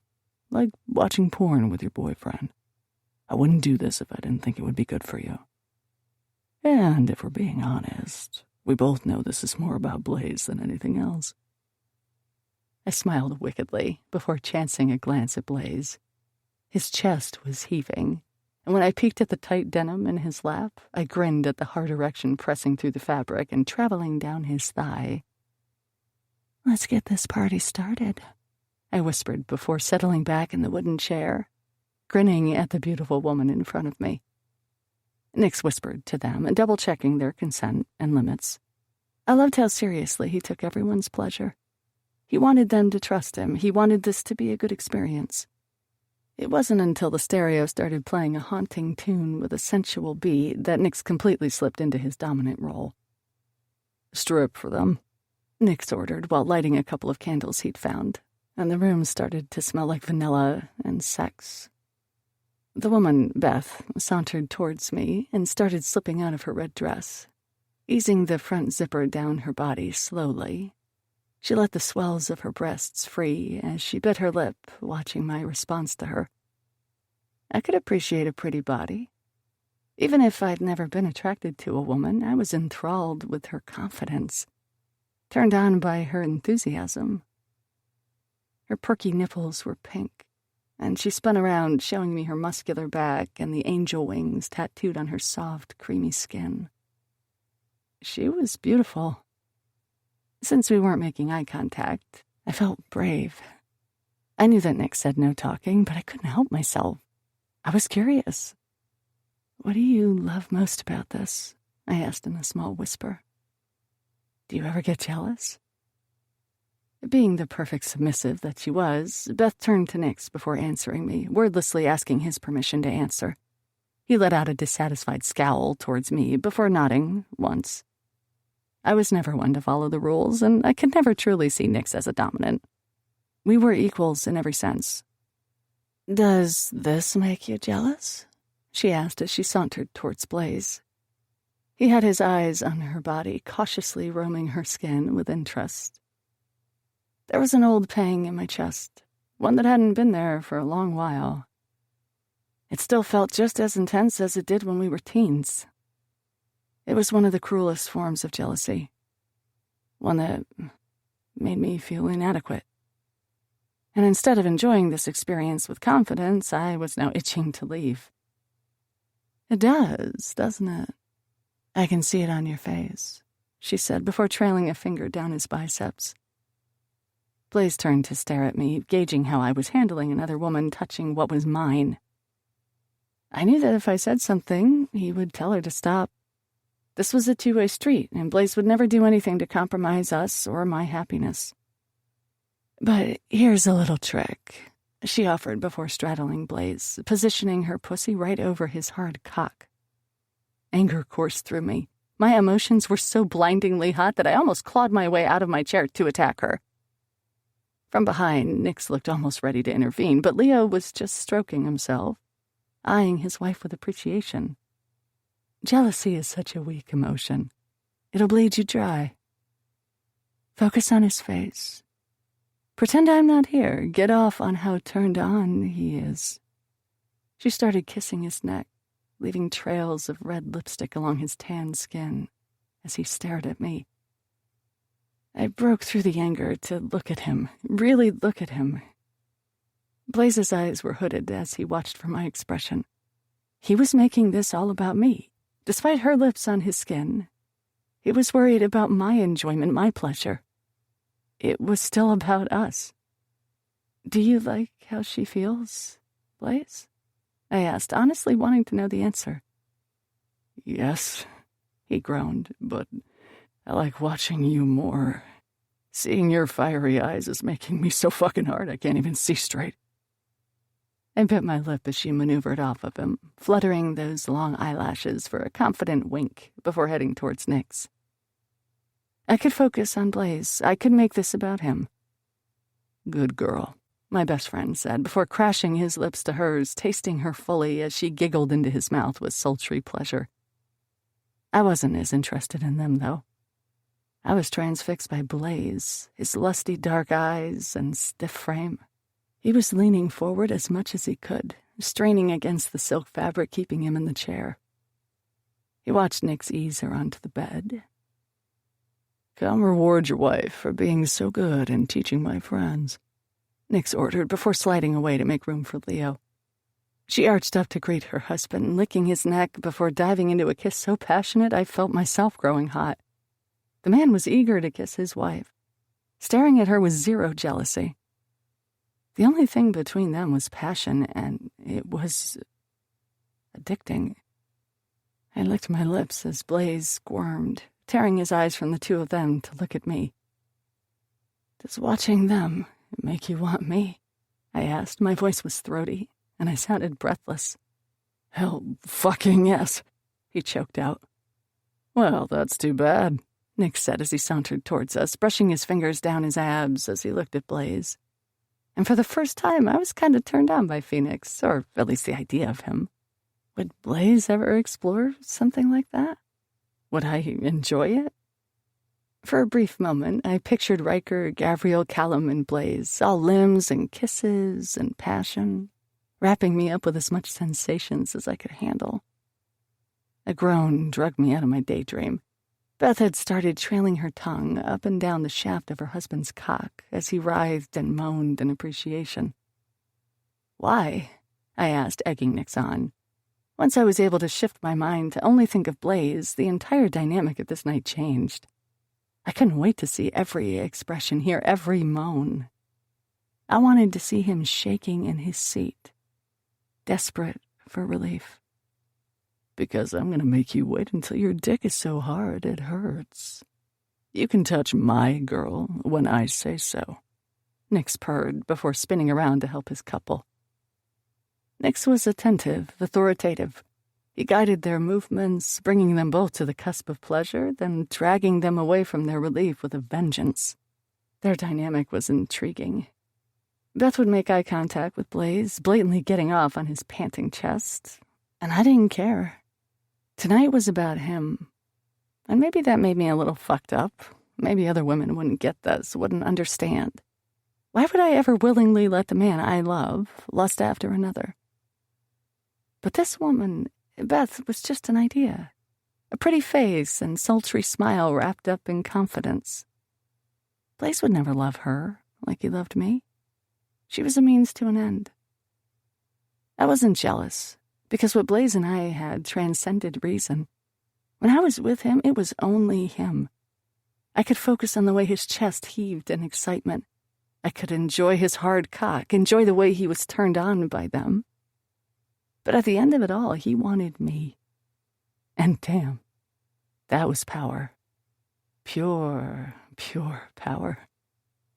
Nix positioned himself at Beth's entrance, preparing to thrust inside of her when he paused to stare at Blaise, a wicked smile on his face.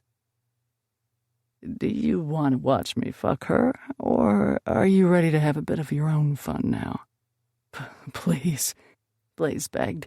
He was on the edge of oblivion, dancing his eyes over their tangled bodies. Nix got up, earning a whimper from Beth.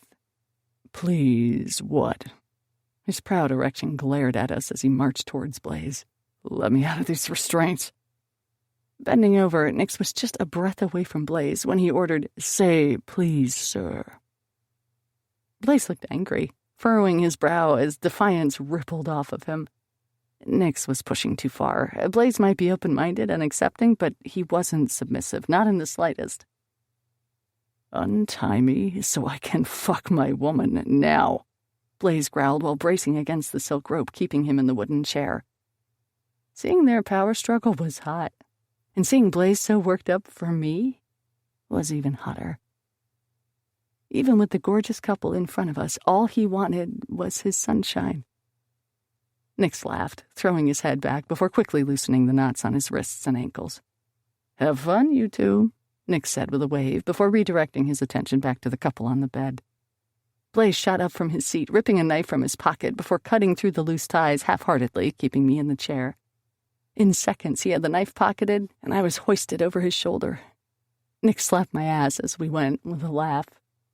The last thing I could see was the room upside down, and Nix turning back towards the bed to fuck Beth until she couldn't think straight. "Where are we going?" I asked with a smile. Blaise was all primal, and all mine, right then. He couldn't hold back his desire for me, and I was suffocating from his lust, breathing it in and owning how Nix's performance had affected him. My guest room, he choked out before kicking open a side door I hadn't noticed before and tossing me on the bed. My jeans were gone in an instant, my shirt torn next. 2 fingers slipped beneath my underwear before they were yanked away. You gonna tease me this time, Blaise? Gonna make me beg for it? I asked, remembering our first time in the motel. Blaise yanked off his tight jeans, revealing his hard cock to me. I watched it spring free and pulse in his palm, the thick veins tempting me. I licked my lips, eager to taste him. I think you and I both know I can't wait, he said with a grin. Sitting up, I eased closer, placing his dick against my bottom lip and speaking against him. Then don't, I offered before parting my lips and sliding down his shaft, pressing the head of his cock against the tip of my tongue as I went. He tasted sweet, and the way his cock jerked in my mouth had me feeling worked up and wet. I moved up and down, spurred forward by the grunts in Blaise's chest and the way his legs went weak from pleasure. I kept an even pace, taking my time and drawing out every last second. After a few minutes, Blaise spoke. We have to stop, he said before gently pulling away. He brushed a thumb over my lip, smiling to himself at my dazed expression. I'm not ready for this to be over, and at the rate you were going, I'm about to spurt cum down your pretty little throat. I wouldn't necessarily be opposed to that, I said with a sigh while licking my lips. Blaise bent over, and I scooted further back in the bed before laying down. Trailing kisses down my neck, Blaise sucked on my collarbone, lightly nibbling with the edge of his teeth and groaning as I bucked beneath them.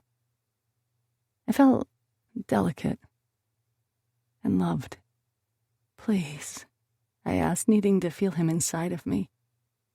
It was all the encouragement he needed. Within moments, Blaise was pressing me into the mattress and sliding his cock in and out of me, holding my hips in place as he moved. It's only you, sunshine, he whispered. No one else could ever make me feel this way, this on edge. I writhed and smiled, the sounds of our slapping skin drowning out the moans from the bedroom next door. I might have enjoyed watching them, but this is fucking nirvana. This is all I want. Forever. Always, Blaise said with a grunt. I looked at Blaise in his beautiful eyes, taking in his pure adoration and soaking up the feeling of his love. He had no restrictions, no hesitance. It was only us, only our love. I knew right then I'd be enough. Blaise slowed his pace, leaning forward to kiss my forehead as our bodies moved like waves against one another. There was less urgency in his movements now. It's only you. It'll only be you, he kept whispering again and again, coaxing an orgasm from deep within me with his words. I cried out, biting his shoulder to keep back the screams. He didn't stop then. He kept pressing forward. Sitting up, he began massaging my clit with his thumb while we rocked. He was going to prolong his own release until I'd had another. Is it wrong that I like seeing you jealous? I got off on it, he said before flipping me over and pulling me up so that I was on my knees. I braced my hands on the mattress as he continued to move with aching certainty, yanking my hair back as he thrust. It got me thinking. Do you get off on our jealousy? Maybe we're making this too easy on you. I tried to think about his words, but was too distracted by how amazing he felt. He abruptly stopped, holding his cock deep within me before he spoke. I think some jealousy is healthy. I think you need to know that we all want you so badly we can't think straight. He pulled my hair a tad harder, just enough discomfort to make me feel alive. You want the truth? This isn't easy for any of us. Blaise continued his movements like he was working through our fucked-up little relationship by fucking me senseless. He was brutal in the way he pumped, not holding back a single thrust as his words sliced me. Gavriel copes by convincing himself he's in charge. I get off on watching. Ryker is so scared of losing you again that he pushes his jealousy and anger to the side. And Callum? He likes it. He just doesn't know it yet. I cried out as a second orgasm rocked through me, and Blaise finally erupted, riding each wave of ecstasy before I collapsed beneath him on the bed. Each muscle in my body relaxed as I hummed in approval. Fuck, that was amazing. Blaise then held me close as our breathing settled. I spun to face him, nuzzling his neck as his cum dripped down my thigh. This is so fucked up, I murmured. No, Blaise began with an exhale. It's perfect. Chapter 13. We spent the next day pretending the rest of the world didn't exist. Blaise was determined to distract me. If he wasn't ordering every pizza in town to convince me that pineapple wasn't a topping, he was bending me over his kitchen table and exploring my body. Blaise was leaving me so tired that I couldn't fight to stay awake, let alone obsess over the fact that Callum hadn't called me back. But oh, did I obsess in the little moments. Every second between bliss, I found myself pacing the floors and itching to call Callum. Was he okay? Was he hurting? Did he need me? Why didn't he need me? Wasn't that what love was? Leaning on the people that cared for you? In those little blinks of time between Blaise's kisses and Nixie's laughter, I wondered if love was enough, or if that's even what was between us. Nix didn't invite any more guests over, but kept winking at Blaise from across the loft, making sure to drag his eyes up and down his body before laughing loudly at my boyfriend's flustered expression. Yes, my boyfriend. I had a moment of giddy teenage anticipation, and I announced that I would start calling him that. That makes what we have feel less. Is there a better word than boyfriend? Blaise had asked. I tried to think of how to answer him. Husband didn't feel right. My mind associated marriage with my parents, a burden of expectations and regret. And Blaise and I were much more than that. Maybe there wasn't a word for what we were. So I called him my boyfriend when I actually meant whatever word felt like forever. Nix and Blaise's dynamic was fun and playful. Their friendship felt unique and revolved around me, and it was nice to see my two best friends getting along so well. Gavriel called us on the second morning. Sunshine, if I don't see you soon, I'll lose it, he grumbled into the phone. I pictured him at his mahogany desk, running his shaky hands through his black hair while puffing out air in exasperation. What have you been up to? I asked while untangling myself from Blaise's arms. Every night, he held me close, nuzzling me as I checked my phone for calls from Callum. We were still in the spare bedroom. It had become our haven of sorts, the one place where we didn't bother ourselves with talk of Callum or the troubles ahead of us. Blaise had constantly referenced jokes about our bodies doing the talking, but it was right. Every time I doubted myself, I earned a kiss. Blaise fucked away all the little creeping insecurities that kept whispering to me that I wasn't enough. Ryker received a fight challenge from one of Santabello's men. His personal trainer wants him in Vegas tonight, Gavriel said as I made my way to the kitchen and started a pot of coffee. Is that a bad thing? I wasn't sure how these fight challenges worked, but I needed to learn fast. I was carving out a routine for our little unconventional family. I wanted to support them. It's a problem, Gavriel replied. His voice echoed, and he was out of breath as if he were walking upstairs. If we refuse, we look weak. If we accept, then we could be walking into a trap. Ryker is determined to fight him. I'm more focused on bringing down Paul Bright. I chewed on my lip as the coffee percolated, filling the loft with the pleasant aroma. Was it so wrong to look weak? I'd rather look weak than look dead. Could you do it on your turf? Have it somewhere locked so tight you knew he couldn't hurt you? I was stumbling over my words, not sure of the correct terminology for gang wars and territory disputes. It was all a lot to keep up with. It's not me I'm worried about. His men fight dirty. Ryker doesn't want to ruin his credibility, but I think it's a bad idea. And even if Santabello does nothing, it's still a massive mindfuck.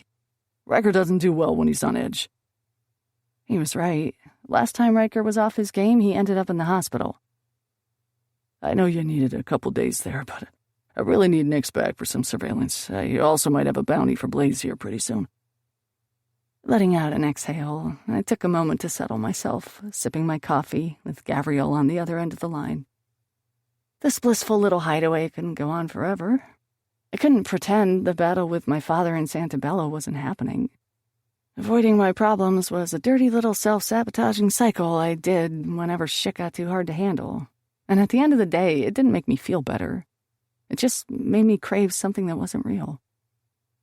Callum was off somewhere, ripping apart his grief and filling his parents' burial plots with new dirt my father stained with their blood. Santabello was on our heels, and Paul Bright knew we were onto him. He was likely angry that I was alive, frustrated that my mother threatened his credibility with her suicide, and just plain murderous. Men like him didn't need a reason to kill, and we'd given him plenty. And when Dad was angry, he was lethal. "Want to meet for breakfast first?" I asked, hoping to prolong the inevitable. I needed a nice, normal meal, preferably one that ended with orgasms. "Well, that's the thing. I'm outside Blaise's door with some of the best damn bagels in the city." With a giddy laugh, I ran to the door, throwing it open and flinging myself into the unsuspecting arms of Gavriel Moretti, my badass mob boss with breakfast in hand and a shy smile on his perfect face. It was silly and normal and perfect. Ryker stood behind him, and Joe was hunched over as he leaned to the left, a familiar scowl perched upon his dry lips as he eyed the bag of food in Gavriel's hand with longing. Ryker pulled me from Gavriel's arms and hugged me tightly, lifting me off the ground and carrying me inside the loft where Nix and Blaise were stirring. The tips of my toes just barely brushed against the hardwood as we walked. "Is that coffee? Please tell me that's coffee." Nix begged while scratching his abs, smiling at Gavriel before adjusting his morning wood. He was wearing only boxers and a smile. No shame. Ryker reluctantly set me down, and I took advantage of having his full attention, trailing my fingers down his chest as I steadied myself. "I missed you, right, baby?" I whispered, low enough that only he could hear. "I missed you, too." I broke the intense staring contest the two of us were having to appreciate his black athletic shorts and tank top. It was ridiculously chilly outside, but his bare arms were on full display, giving me a healthy view of his ink. Stealing my cup from the counter, Nix began sipping it, wincing when the hot liquid hit his throat. "Couldn't stand to be away?" Blaise asked the guys as he walked in and kissed me on the cheek, stealing Gavriel's sack of food before settling at the island and eating. I stole a cinnamon bagel from the sack and slathered it with butter, moaning when the glorious carbs hit my tongue. "This is amazing," I mumbled, my mouth full. "Can you even taste it? Did you put an entire stick of butter on that?" Ryker asked, wrinkling his nose and staring at me in disgust. I made a big show of licking my lips and rolling my eyes. Who didn't like butter? Ryker grabbed 3 bagels and began eating them with brute enthusiasm. "Carb loading for your fight?" I wiped my mouth with a napkin and nodded at him. I was still learning his rituals, how he prepared, and how he conditioned his body. Blaise looked between us with a confused expression before Gavriel started explaining everything to him. "Santabello sent Ryker a challenge." "Well, good morning to you too, Harlem," Blaise answered sarcastically, slumping over on the kitchen counter and popping his neck. I stared at Joe while they continued to discuss the details. He was off in the corner, eyeing our bagels with jealousy. My hangry little bodyguard was kind enough to give us space yesterday, and the least I could do was feed the poor man. Sliding off the stool I was sitting on, I walked over to him and placed a whole wheat bagel in his hand. "How's Mrs. Joe?" I asked with a half smile. Joe's eyes flashed to Gavriel in warning, as if trying to tell me that he wasn't supposed to be with the missus instead of watching me. I zipped my lips with a smile, dragging my fingers along the seam of my mouth before throwing away the imaginary key. After making sure that no one was listening in on our conversation, Joe bent over slightly, parting his mouth to whisper in a rush, "She was fine and sends her thank yous." I caught the edge of a blush on his cheeks, as if she chastised him into saying that to me. I hoped things calmed down soon enough so I could meet Mrs. Joe and join their little family. I bet she was always nagging him in that playful way familiar and older couples did. I longed for the teasing that danced along the line of too far, that comfortableness that came only from knowing for sure a person wouldn't leave you, even if you were a bratty asshole. "Tell her I can't wait to meet her," I whispered back, smiling a bit at Joe's annoyed expression. He would likely tell me no, and then I'd have to follow him home. What happened next was instantaneous. They say time slows during a near-death experience. Everything moves at a snail's pace, grazing reality with eternity and showing you what the end felt like by making your last few seconds drag for hours. I wasn't gifted with that. Things moved too fast. Everything was too sudden, a blur in the room that my eyes couldn't focus on. Glass shattered, and a hand was on my back, pushing me down until my teeth were scraping against the hardwood of Blaise's loft. I screamed, my voice breaking apart around us until a meaty hand covered my mouth, forcing me to be quiet. "Get her out of here," Gavriel screamed. Twisting my head, I noticed that he was by the window, staring out fearlessly at the city below while the rest of us crouched and hid from the bullets. Another shot. Blood. There was blood. Joe was on top of me, letting out little grunts of pain as he covered my body with his own. "Joe, are you okay?" His hand still covered my mouth, making my question nothing but a muffled cry. His blood covered my skin, the crimson stain reminding me of my night in the basement. I fought through the triggering image, gasping for air, while I wiped away the seeping evidence of the violence staining my tank top and yoga pants. It seemed to sink through my skin. "Joe?" I asked. He was deathly pale. Blaise placed a hand on my shoulder, pulling me out from beneath my burly bodyguard, and a few feet away as I stared at Joe's bloodied body. His lips were white, and Nix applied pressure over his chest, his muscles straining as blood filtered through the gaps in his fingers. "We need an ambulance," Blaise yelled. "We need to get out of here," Gavriel growled. "We can't leave. We don't know how many of them there are." Ryker was crawling towards me, his face determined as another shot rang through the loft. And another. Sparks flew as a metal bullet ricocheted off Blaise's appliances. Within moments, men in black suits were storming through the front door of Blaise's loft. Their deep voices were a chorus of screams, demanding that we get down. "Protect Sunshine at all costs," Gavriel screamed. Surrounding us with guns drawn, his men were prepared to take on whatever threat was against us. We just didn't know where the danger was coming from. "Yes, sir," a man with blonde hair answered him as 3 men circled me, blocking my view of Joe and of my guys. My breathing became labored as I took in their backs and the weapons in their hands. Once again, I had to remind myself that this wasn't the basement. This was the top story of a building, a loft apartment in Harlem. The door was 7 paces away. The knife Joe had given me was tucked beneath my pillow in Blaise's bedroom. If I closed my eyes, I could feel each groove. 1. Joe took a bullet for me. 2. Joe took a bullet for me. 3. Joe took a bullet for me. I tore my eyes from their weapons, ignoring the twitch in my fingers. Looking down at my lap, I'd noticed that my own hands were red.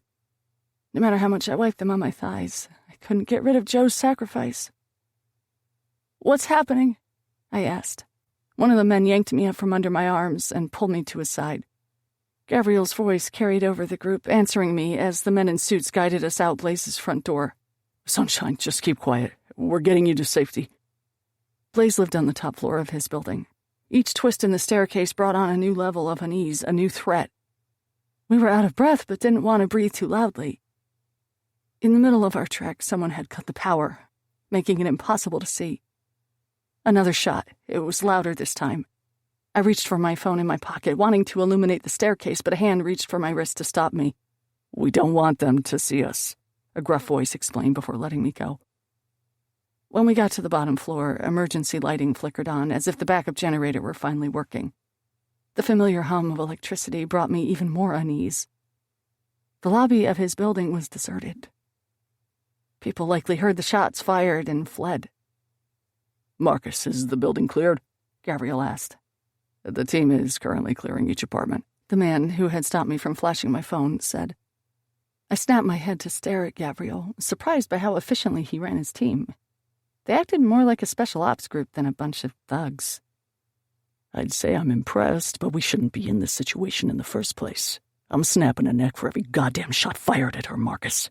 It better not be you that let shit like that slip through the cracks," Gavriel said, his voice quiet but still fierce as he took in the open lobby. Through the gaps in the bodies around me, I saw Gavriel's town car idling on the curb, the front wheel almost on the sidewalk with how rushed the driver parked. Pedestrians were speed walking away from us. They moved with a sense of urgency, self-preservation at the forefront of their minds. But they didn't run. Some of them even looked blatantly at us while wearing curious expressions, almost as if this occurrence were normal for them. Just another bad man with another bad gun. One of Gavriel's men jogged toward the car, while we stood just outside the entrance to the building. Once the door is open, we'll run for it. The moment the door is shut, you leave. Get her to the safe house. I'll follow. I turned to look at Gavriel, a wordless plea on my lips for him to come with me. He must have seen the worried look on my face, because he bent low, whispering in my ear for only me to hear. I can't go with you. I'm the target. I won't be the reason something happens to you, love. Then he kissed my cheek, lingering for far longer than what was appropriate, considering we were outside Blaise's building while bullets clipped past us. I turned my attention back to the man reaching for the driver's side door to open it. Each of his movements lasted an hour, time finally slowing to drag out the severity of the moment. As his fingers enclosed around the handle and opened the black metal door, a chain reaction of fire exploded, throwing our group back 6 feet and into the glass of the front windows of the lobby from the power of the explosion. Car parts rushed past us, debris scraping my cheek as I landed on my back in a pile of glass. The hard ground rubbed my shoulders where my tank top wasn't covering me, and tiny shards dug into my skin. Everything hurt. The smoke made it hard to see. "Sunshine," someone choked out. Sounds were an echo within my skull, a distant tone my brain couldn't connect with.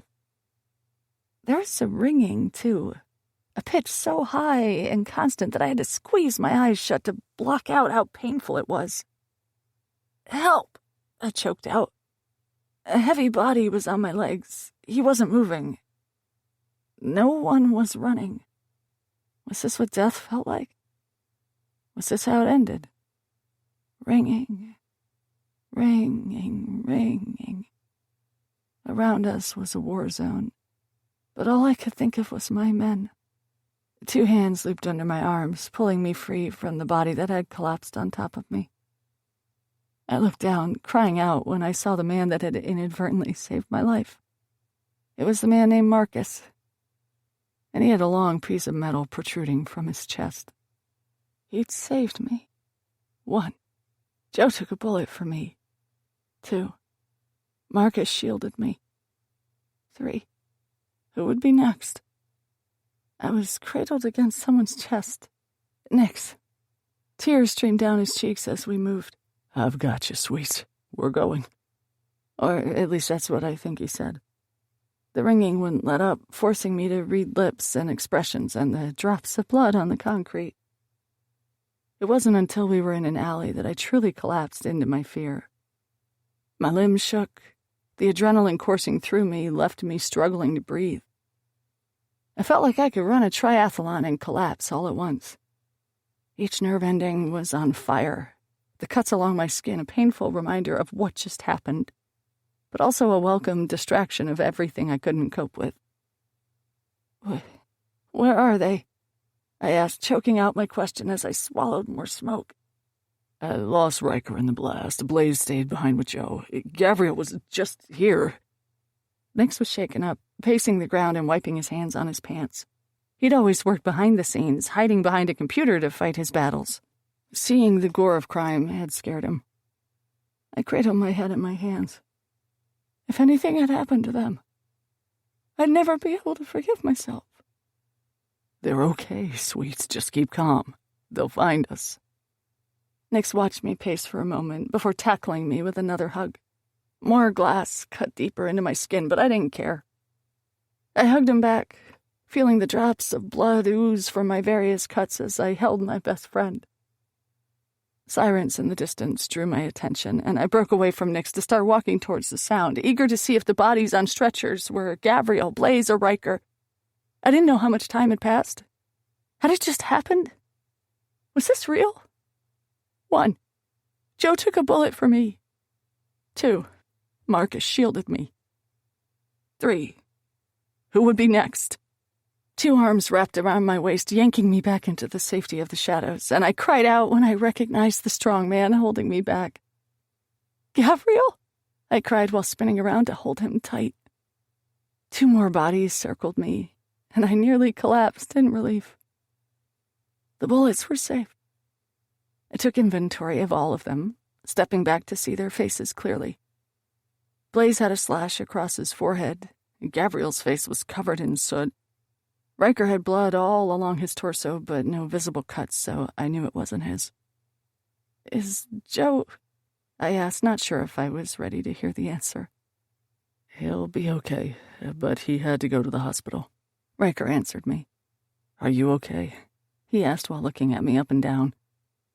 "I'll need a doctor to pull some glass from my back," I answered him while spinning around. It wasn't much, but the nagging pain would become excruciating if not dealt with soon. "What just happened?" I asked. "Santabello.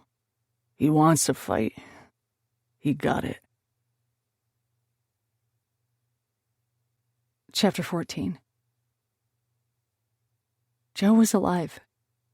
We sat in an unmarked SUV outside the hospital, waiting for updates against the wishes of my men. In the driver's seat, Gavriel's leg bounced the entire time, anxious fingers tapping against his knee as he made various calls to cuss out his security team. "A fucking sniper. I want footage from Blaise's building emailed to me within the hour." I was a mess. The blood of the man that died to save me stained me with everything that had happened. We smelled like rust and sweat and salty tears. "Has anyone called Joe's wife?" I asked, my voice tired from the harsh screams that ripped through my throat earlier. I'd kept silent once we got to the car. "Fuck," Gavriel muttered before pulling his phone out. I held out my hand, eager to be the one to call. "May I?" Gavriel furrowed his brow, settling back in his seat in the front, but twisting to stare at me incredulously. "I guess," was his whispered response as Blaise banged his head in exasperation against the cool glass of the car window. Gavriel dialed the number before handing the phone to me, brushing his fingers against mine, as if to prove to himself that I was still alive and that I wasn't some ghost haunting him. She answered on the second ring. Mrs. Joe had a breathless quality about her tone that in any other circumstance I would have deemed warm and relaxing. She had a southern accent, too. It was cute. "Hello?" "Hi, is this Joe's wife?" I asked lamely. Before, I'd gotten used to calling her Mrs. Joe in my mind, but now it felt silly not knowing more about the family of the man who saved my life. "Yes, it's about time you call me. Am I on speakerphone? Let me speak to Mr. Moretti this instant," she growled, her warmer tone no longer serene. I clicked the speaker button, making Gavriel wince. He was apparently familiar with Mrs. Joe and was prepared for the confrontation about to happen. "Gavriel Moretti, I changed your diapers and you wait 6 hours to call me. 6 goddamn hours!" she roared. I covered my hand over my mouth, instantly amused by Mrs. Joe. This pretty much solidified my resolve to keep her. "Mrs. Ritchie, I sincerely apologize for taking so long to call." "Your sister was the one to finally inform me, only after I saw my husband being carted into the hospital on the news. 6 hours, Moretti." She said his name like it was a curse, and I imagined her waggling her index finger at him when Gav was a kid. I didn't realize how far back their working relationship had gone. "If I told you, you'd try to come here," Gavriel replied. "You know Joe's rules. You're not allowed to be involved, not with your heart condition getting worse. The doctor said no stress." "That's a bullshit excuse and you know it." "Okay, Summer, you can take me off speakerphone now," she cooed, her voice softening as she said my name. I took a moment to process how fucking adorable Gavriel's relationship was with them, as well as scowl at him on her behalf. For a split second, I found myself feeling jealous of Gavriel. He had a family, a makeshift one of thugs and scolding women with southern accents. He had a brotherhood. All this time, I'd been so worried about Callum feeling accepted that I'd forgotten that I was an orphan, too. For 2 years, it had been Nix and me against the world. "Okay, dearie, you can talk now," Mrs. Ritchie said. "We're at the hospital. Joe..." He saved me, I cried. The tears that filled my vision were nothing but a prickling reminder of everything that had happened and everything yet to come. Is he okay? She sobbed. Her earlier bravado had completely disappeared, and now I found myself consoling her. I pictured a beautiful woman with gray hair and laugh lines around her eyes, clutching her chest in a cozy kitchen. He's in surgery, but they're saying he should be okay. I know you probably want to come up here, but it might be safer for you to stay home. I turned to look at Ryker. Of all of us, he looked the most guilty. His knuckles were white as he gripped his thighs. Ain't nobody or nothing gonna keep me away. You think Santabello cares enough to kill an old woman with one good eye and 2 left feet? Y'all need to worry about yourselves. I'm so glad to finally get the chance to speak to you. I've heard so much about you. I smiled at that. So my broody bodyguard had mentioned me? Nice. You just worry about yourself. Joe and I can handle ourselves. He'd be pretty pissed if he saved your life just for you to get yourself killed. Go somewhere safe. Can I call you on this number? Yes, I blurted out immediately. I wasn't sure why I ached for a connection with this stranger, but I did. That's the thing about craving a family. It made you find the first candidates and cling to them. What's your name? I asked. Sherry. I'll see you soon. Get out of town, dear, she offered before hanging up the phone. When I handed Gavriel back his cell, he looked at me with pity and an expression similar to guilt. Remember what you told me, Gav? I asked, calling him out for the sad expression on his face. Don't even fucking say it. Your life was in danger, love. I'm allowed to feel whatever the fuck I want to. Gavriel looked to Ryker and Blaise for support. I was enjoying how the tables had turned. Don't confuse empathy with blame, Gav. This wasn't your fault. You couldn't have known. Yeah, well, I could have been better fucking prepared, Nix yelled, thrusting his hand up and gesturing between all of us. He was still worked up, shocked by how everything went down, and I couldn't even blame him. I mean, that was crazy. Bullets flying everywhere, explosions, a fucking detached arm grazed my thigh. You had me watching Paul when I should have been keeping an eye on Santabello. It was beyond crazy. It was terrifying. It was intense. I didn't know where the blood ended and the destruction began. I should have never let you guys disappear at Blaise's loft. If Nix was running surveillance, none of this would have ever happened. I bristled at the insinuation in that blaming statement. Nix couldn't have possibly prevented this. Ryker was still clenching and unclenching his fists. He had been the most silent. It wasn't necessarily out of the norm for him, but I wanted him to say something, do something. I'm gonna say yes to the fight, he growled before grabbing my hand. Blaise twisted around in the front seat to face us, a curious expression on his face. You want to willingly challenge the man that almost killed us? He asked incredulously. My fingers itched to call Callum, to check and see how he was and let him know everything that was going on, but every time I reached for the phone in Gavriel's hand, something made me pause. Maybe it was the chronic martyrism and self-pity I'd been living off of the last few weeks that was making me doubt things, but I wondered if Callum would even care. It was stupid and a waste of time to even entertain those dark thoughts. It was just a different form of the same doubt my father tried to instill in me when he threatened me the night in the basement. He wanted me to doubt the system and the people I loved.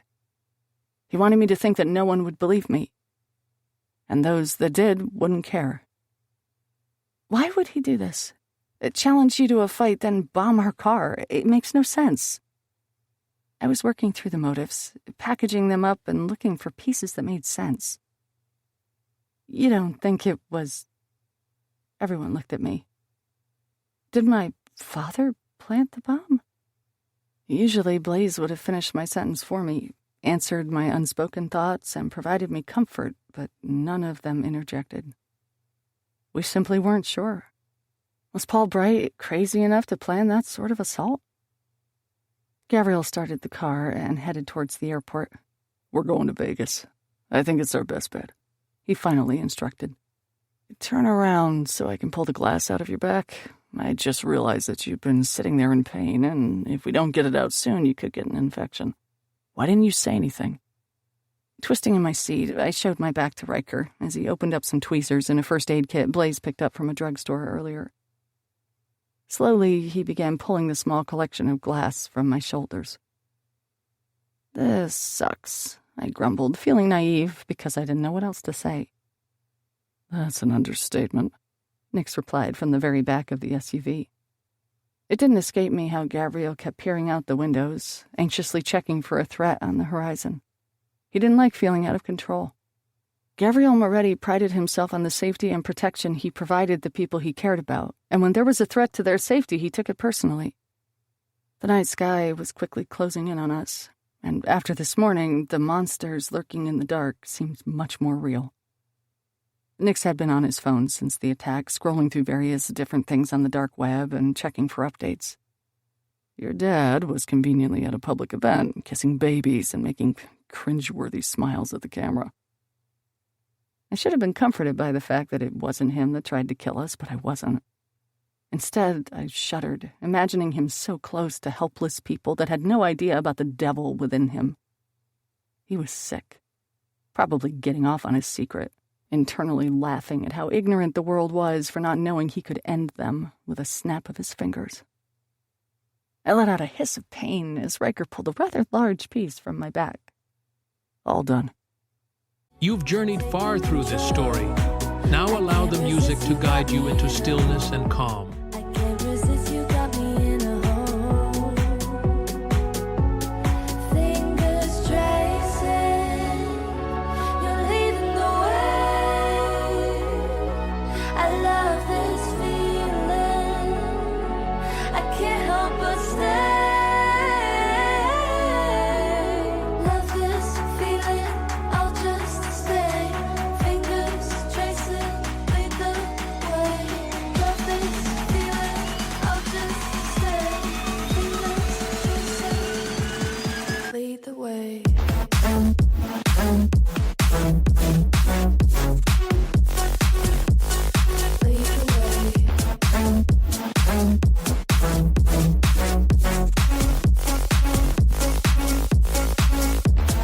After you, lead the way. Within minutes, he was applying antiseptic to the cuts, the burn waking me up as I let out little whimpers. "You're hurting her," Blaise said, a little more stern than I was used to. "We all are," was Ryker's solemn response, and his words hung heavy around the car, acting like a weight on our already sullen mood. Didn't he know? They'd saved me. "Santabella was brazen. This could easily be traced back to him. Either he has reason to be this confident or he's cocky," Gavriel said. Or he's scared, I added. Fear made people do reckless things. It bolstered courage when there was none left. It made people fight for that last breath of air to break the surface of the waves and dive right back in. It was dangerous, fear. It was liberating. "We're close," Nix said, "and while you were busy accusing me of not doing my job, I was keeping tabs remotely. I found out about a meeting he's having tomorrow night in Vegas," Nix said while rolling his eyes and passing his phone up to a driving Gavriel. "Interesting. It's the same night as the fight," Ryker said while leaning over Gav's shoulder to peer at the cryptic message scrolling across Nix's phone. He was trying to throw us off our game with the fight, make us focus on his motives for that as he ambushed us right under our noses. I think this meeting is important. I trailed off, trying to think of what could possibly lead to all of this. Gavriel passed back the phone and began biting his nail again, a nervous tic I hadn't seen since we were kids and he'd first moved to Chesterbrook. He'd long ago controlled the urge, but every now and then when things got bad, he'd pick the habit back up. I hadn't expected to see the powerful man he'd become slip so easily back into that insecure habit. "Can you explain your feud with Santabella to me more?" I asked while scratching at the dried blood on my hand. The dull red looked almost bright against my washed-out skin. "Santabella wants to control gun imports. He used to work with my dad, and they shared control of a few of our suppliers, each taking territories to keep things even. It worked for a while, until Dad went to prison and Santabella got greedy." We pulled up to the airport, and 4 of Gavriel's men walked towards the parked car. Gav nodded towards his private plane, indicating that we would continue his story inside. We were escorted on the tarmac and up a flight of stairs, the men crowding around me, creating a shield of flesh and suits and making me wish I had Joe's grumpy expression to comfort me. Once situated on the plane, the pilots made quick work of preparing us for takeoff, and Gavriel poured himself some whiskey before continuing his story. When I came back to take on the family business, Santabello had taken control of our territory and monopolized our suppliers, forcing us to work with him if we wanted anything. It took a while to regain our clients, using old friendships, fists, and competitive prices to win them back. My dad made a lot of allies. Santabello got lazy, complacent.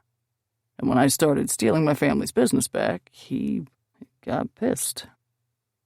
Ryker shifted back in his seat on the airplane, placing headphones over his ears and sinking into his silent place of focus, probably imagining his fight tomorrow.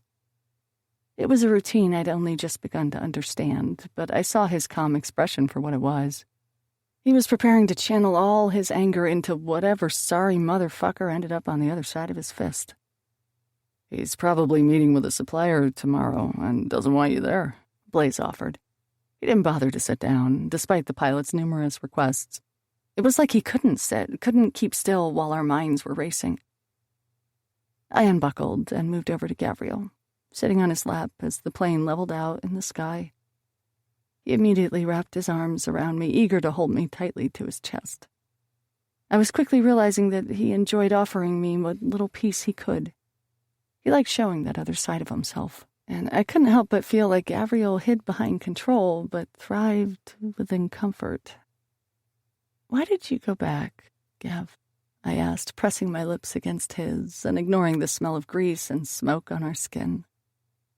I was a mess, my hair frizzy with stray strands tickling our faces. Why did I do what? He asked. Why did you go back to the family business? Why get involved? You could have been anything. Done anything.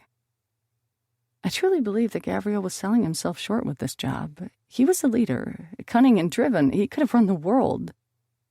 But I guess he was, in his own deviant little way. Gavriel stroked my hair, his fingers getting caught in the mess of tangles and making me wince in pain. Well, there was the obvious. I wanted to keep my father's legacy alive. Even if I hated the business as a kid, I grew to understand it as an adult. I don't deal women, Sunshine, never women. But I give jobs. I cut through some of the bureaucratic bullshit that other people have to deal with. We don't do ethical, we don't do legal, but we do money. Lots and lots of money. Lots of opportunities for lots of families that otherwise would be eating off food stamps for the rest of their lives. He spoke like a pastor in front of a choir or a used car salesman trying to convince an unwilling buyer that their car was worth the purchase. I guess, I mumbled, still not seeing the bigger picture. I wouldn't lie. I enjoyed the luxurious way Gavriel lived and traveled. Hopping on a jet plane at the drop of a hat was nice, and the homes he stayed in were glamorous. It was more than I could have ever even dreamed of. But I'd had nothing. I'd slept on benches, eaten out of the trash. I walked miles because I couldn't afford the bus fare. There was an entire 6 months where my blisters had blisters, and the soles of my feet were a permanent shade of black and red because my shoes didn't fit. I worked shitty jobs, dated shitty men, all to survive. Money wasn't shit. It wasn't worth your soul. I felt better about surviving than I did about sleeping in Gavriel's posh penthouse. I still don't get it. You always hated this job. You liked the status it earned you, but you didn't like what your father had to do. I trailed a finger over his shoulder where I knew the bullet wound was, where the evidence of how dangerous his job was lay beneath the surface of his outfit. How many more near misses had he had in the last 5 years? Isn't it obvious? Gavriel asked, cradling me closer. You left, Sunshine. The kind of money it took to hire private investigators, to find the continuous searches I ran. It was something a foster kid with 2 cents to his name couldn't do. If I wanted you, I had to accept my heritage, love. I clutched him so hard that my nails dug into his skin. If he weren't wearing a shirt, I was certain that I would have made him bleed. It hurt, to hear that I was the reason Gavriel became who he was. It was my fault he was forced to dive headfirst into the bleak parts of his family's dealings just to find me. Fucking guilt at every fucking turn. Fuck. I couldn't escape the damn emotion. It was always there, taunting me with the possibility that the entire world, in fact, did rest on my shoulders. That I was the reason for all this pain. Grief wasn't an emotion, it was a state of being, and guilt held grief by the hand, coaxing it to the other side of survival and breaking its kneecaps just before the finish line. "I'm sorry, Gav," I choked out, not knowing what else to say. What more could I have done? I was a young girl, running from the devil, and from the people meant to protect me. Knowing that my father got away with killing Callum's parents just made my decision that much clearer. "Why are you sorry? I built an empire." "I built you a kingdom," Gavriel said, his eyes wide as he grabbed my chin. Tilting my head to make me look at him, Gavriel peered at me with his brown eyes, making sure to look past the tears I had forming and dig deep, right to the darkest parts of my soul. "But I never wanted a kingdom, Gav. I just wanted you. I just wanted all of you." Gavriel kissed me then. It wasn't passionate. It wasn't painful. It didn't split my lip. It didn't taste like bliss or love or hope. It was a dark kiss, one that licked the edges of danger and heartbreak. It challenged me. It broke me. His tongue broke through the seam in my lips to taste me as his hands threaded through my hair, cupping my skull. I moaned into his mouth. His kingdom for a kiss. I had gotten flakes of dried blood on his shirt, my tears on his soul. I didn't care that Nix was sitting across from us, that Blaise and Ryker were there, fighting the turmoil of the day. I claimed Gavriel's mouth again and again. I memorized the feel of his soft lips on mine. I showed him how much I didn't give a fuck about his name, status, power, or money. I showed him that it was always him. Always him. Gavriel had always had misconceptions about who he had to be in order to be accepted.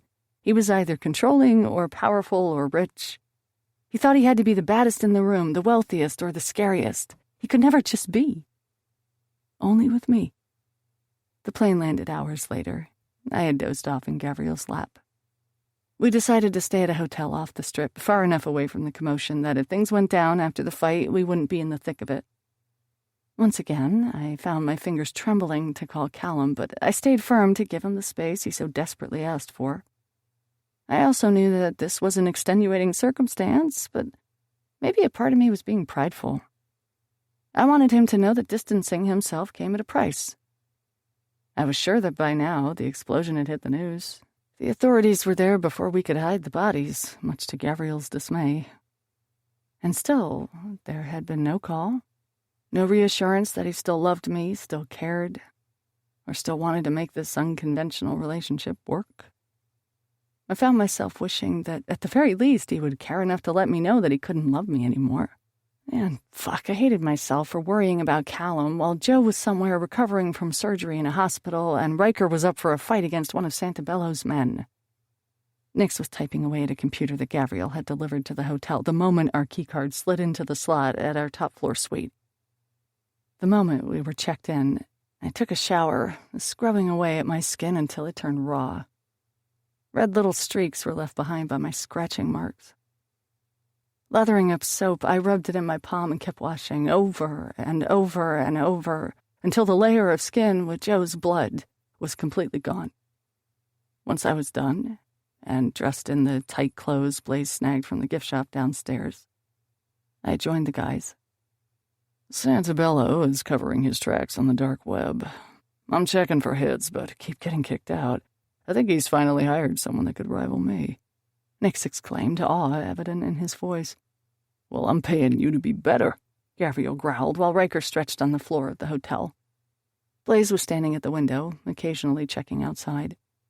I am better, Dollface, Nix replied to Gavriel in a patronizing voice, keeping his tone sickly sweet as he batted his eyes at my boyfriend. I'm just letting him think he's beating me. But I'm gonna need, 3 more computers, Nix quickly added, albeit a bit sheepishly. I moved over to Ryker, rubbing my hands along his neck as he stretched, massaging the knots that were still there from the last fight. Is it safe? I asked. To fight so soon, I mean. Aren't you still recovering? And then today, Ryker wasn't hurt too badly, but he was sore, that much I could tell. I felt anxious. It was a gnawing feeling in the pit of my stomach. One of those instinctual sensations that said something worse than what had happened today was on the horizon. I'd felt it when I went to the cabin, sitting outside and staring at the shadowed porch as my father climbed into his car. I felt it the night I ran into Blaise at the restaurant. It was like a shift in the air, a promise for something bigger to come. A hint that your entire world was about to flip on its axis and there was nothing you could do to stop it. I'll be fine, sunshine, Ryker said, his voice holding that wise tone to it that I loved so much. There's nothing preparedness and anger can't beat. I don't think we should go, I said, allowing that feeling of uncertainty to cloud my thoughts and tempt me with hiding in the shadows with my men. Was revenge worth losing them, any of them? Was Gavriel's money and power worth it? It's worth it, Ryker said. Usually it was Blaise that could read my thoughts, so I was surprised when Ryker stood and began stretching his calves, bending at the hips while talking to me. We could run, sure, give up the bullets and live together, but we'd never really be safe, never really feel free. I refuse to have a life where I'm constantly worried about the people I love. That's not a life at all. He grunted out his last statement while standing before dropping to the floor to do push-ups. Does this weird ritual where he grunts and works out amid fortune cookie statements work for you, sweets? 'Cause I'm about half ready to drag him to the gym, Nick said while rolling his eyes. He preferred to work in complete silence while hacking.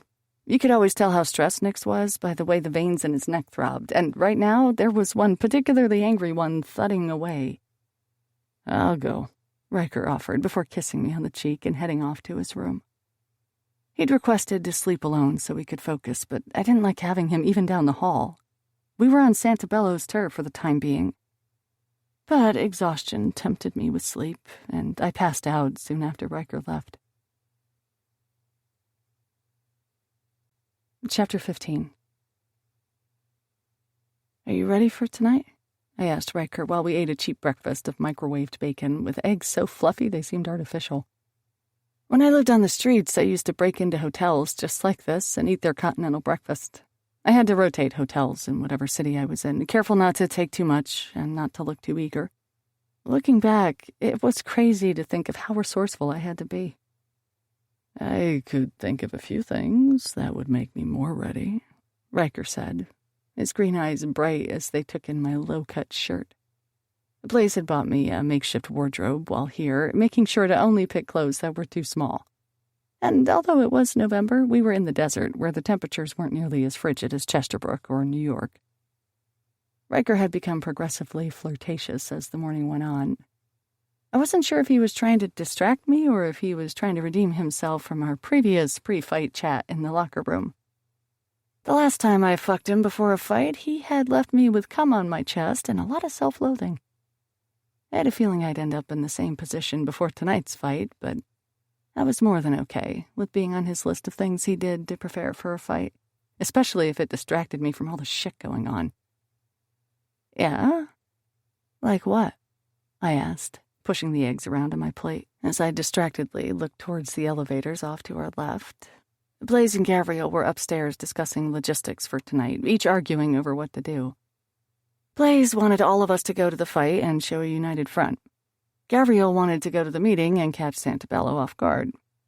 I wanted to do none of that. I wanted to do what I did best. Run away. We're going to be fine, Ryker said, drawing me out of my thoughts. I was calculating how much money it would cost to get fake IDs and cross the border. Is that what you tell yourself to keep calm before a big fight? I asked with a smirk as the elevator doors opened and Nix walked in, holding a cell phone up to his ear while frowning. Look, you need to stay indoors. Don't leave Sherry's sight, he ordered. He looked at me, his dark eyes such a cloudy shade that I wondered who was on the other line, making him so flustered. Because I said so. Maintaining eye contact with me, Nix continued speaking as he approached the table. You should just get used to me caring about you. When I find people I like, I don't give them any other choice. Do not do anything stupid. Stay hidden. You're safer there than you are with us, but if you run off again, I'll walk to New York and spank your pretty little ass, Miss Moretti, he said before pulling the phone from his ear and hanging up. Gavriel's sister? I asked as he pulled up a chair. Yes, Nix grumbled before stealing toast from Ryker's plate, earning a growl from the carb-loading pro-fighter. I've seriously got to meet her, I joked. Anyone that Nix cared about automatically earned favors in my book. Add in that she was Gavriel's blood, and I was halfway to adopting the poor girl. What was it with me and wanting to collect people for a makeshift family? What are you all talking about? I need some lighthearted conversation that doesn't mention the mob, tonight's fight, or what we're doing with our lives. Nix's voice was agitated. He threw me a playful pout as he chomped down on the bread. Ryker was just telling me how I could help with his pre-fight routine, I replied while lifting my foot and rubbing it along Ryker's calf in what I hoped was a seductive move. Wrong leg, sweets, but please don't stop, Nix joked before a hand from beneath the table wrapped around my ankle. Whoops. I kept rubbing, though, just because I could. Nix's phone began ringing again, but this time when he answered, I could hear shouting on the other line. Whoa, Agent Mercer, calm your tits. She's right here, Nix said while holding the phone away from his ear and handing it to me. A mixture of many emotions flooded me. Relief that Callum was calling. Fear that he was upset or angry.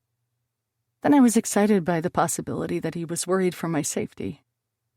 I hated that about myself, but I wanted to feel loved. Hello?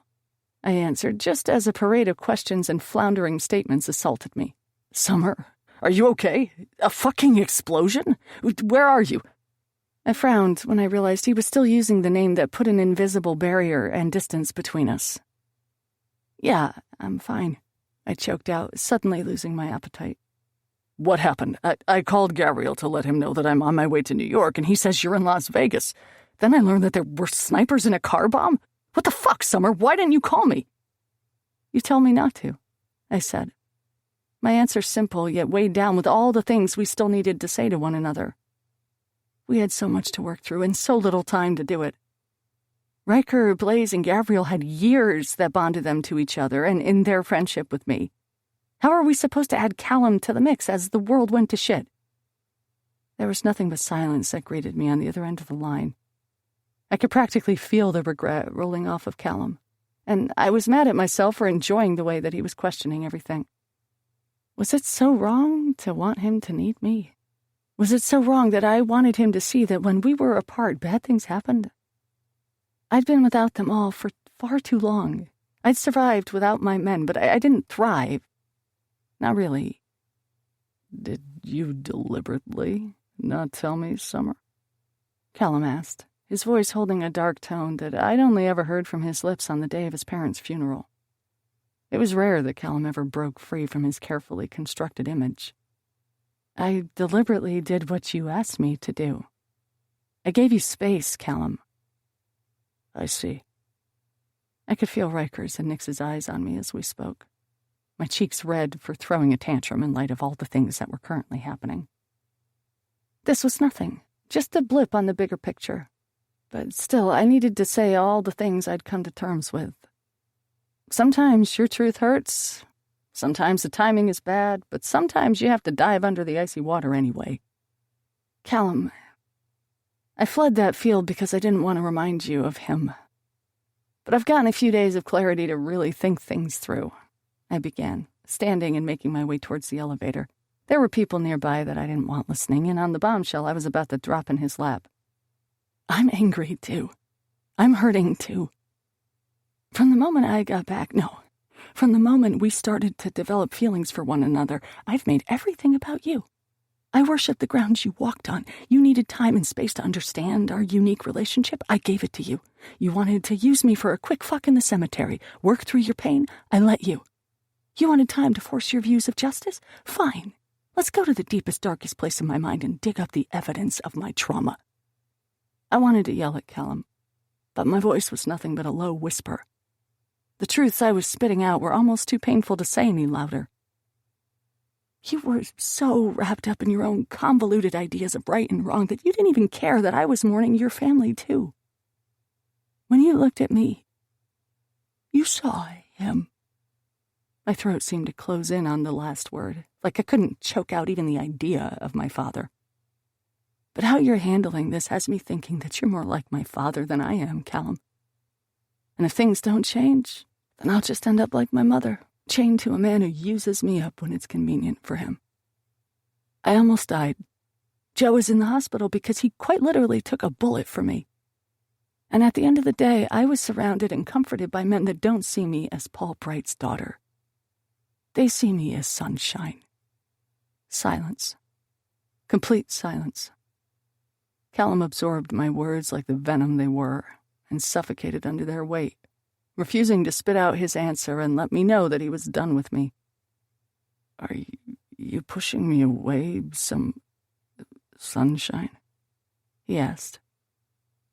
I looked around, realizing that during all of this I'd somehow marched to our room and was standing outside the hotel door. Ryker and Nix were standing a safe distance away.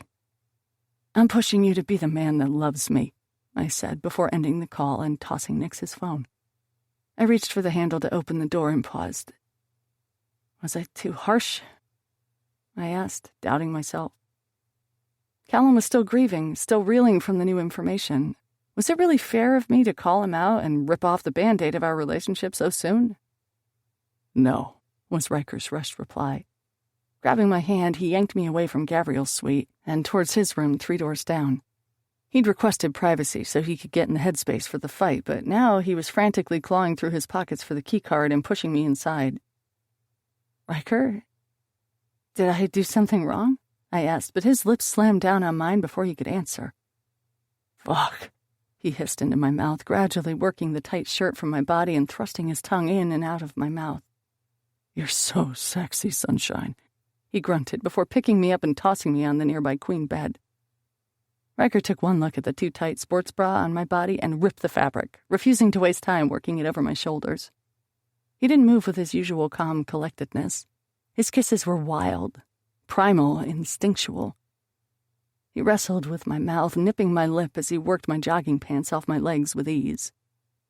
God, I love you, he murmured while trailing his tongue down my neck into the high peaks of my breasts, licking the circular petals of my nipples before dragging his teeth against my sensitive skin. Goosebumps erupted along my skin at the sweet sensations. Watching me hurt Callum turned you on, huh? I asked a bit breathlessly. I wasn't sure how I felt about that, but I also felt too good to care. His head snapped up as I looked down at him, my chest heaving. Is that what you think? His eyes were wide as he gauged my reaction. Yes? My response sounded more like a question than an answer. Oh, sunshine, he responded while lowering further, kissing my skin like it was a drug. He was eager, and I felt vulnerable, deliciously treasured and delicate beneath him. I'm dying to bury myself in your sweet little cunt because watching you stand up for yourself is quite possibly the hottest thing I've ever seen in my life. Ryker's lips parted, and I took in his hooded eyes. Sitting up, both of us maneuvered until we were on our knees and facing one another. Callum's got to learn how to take a hit, Ryker said, reminding me of our conversation in my childhood bedroom all those years ago. And baby, you just threw your first punch. We collided. We threw ourselves at one another, our bodies an angry mashup of clashing teeth and moving limbs. I was ripping his shirt off of him, and he was biting my lip, sucking and pulling back to the point that it hurt. I shoved at his chest, pushing him into a lying position so that I could straddle him. I didn't picture you as the type to like an aggressive woman, I teased while trailing my nail down his chest. The scrapes on my back were buzzing from all the movement and groping, but the pain wasn't unpleasant. It just heightened the pleasure of the moment. Well, let's consider this a learning experience then, Ryker replied before twisting his body and pulling me down to the mattress, maneuvering so that he was then on top. or this could be a warm-up. I'm in the mood for a good pre-fight fuck. Ryker whispered in my ear as he leaned forward, and I forced my hips up, bucking beneath his hold, but loving how firm his hands felt as they pinned me down. I'm in the mood for a fucking fight, was my throaty response. I leaned up as far as I could and licked his bottom lip, earning a growl. We pushed and pulled at one another, each of us fighting for power over the other, but neither of us really winning. I'd steal a kiss, he'd tug on my skin. I'd writhe, he'd hold me down. A thin layer of sweat covered my body as we shifted. The blankets a tangled web, wrapping up our legs as we moved and making the air feel hot. I nipped at his shoulder, holding back a pleased cry as he slammed into me. Give up yet, sunshine? Or do you have more left in you? Ryker flipped me over with ease, then placed his palm in the middle of my back, pressing me down into the mattress. I let out a laugh as his thrust slowed to a steady pace, giving me the perfect opportunity to wiggle away if I wanted. It was playfully hot and erotic and fun. This was the most exquisite game of cat and mouse that I'd ever played. His body was hot against mine, and every time I got close to coming, I'd push him away and tackle him into a new position. I wanted to prolong the inevitable. "You gonna come for me, Rye baby?" I asked. You first, he croaked as he pulled out and flipped me over so that we could both look each other in the eye. I clawed at his back as he leaned over me, pressing his lips to my sensitive neck and breasts. I knew I'd be sore later. The cuts from the explosion mixed with my overall exhaustion made every move more rewarding. Like I'd earned the pain. He raised up, using his arms to support him as his thrusts increased. The pace was too much to handle. I was coming apart on his cock, conceding to our battle of wills while crying out his name. His own release came shortly thereafter, and I smiled at how good it felt for him to twitch inside of me. Warm relaxation flooding each muscle and joint as we both sighed in relief. The only sound in the room was our breathing, and Ryker's satisfied groan. I think I need to add this to my pre-fight ritual, Ryker said before wiping sweat from his brow. Then I think you need to plan a hell of a lot more fights, I replied with a sigh. Ryker moved to lay me on his chest, and I lay there listening to his steady breathing. After a while, the doubts started to pour in over what I'd said to Callum, the fight tonight, and the meeting with Santabello. "You're gonna be okay, right?" It felt like a silly question, but I needed to know all the same. Ryker stroked my arm as he stared at the ceiling. As long as you are. Chapter 16. Ryker. 6 years ago. I used to be threatened with foster care. Dad would tell me all these horror stories and how he was the best I was ever going to get. It was part of the reason why I never told anyone that he was beating the shit out of me every night. When Mom died, he kind of lost it. He was mad at the world, mad at me. He was so mad, he would drink himself stupid, then use his alcoholism as an excuse to beat all his frustrations out on whatever warm body was closest. It was easier to hate me than hate a ghost. How could he beat up a woman that killed herself? And even with all his warnings, I was still shocked the night I arrived here. My foster brother, Gavriel, liked to assert his dominance, pissing on the town like it was his for the taking. The night I'd shown up, weak as fuck and trying not to breathe too deeply because my ribs hurt, he'd taken his damn thumb and dug it into my side right on the break. There was only one rule in Chesterbrook, and it seemed easy enough to follow. Stay away from Summer Bright. I wasn't exactly sure what was so special about her that Gavriel had to stake his claim before even learning my name, but I wasn't the type to question a good thing. So if he wanted to be all caveman about a girl with pretty eyes and long black hair, then I was more than willing to let him. When you've been beaten down your entire life, you learn to pick your battles, and she was a battle, not worth fighting. Blaise offered to drive me home every day, but I liked the walk. Of the two, he was nicer, maybe a bit more cocky, though. He was also all wrapped up in that summer bright chick. I could hear him through the walls of my bedroom late at night, talking with her on the phone. Guess Gavriel didn't mind sharing with him. It was just the rest of the world he didn't want getting too close. I'd noticed things. Little things. Like how he'd glare at guys checking her out as she walked the halls, or how he'd blow off girls that said something catty about her. They weren't dating, but he sure as hell wasn't about to let anyone else get near her. Today, it was unseasonably hot. I twisted my blonde hair up into a bun and took off my jacket. Sweat was covering my back, making my shirt stick to my body. It was a pleasant sort of discomfort. It was the type of heat that made your breath feel sticky. The concrete pavement was a stovetop, and I was frying the bottoms of my feet with each step. I've always liked to walk because it gave me time to think. I really enjoyed the quiet peace of moving at a steady pace, as well as the ritual of the experience. If I could walk forever without really going anywhere, I would. As I traveled toward the Jamesons' house, a police cruiser pulled up beside me. I never much liked cops. They always showed up too late, or the law didn't allow them to serve justice the way I wanted them to. They always had dumb excuses. The whole world knew that my dad was beating the shit out of me, but it wasn't until I landed in the hospital that anyone was able to do something about it. The driver in the police car rolled down the window and leaned out to stare at me.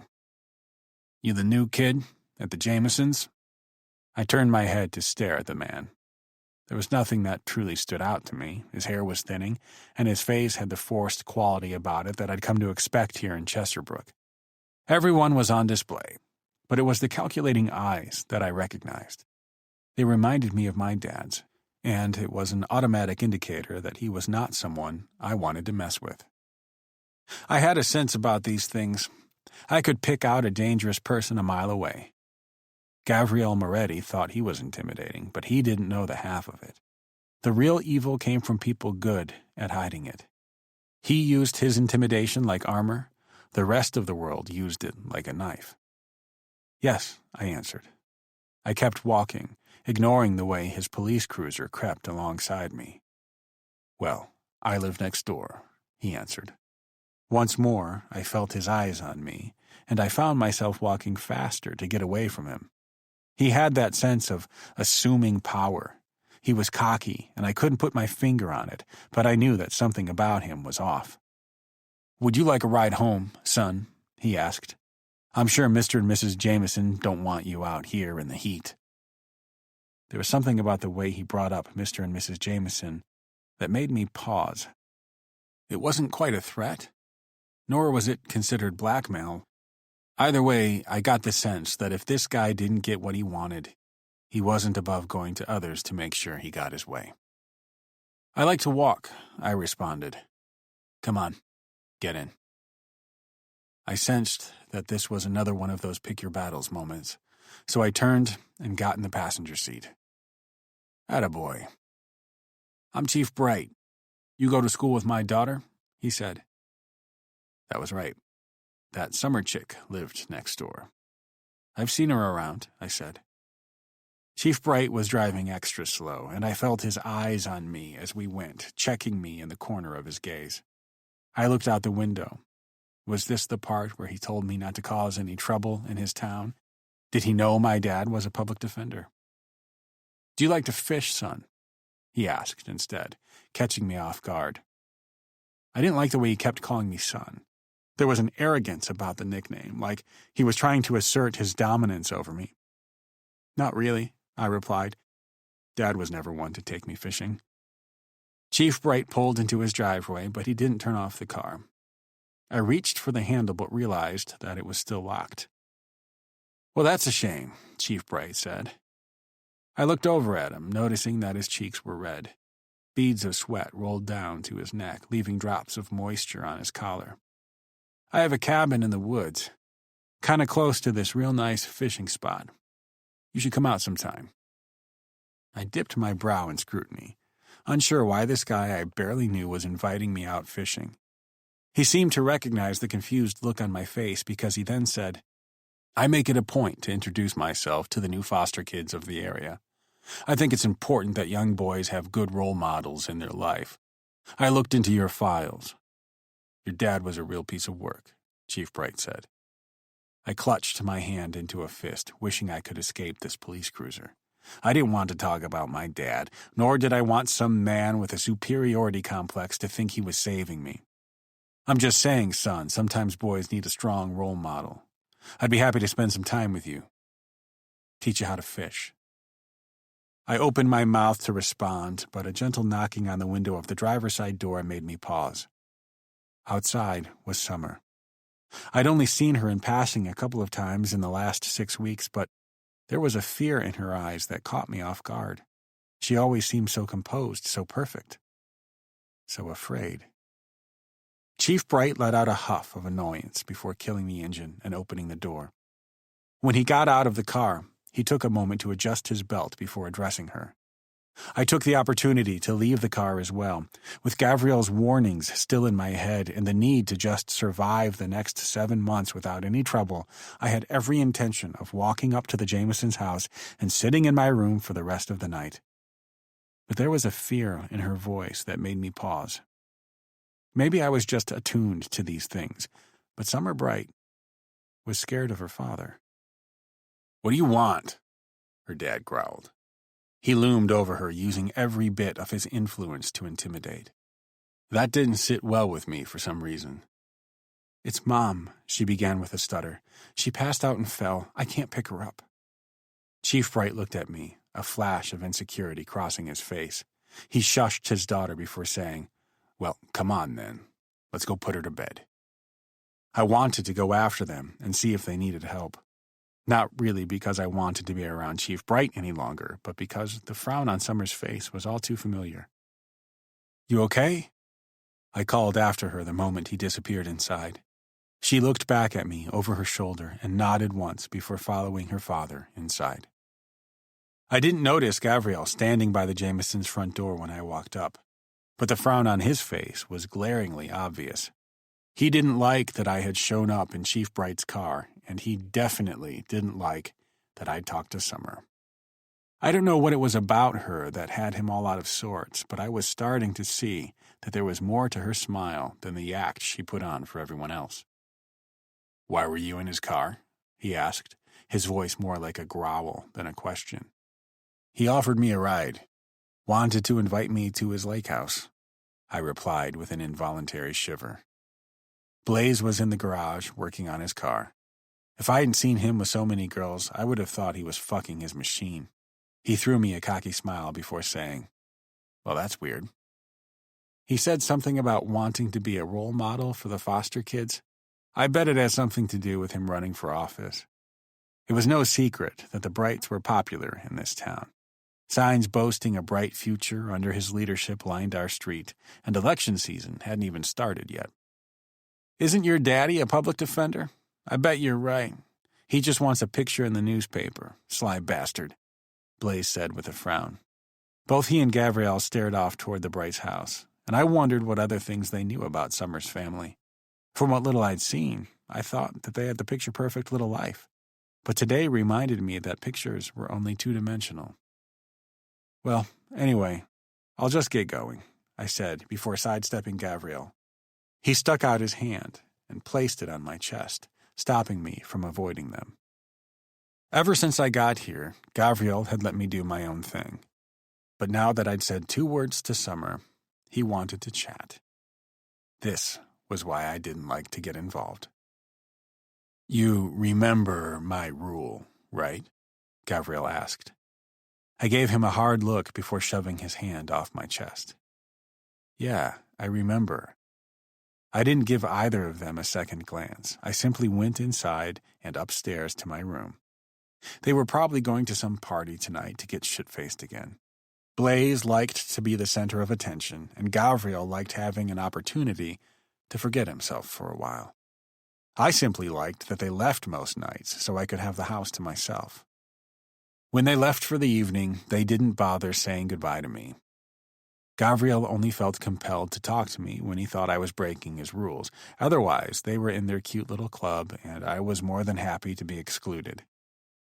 I was sitting on the couch, watching TV, when a light knock on the front door sounded. I got up, straightened my boxer shorts, then shuffled to answer it. Mr. and Mrs. Jameson were at another convention, so I wasn't sure what the protocol was for guests. A crash of thunder sounded outside, and when I opened the door, I was surprised to see Summer Bright. She was drenched from head to toe, and the tears on her face were mixed in with the rain pouring down.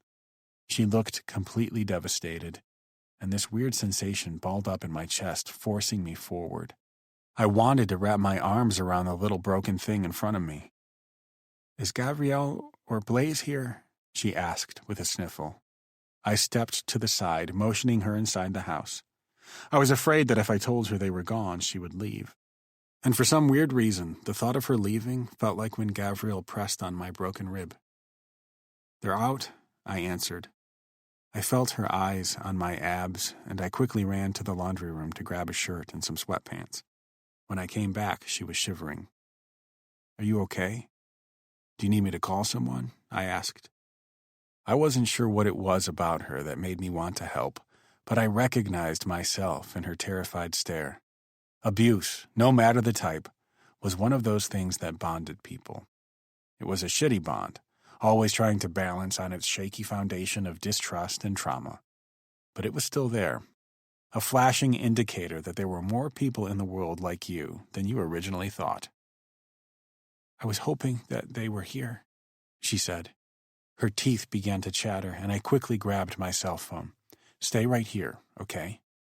Dialing Blaise's number, I called him, stuck between wanting him to answer and wanting him to stay away all night. But then I remembered about battles and how I should pick them. "Finally get tired of hanging out alone?" he answered. "I was wondering when you'd start inviting yourself along." I looked at Summer, who was doing everything in her power to avoid my gaze. She hadn't left yet, which meant that the awkwardness between us wasn't nearly as bad as whatever she was hiding from. "No, it's Summer," I said while glancing at her. "She's here asking for you guys. She seems upset." I looked at her, trying to gauge if she would be angry that I told them she was crying, but instead of embarrassment, it was like a weight had been lifted off her shoulders. On the other end of the line, Blaise cursed. "Fuck." "Her mom has a little bit of a drinking problem, and her parents have been fighting. I've been drinking. Let me find Gav so he can drive us. Tell her that we'll be home as soon as we can." Blaise hung up the phone, not waiting for my answer. Once again, I found myself staring at this mysterious girl that had my foster brothers tripping over themselves. Blaise didn't even question leaving the party early to come console her. "You can go upstairs to one of their rooms," I said, with shaky uncertainty. For some reason, I wasn't quite sure how to act around her. I wasn't sure where the line was for Gavriel. "I'm sure if you want to get out of those clothes, you can borrow some of theirs or you can grab something of mine." She disappeared upstairs for a moment, and I just figured that was the end of it. The guys would come home and be her knight in shining armor. For 6 years, I couldn't even save myself, so I didn't expect to be the one to save her now. It was best not to have high expectations. So after she'd gone up the steps, I went back to the living room and tried to ignore the nagging feeling that was eating at me. I wanted to go upstairs and take care of the stranger crying in one of the bedrooms, but Gavriel's warning was still strong in my mind. "What are you watching?" a timid voice asked from behind. Surprised, I turned around to stare at her. She found Blaise's shirt and Gavriel's sweatpants. The outfit completely swallowed her up, and I wished she was wearing something of mine, too. Maybe that's why Gavriel didn't want me talking to her. He already had to share her with one dude. 3's a crowd. Nothing really. You can change the channel if you want." I was fumbling over my words and making an idiot of myself. "So why were you with my dad today?" she asked. I chanced to look at her as she settled on the seat beside me and noticed that her eyes were red, but the rest of her showed no signs of the tears flowing from her face before. I didn't want to be rude and admit that I thought her flesh and blood was a fucking creeper, even though I was pretty sure she knew it herself. So instead, I said, It was hot, and I wasn't feeling great. He offered me a ride. Summer nodded her head, then pulled her knees up to her chest, resting her chin on them as she slumped over. I debated for a good 3 minutes about whether or not I should ask her why she was crying, when she told me without prompting. "My mom has a problem," she said. She was stumbling on the words, and I immediately knew that she wasn't telling me this because she wanted to. She felt like she had to explain herself. She was embarrassed. The thunder crashed outside, echoing the awkwardness we were experiencing here in the living room. A half hour passed like that, us silently watching a show that I wasn't even remotely paying attention to, and her occasionally looking up at the clock, probably wondering where her real saviors were. "Do you like pancakes?" she asked. "Yeah," I replied. "Good, 'cause I'm hungry."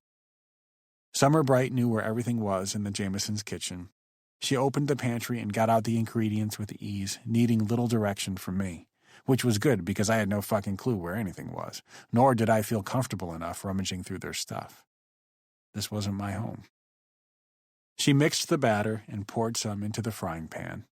I immediately saw that she overlapped some of them and wondered what design she was trying to make. I saw on a cooking show once that someone made a happy face pancake this way. Thought I'd try it out, she said mostly to herself. I leaned over her shoulder, standing close enough to smell the remnants of rain on her skin and light in her soul.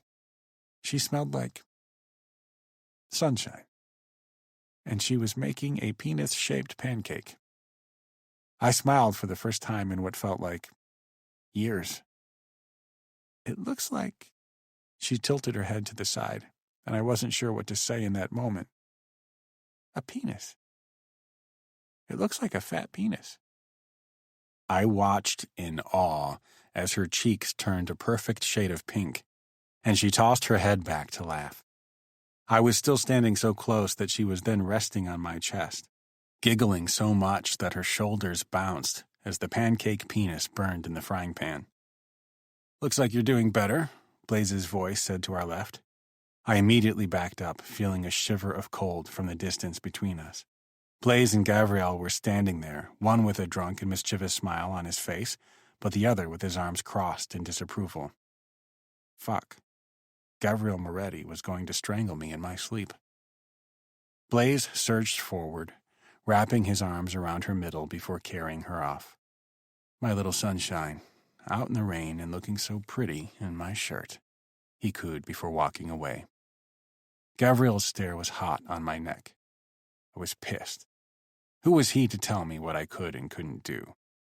He took slow strides towards me, and something in the way he walked took me to another place. I wasn't in the Jamesons' kitchen. I was at home, standing on wooden floors in my living room as Dad landed blow after blow. I flinched. I cowered. I squeezed my eyes shut, feeling like a pussy. They say a body can't remember pain, but mine could. My brain recreated the sounds of crunching bones, bleeding wounds. I was covered in bruises, but Gavriel Moretti didn't even land a punch. "Kid," a voice said, stern but loud. There was a hand on my shoulder, a slap in my brain, a shove in my heart. "Kid, snap out of it." I never understood why people said they had to pull themselves together. Mine was more like a push. I had to force my mind up a mountain of trauma. It wasn't until I was leaning against the counter that I could finally understand what Gavriel was saying. "Thanks for helping her tonight. I'm glad you were here." His tone suggested that he was hesitant to compliment me, each word lingering on his tongue. "What?" I knew better. Gavriel wasn't going to repeat himself. "You know how to fight, kid?" he asked. I could have punched him in the jaw right then and there for the nickname. We were practically the same age, and if pain added years, then I was at least a century old. "I can take a hit, if that's what you're wondering," I said. "I didn't ask that. I asked if you knew how to fight," Gavriel continued, crowding my space with that dark look in his eyes I'd seen the first night I got here. "No, not really." "Good. First lesson tomorrow morning at 6 a.m. before school. Sunshine works in the library before class, so we ride early. Don't be late. He spun around, not giving me the chance to refuse. I watched his back as he retreated from the kitchen, wondering if I was now a bullet or if I left my father's abuse to take on another. Chapter 17. Sunshine. Present day. The venue for Ryker's fight was all Vegas glam. A rolled-out red carpet welcomed us, and the paparazzi flashed their cameras as the neon lights overhead illuminated the night sky. Ultimately, Gavriel decided that it would be better to show up to the fight. Nix convinced him to work smarter instead of harder, so Gavriel reached out to his contacts prior to the fight and offered the man that Santabella was meeting with a better deal. It wasn't about being the strongest. It was about being first and being the one with the better offer. Now, instead of worrying about what was happening at the meeting, we would have to worry about Santabella's reaction. Our seats were close to the ring. As we sat down, I found myself feeling more and more worried about this match. Ryker had left for the venue a couple hours ago and was likely somewhere in a locker room, preparing. I thought back on the last time I was at one of his fights. I wondered if he was calm or if he had given in to his anxious energy, pacing the locker rooms with his muscles flexed. Gavriel said that he did better when he was calm and in a stable state of mind. But I thought that there was something to be said for Ryker's anger. Skill, precision, and the ability to think ahead was important, but at the end of the day, this game was about brute force. "You okay?" Blaise asked. I was twisting a program in my lap as my black sequin dress shimmered under the bright lights while more people filtered in. To a quiet observer, this was a match between two pro fighters, but to anyone who knew more about the men fighting, this was a gang war, a turf dispute settled with fists. Gavriel was quick to dismiss my questions about Ryker's opponent, but I had a feeling that things were going to be intense. "I'm fine. I'll be better when all of this is over," I answered. Gavriel's men surrounded us, creating a wall of angry expressions and broad shoulders. A part of me wished they could block my view of the ring, but I knew it was important that I watch. "Ryker's a total badass. You have nothing to worry about," Blaise encouraged. Nix and 3 of Gavriel's men stayed behind at the hotel. He wanted to run surveillance and let us know where Santabella or my father were, should they try something at the fight. We were attending with the hopes that it was too crowded of a place for either of them to try something. I know he can handle himself. It doesn't mean I won't be any less concerned. I observed the ring and watched as the lights dimmed. Loud music with an arousing beat began playing. The announcer made his way to the center of the ring, accompanied by a referee. I only half-heartedly paid attention to the announcements. It wasn't until Ryker was walking towards the ring that my entire soul went on alert. My eyes were glued to his, my body responding to his nearness. The air smelled of cheap cologne and cigarettes. There was an exit near the front. 5 men behind me. I no longer had my knife, but I could still remember the feel of it. 1. Ryker would be okay. 2. We were safe. 3. Please let us be safe. Ryker slipped through the ropes surrounding the ring and started bouncing on the soles of his feet. Oh, yes, he was definitely that anxious ball of energy. To my right, Gavriel frowned as he stared at this new warm-up technique. "Why is he bouncing around? That never works for him. He needs to calm the fuck down," Gavriel said. Behind him, his men were whispering frantically, as if realizing that the bets they just placed were at risk. My eyes snapped back to Ryker. Even if it was out of the ordinary, I knew that Ryker was doing whatever was best for him. If he needed to expel some of the excess energy he had, then more power to him. The music pumping through the stadium was loud, the rocky bass making my body hum and ache in all the places Ryker kissed me earlier. How did Santabella pull this off so quickly? I asked Gavriel, leaning in to speak in his ear over the loud music. "Money and power, love. He hasn't learned the art of subtlety," was Gav's response. His eyes were glued to the ring as he spoke to me. He'd never admit it, but he was worried for Ryker. I'd noticed it at the last fight, too. I originally thought it was his love for the sport that had him so attuned to each punch, but it was actually his love for his brother that had him so invested. "What does being subtle have to do with it?" I asked. At my question, Gavriel turned to me with a smile, leaning closer so that he was speaking over me with that smoky tone that made me a puddle at his feet. "If you ever want to know who the most powerful man in the room is, look for the one not saying anything, just observing the spectacle. Power speaks for itself, love." The announcer's commentary was cheesy and over the top. It was a show of authority. When Ryker's opponent entered the ring, I had to stifle a gasp. He looked scary, and not just the traditional muscular scary with tattoos and an I don't give a fuck expression. No, he looked like a sociopath.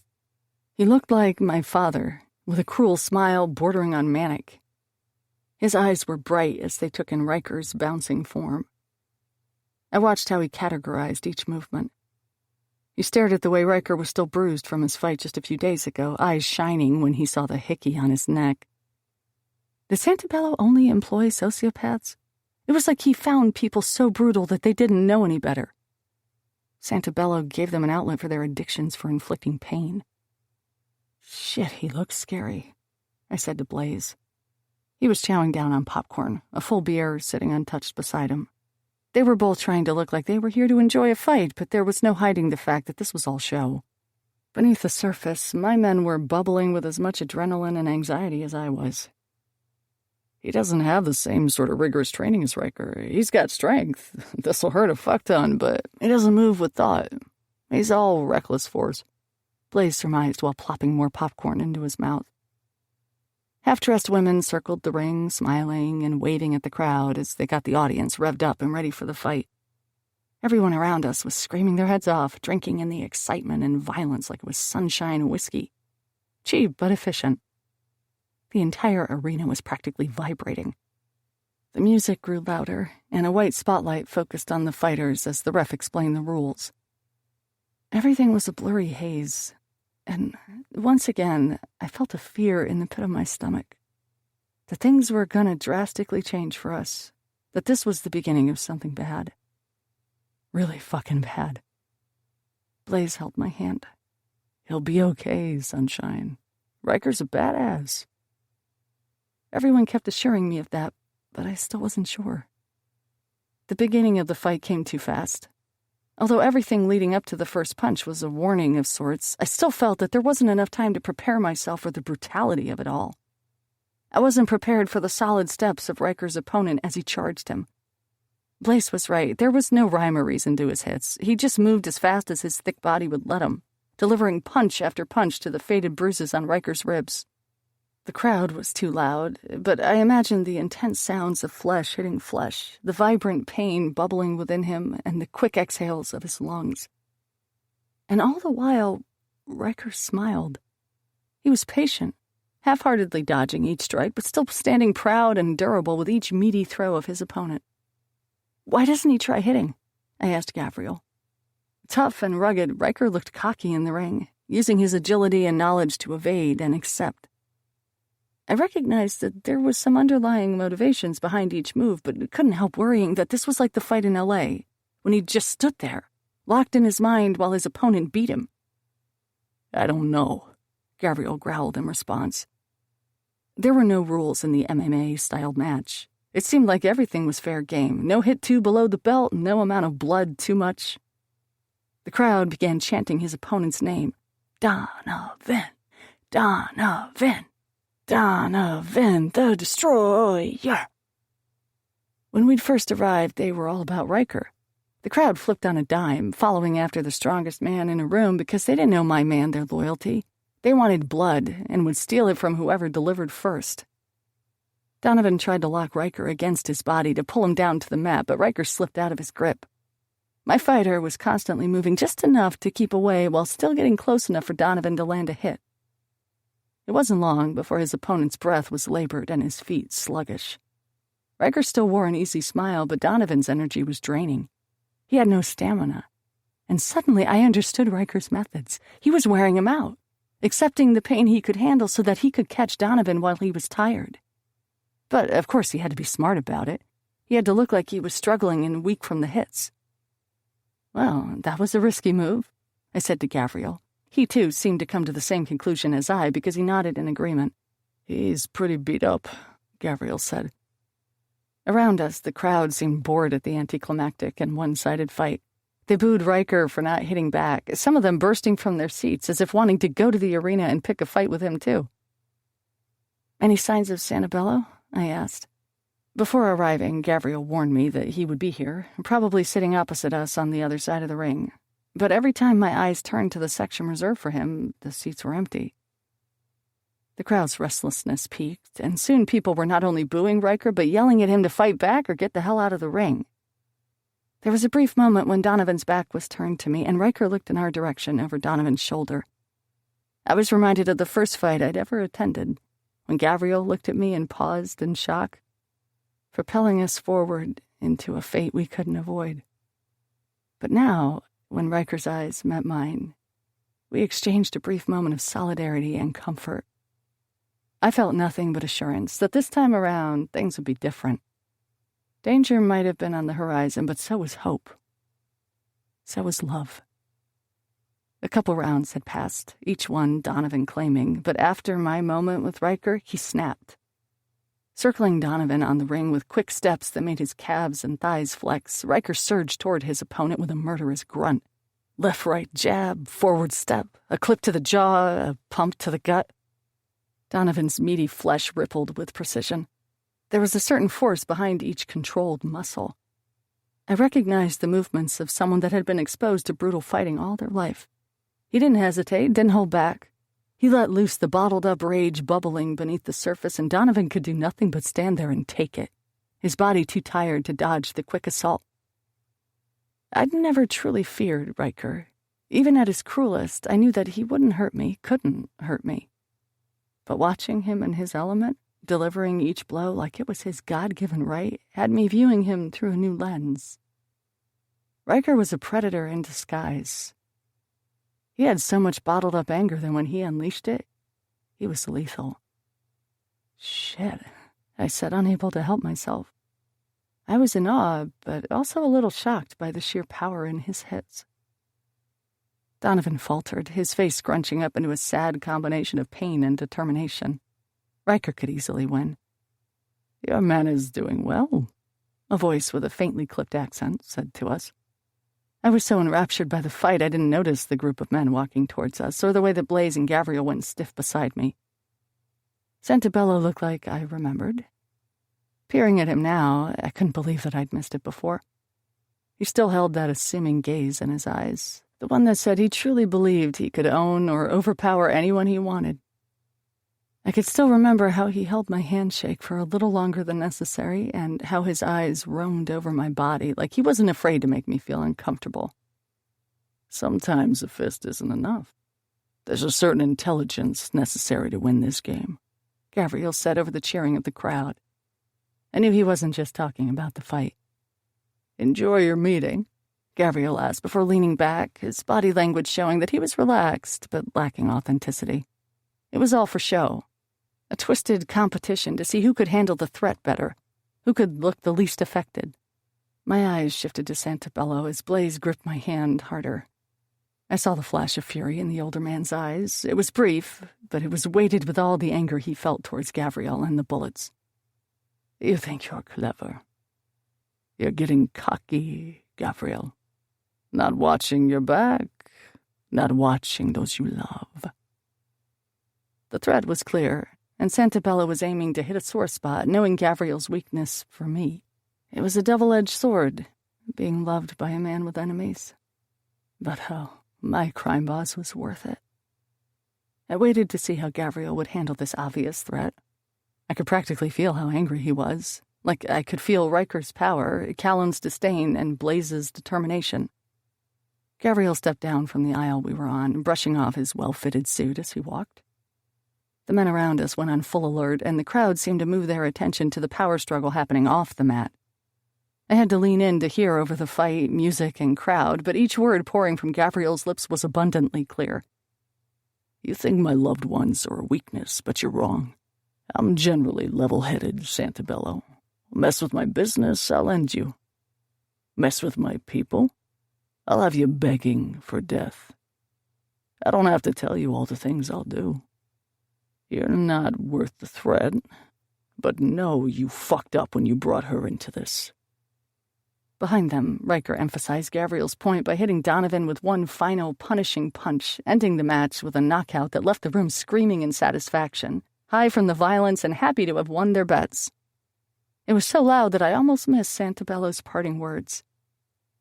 I knew nothing would come from the showdown. We were in too public of a place. Too many casualties, like Gavriel said. "Your federal agent seems on edge. See that you make sure he's not taking on more than he can handle, going after one of mine." Santabello spun around and left with the dramatic flair of someone that had planned his words. He was here on a mission. He wanted to let us know that he had Callum on his radar. It took a moment for Gavriel to make his way back to the seat. The crowd started flooding the ring as Ryker was named the champion. I looked up at Ryker, blood dripping from his mouth and a thick layer of sweat covering his body. Around him, men were patting him on the back, but Ryker's gaze was fixed on us. "You okay?" he mouthed as a woman wearing a bikini draped herself over his shoulder to kiss his cheek. "No," I mouthed back. Chapter 18. Ryker was on a bench in the locker rooms being checked out by a medic. We followed him there once the crowd dispersed, while Gavriel called Callum. There was no answer. "Are you sure that's what he said?" Ryker said, while the medic pressed into his side to check his ribs, earning a groan from my brave fighter. "Positive," Blaise replied while looking at me. Santabello hinted that Callum had plans to take on my father, but since my blow-up on him yesterday, he hadn't been answering the phone. Blaise pulled out his phone and called Nix, who was still at the hotel. "Hey, can you do a scan for Callum? We might have a problem." Blaise listened for a moment to Nix, rolling his eyes at something he'd said. "Just tell me where he is, please." More minutes passed, and I watched as Gavriel called Callum, Blaise listened to Nix, and Ryker stared at me. "He's where?" "Fuck." Blaise shook his head before saying thank you and hanging up. We all directed our attention to him, prepared to hear whatever bad news was brewing. "Callum used his credit card at a hunting supply store outside of Chesterbrook. Paul Bright is there for the holiday weekend for some publicity thing." Shit. I started pacing the room, my tall heels clicking against the tile. You don't think... Surely he wouldn't... I couldn't finish my train of thought. My mind went back over the cruel things I'd said to him. Would Callum seriously take on my father alone? What if he were caught? He wasn't in the state of mind to make rational decisions. How long of a flight would it be from here to Chesterbrook? I asked before hiking my purse up on my shoulder. 4 hours, maybe less depending on the pilot. Gavriel replied while typing on his phone, as if he'd already looked it up and was preparing his jet. Are you okay to travel? I asked. The medic looked at Ryker, then answered for him. He's bruised, bad, might have a slight concussion. Needs to be observed for the night. Ryker rolled his eyes and shoved the medic away. The lanky man scurried out of the locker rooms as fast as he possibly could. Shit! Gavriel exclaimed while looking at an alert on his phone. Someone broke into my house. My sister is fine, but she's being moved to stay with Mrs. Ricci and Joe at the hospital. Gavriel's men were all around us, each of them staring at him with trepidation. Their faith had been shaken since the shooting in Harlem, and now Gavriel's control over the situation seemed to weaken. I knew if he didn't take charge, or at least feel like he was in control soon, he would spiral. Tell us what to do, Gav, I whispered, offering my faith in him on a silver platter. I don't know if Santabello wants us to go. It could be just another trap, he said before standing. Gavriel pocketed his cell phone, then went to face the men guarding the room, a look of indecision on his face. So, we'll have to make him think we're going home, but we're going to get Callum instead, he responded, while patting the gun in the holster on his hip. He then smiled at his men like he had a plan. There was my fearless leader. Within the hour, the four of us were in a taxi headed to the airport, while a town car full of Gavriel's men headed to the private jet at a smaller airport outside of the Strip. We had fake IDs and 4 economy seats for a flight to D.C. It was 2 hours from Chesterbrook. Our ploy to confuse Santabello meant that we'd have to sacrifice time, but it might draw his attention elsewhere. I was wearing a hat and big sunglasses, despite the night sky. Ryker looked half dead in his seat, head rolled back as he grunted in pain when the taxi driver drove over a bump. He was sore and had a headache from hell, but he was fine. When we get to the airport, we'll split up. Blaise and Sunshine will go together, and Ryker and I will follow after. I don't want Sunshine anywhere near me, Gavriel ordered. The taxi driver peered at me through the rearview mirror, as if trying to gauge if I was being kidnapped or not. It was quite the production, getting the guards to leave the fighting arena while looking like we were with them. We escaped through a back exit while his men crowded close together, giving off the illusion that they were protecting someone in the middle. They loaded into the town car, then left straight for the airport. His team of guards were headed to New York. And when we get there, is there any more news about where Callum is right now? I asked as we pulled into the airport. The last update from Nix was that Callum got a hotel room for the night, a motel outside of the city. He hacked the security feed, and we'll be able to see if he leaves. Good, I said. Since speaking with Santabello, I'd been in a nerve-ending cycle of thoughts. Fear of Santabello, anger at Callum, regret over our last conversation. Did I push Callum to act? So when we get there, then what? I asked, needing to know what the plan was. I bit the inside of my cheek, gnawing on the flesh and trying to keep steady so the taxi driver didn't abandon us and call the police. Gavriel looked at Blaise, and they took a moment to exchange a conversation without words, each of their eyes boring into one another with a solidarity that I'd known since they were kids. With his hand on the door, Gavriel then answered me. We're gonna help him. He glared at the driver, daring him to question our conversation. With the job he's taken on. If Callum's ready to accept the darker parts of himself, then we'll meet him in hell. You don't have to come with us, but I think you should. Gavriel didn't give me time to respond, instead getting out of the car to open my door for me. Gavriel was right. I did need to attend this. I needed retribution. I needed my revenge. I needed the peace of knowing that my father was dead, and that the men I loved saved me from him in the end. Ryker and I shuffled out of the sedan, and we stood there on the street for a moment as I pulled my hat lower on my face. I was wearing black pants, a black shirt, and a black funeral hat. If I was going to attend the death of my father, I already looked the part. Ryker was wearing gym clothes and a warm-up jacket. Each step seemed to hurt him. Stop looking at me like that, he said while Gavriel paid the driver. Like what? Ryker leaned over to be eye level with me, hissing in pain from the movement, but closing in on me nevertheless. This is nothing. I once had my jaw wired shut, broken in 3 places. I can survive this. My eyes widened in surprise at Ryker before I shook my head.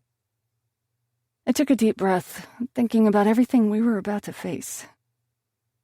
I needed to show Callum that he didn't have to cling to his ideas about right and wrong to keep me. He needed to see and feel unconditional love. I honestly wasn't sure what was waiting for us at the end of all this.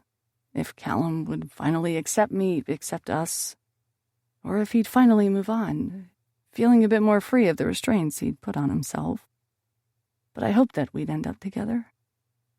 I hoped that we'd forgive and find normalcy at the end of it all. I'm ready, I said as Blaise grabbed my hand. We stood in a circle, alone for the first time in a while. It was only a brief moment in time, 3 seconds at most. I felt vulnerable, as tipsy travelers still enjoying the Vegas scene and broody businessmen with bulky suitcases rolled past us. Everyone had a destination. I took a moment to enjoy the silence, enjoy the brief pause and momentum before we had to dive back into the chaos. I looked at Gavriel. The sharp lines on his face looked extra fierce as he inspected me. My fearless leader was scared. Control came at a price, and that price was the burdens of our safety and happiness. Gavriel thrived under pressure, but there was a vulnerability and uncertainty that had my heart warming for the boy that always protected me, and always will. Ryker looked in pain. For the man that could take all the hits, he seemed to doubt his threshold of suffering then. And not the physical kind, either. Blaise looked certain. He clung to me, keeping me close while holding that determined stare in his eyes that knew all of my secrets. It was us against the world. "Ready?" I asked. "Let's go," Ryker and Gavriel said at once. Blaise and I left first, walking into the airport like a couple going on a trip. He played the part well, pulling me in while we stood in the security line, kissing my cheek and holding my hand. I felt comforted by his closeness. It distracted me from the nervousness in my gut. "You look beautiful," he murmured to me once we were at the terminal. "I could use a nap, and coffee, and a vacation," I joked while chancing a look over my shoulder. Ryker and Gavriel had just made it through security and were following a safe distance behind us. "You have time. Why don't you take a nap?" Blaise offered, always so considerate, offering sleep like this was a normal trip. A normal day at the airport. "If you're a good girl, I'll even play with your hair," he added. It wasn't fair. He knew all my weaknesses. "You know me well," I chided as we settled into our seats and waited for the plane. Gavriel and Ryker picked chairs on the complete opposite side of us, far off to the right where they could see if anyone was coming, but also close enough to keep an eye on us. "I know that you're blaming yourself right now for Callum," Blaise said in a low tone so that no one nearby could hear. I almost had to smile because he was wrong, for once. I wasn't sure what that said about the person I was becoming, if even Blaise Bennett couldn't predict my moods or opinions. I felt that at first, but not anymore. I leaned against his shoulder and entwined our fingers, stroking my thumb over the top of his hand as I enjoyed his closeness. He smelled like coffee. I'm glad I pushed him. Gavriel had it right all along. Callum wouldn't dive into this unless he was forced to. Maybe it was wrong, but I'm tired of clinging to the idea that everything is gonna work out. Justice isn't a privilege. It's something you have to steal. Blaise nodded, soaking in my words. "Just do me a favor," he finally asked. "Anything?" "In your quest for fixing him and finding justice, don't lose yourself, okay?" I swallowed. The sting in that honest request more painful than the cuts on my back or the crack in my heart. Blaise, I lost myself a long time ago. Chapter 19. It felt like everyone was looking at me. I could feel their curious eyes on us. The whispers, the stares. Our hunt for Callum led us to downtown Chesterbrook late in the afternoon. We tried to hide our identities and be inconspicuous, but it was hard. The bullets were an enigma. The shadow they cast over the town never really left. Even after 5 years, people still remember the chaos they caused. Their reputation was hard to forget. "Who's that girl they're with?" Mrs. Laney said as we passed an antique shop. She'd known my mom well. They both had a drinking problem and an addiction to gossip. "Looks kind of like that girl Summer Bright. Do you think that's her?" "Oh, no, don't you remember? Summer Bright died." "They must have a type. Nasty boys." Blaise grabbed my hand and smiled at them, his bright teeth blinding in the afternoon sun. I knew for a fact that Mrs. Laney had gotten drunk and offered to suck Blaise's cock at a charity event the Jamesons hosted once. Nasty boys indeed. I happened to like nasty, and apparently she did too. "Maybe it's a good thing after all that your mother had that funeral," Ryker whispered to me as we passed another nosy group of women. "Why do you say that?" Ryker rolled his neck. "It kind of helped you disappear. I mean, think about it. The more people thought you were dead, the less they looked for you. Maybe, in her own weird way, your mom was helping you start over." I almost stopped walking, Ryker's words washing over me as I thought back on my mom. For so long, I'd blamed her for not standing by my side that I didn't consider what little help she did give me. I still couldn't fully appreciate her. There was a lot she did wrong. But maybe Ryker was right. She gave me the freedom and escape she couldn't give herself. "What did Nick say?" I asked, once more trying to piece together the puzzle and change the subject. I would have to think about my mother's motivations another time. He said that Callum was seen leaving the motel, and the traffic camera caught him downtown. Your dad has a meeting at the old chapel tonight, Gavriel replied while scowling at a man that looked at me for a little too long. The sun would be setting in the next 30 minutes. Where was he? Did you all know that tomorrow's Thanksgiving? Blaise asked. His voice had a hint of wonder to it that I couldn't quite place. It's been forever since I've had a good Thanksgiving. Remember our makeshift one we had that year at Virginia's diner? I laughed out loud at the memory as we continued to walk. Thanksgiving Day, Mom got so drunk while cooking that she wasn't awake for the actual dinner. My dad and Callum had to work at the station, so the Bullets took me to Virginia's, where we ordered a buffet of greasy burgers and fries. It was the most disgusting, best Thanksgiving I've ever had. Well, best since the Mercers died. I'd still missed Mrs. Mercer's Thanksgiving feasts. Looking back, I wondered if Mom struggled most on the holidays because it reminded her of them. Did she miss her friends as much as Callum did? Nick says Callum turned his phone off, and we haven't seen him anywhere. I don't really want to keep walking around. Why don't we eat at Virginia's for old time's sake? I asked. The whole point was for no one to see us, sunshine, Gavriel said while eyeing a man that nearly tripped over himself to avoid passing us on the sidewalk. The air was crisp and refreshing, the only thing keeping me awake. I think it's too late for that. You didn't account for how much this town worshipped and feared you. We have time. Hopefully our plan threw him off for a bit. Ryker rubbed his stomach and grabbed my vacant hand, making 3 more people stare curiously at us. I just smiled, welcoming the judgment. How could ignorant opinions compare to the fulfillment I felt? I'm hungry and tired, and Sunshine looks like she's about ready to fall asleep standing up. Let's eat and regroup. The drive to Virginia's diner on the other side of town was short. Blaise kept tickling me to keep me awake, placing kisses on my inner wrist as Gavriel drove. Aside from the fact that we weren't in Blaise's Mustang, it felt like old times, just me and the Bullets against the world. However, despite the warm feelings of nostalgia, I still missed Callum. I hope he's okay, I choked out, the exhaustion burning away my resolve to keep strong and convince myself that this was necessary for Callum to grow.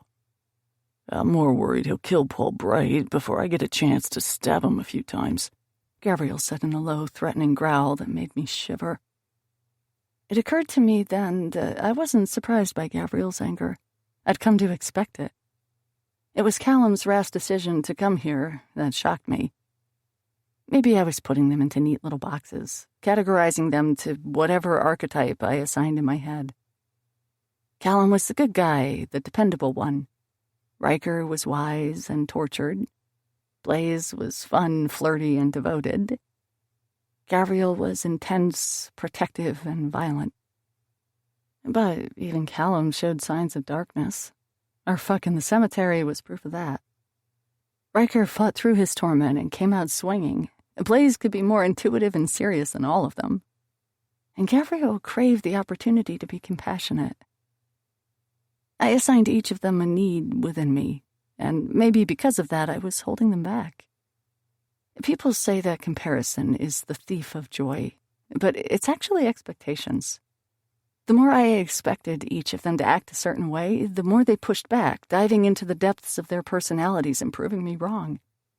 Virginia's diner looked about the same, even though it had aged. The owners obviously took care of it.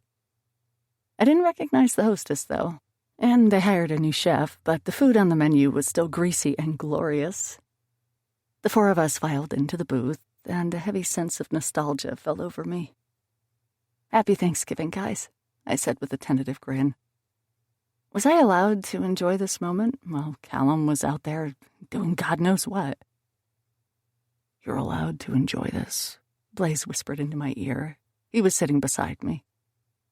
Always beside me. I had thought Ryker was the one afraid to lose me, but with how attached Blaise had been these past few days, I wondered if he was still having lingering doubts that I'd stay. "I'm not going anywhere after this, by the way," I rushed out on a whim. I didn't need prompting, and the setting wasn't anything special for such a declaration. As families around us ate their food and the heater hummed above us, I confirmed that this was it for me. I know we haven't talked about what happens after my father. I looked around, checking to see if anyone was listening. After we kill my father, we haven't discussed this. I gestured between the four of us. I want all four of you, and I'm not going anywhere. A steady peace seemed to fall over them all. Blaise relaxed beside me, as if he just needed to hear confirmation that I wouldn't ever leave them again. Gavriel smirked, like he already knew the secrets of my heart, but still appreciated that I'd vocalized my intentions. Ryker seemed disbelieving. I knew that he'd be the hardest to crack. Even though he understood why I'd left, the pain of my absence still lingered, threatening him with being alone at every turn, no matter how hard he fought it. No one responded. There was no need to. What we were didn't need words or some extravagant plan. I wasn't going to systemize my feelings for them, nor was I going to organize our relationships into something that made sense. It didn't have to make sense. It didn't need reason. I just needed them. The door chimed, and I could feel the shift in the air. It was like my soul sighed in relief, knowing even before my eyes could confirm that Callum was here. I looked up, my hazel eyes connecting with his perfect blue ones. He stared at me with an intensity so hot that I nearly dropped the glass of Coke I was holding. "Found Callum," I said. He ignored the crowds of Chesterbrook civilians wanting to pat him on the back and welcome him home. Always the golden boy. He walked towards me with purpose, not leaving a second or inch to chance. I was then pulled from the booth, and his lips slammed down on mine. He cradled me in his arms, my entire body going weak from the love being poured into me by his lips. Hollers erupted around us from the other people eating. His hands were in my hair, his teeth were on my skin. I was moaning into his mouth, not caring about our audience. I didn't know if this kiss was the end or the beginning, and I was going to enjoy each hot second of it, even if it killed me. "Sunshine," he whispered between kisses. My name, my true name, was like a prayer on his lips, and I felt the weight of my previous identity completely fade away at his acceptance of me. "Sunshine, I love you," he whispered. It wasn't until someone tapped my shoulder that we reluctantly broke away and turned to face the group. Blaise was smirking at Callum, eyeing the very hard bulge in his jeans and my flushed cheeks with appreciation. Ryker took a sip of his drink before mumbling, "Finally, fucker." But Gavriel didn't look amused. He looked pissed. "Bullets have 3 rules, and you broke all of them," my controlling bullet announced. "What are the rules?" I blurted out. No one had mentioned these to me before. Ryker held up his hand as if to tick them off. "Don't hurt Sunshine. Bullets before everything else, and don't do anything stupid alone." Callum conveniently avoided answering Gavriel. "I've got a plan, but I'm taking Sunshine for a couple hours. Meet me at the old chapel off Carriage Lane at 10. Gavriel stood brushing his hands of the crumbs before stalking towards us. The punch came like a flash. I missed the wine back. All I heard was knuckles cracking at the impact. Gavriel was efficient. He didn't waste time, and Callum took the hit without complaint, crumbling under the force of his fist. Gavriel wasn't playing fair, charging cheap shots to my name and making Callum eat the cost. Blaise was up in an instant, pulling me to the side as Gavriel grabbed the front of Callum's button-down shirt. "I let you have your time to grieve, but since you seem back to normal, we need to get a few things straight. You don't get to just take her whenever you want. You don't get to storm in and hurt her whenever you want. You want time with Sunshine, you pay the fucking price. You hurt her again, and I'll kill you, Mercer. I'll kill you without a second thought. Cut you up into tiny pieces and feed you to the earth with a fucking smile on my face. I'm in charge here.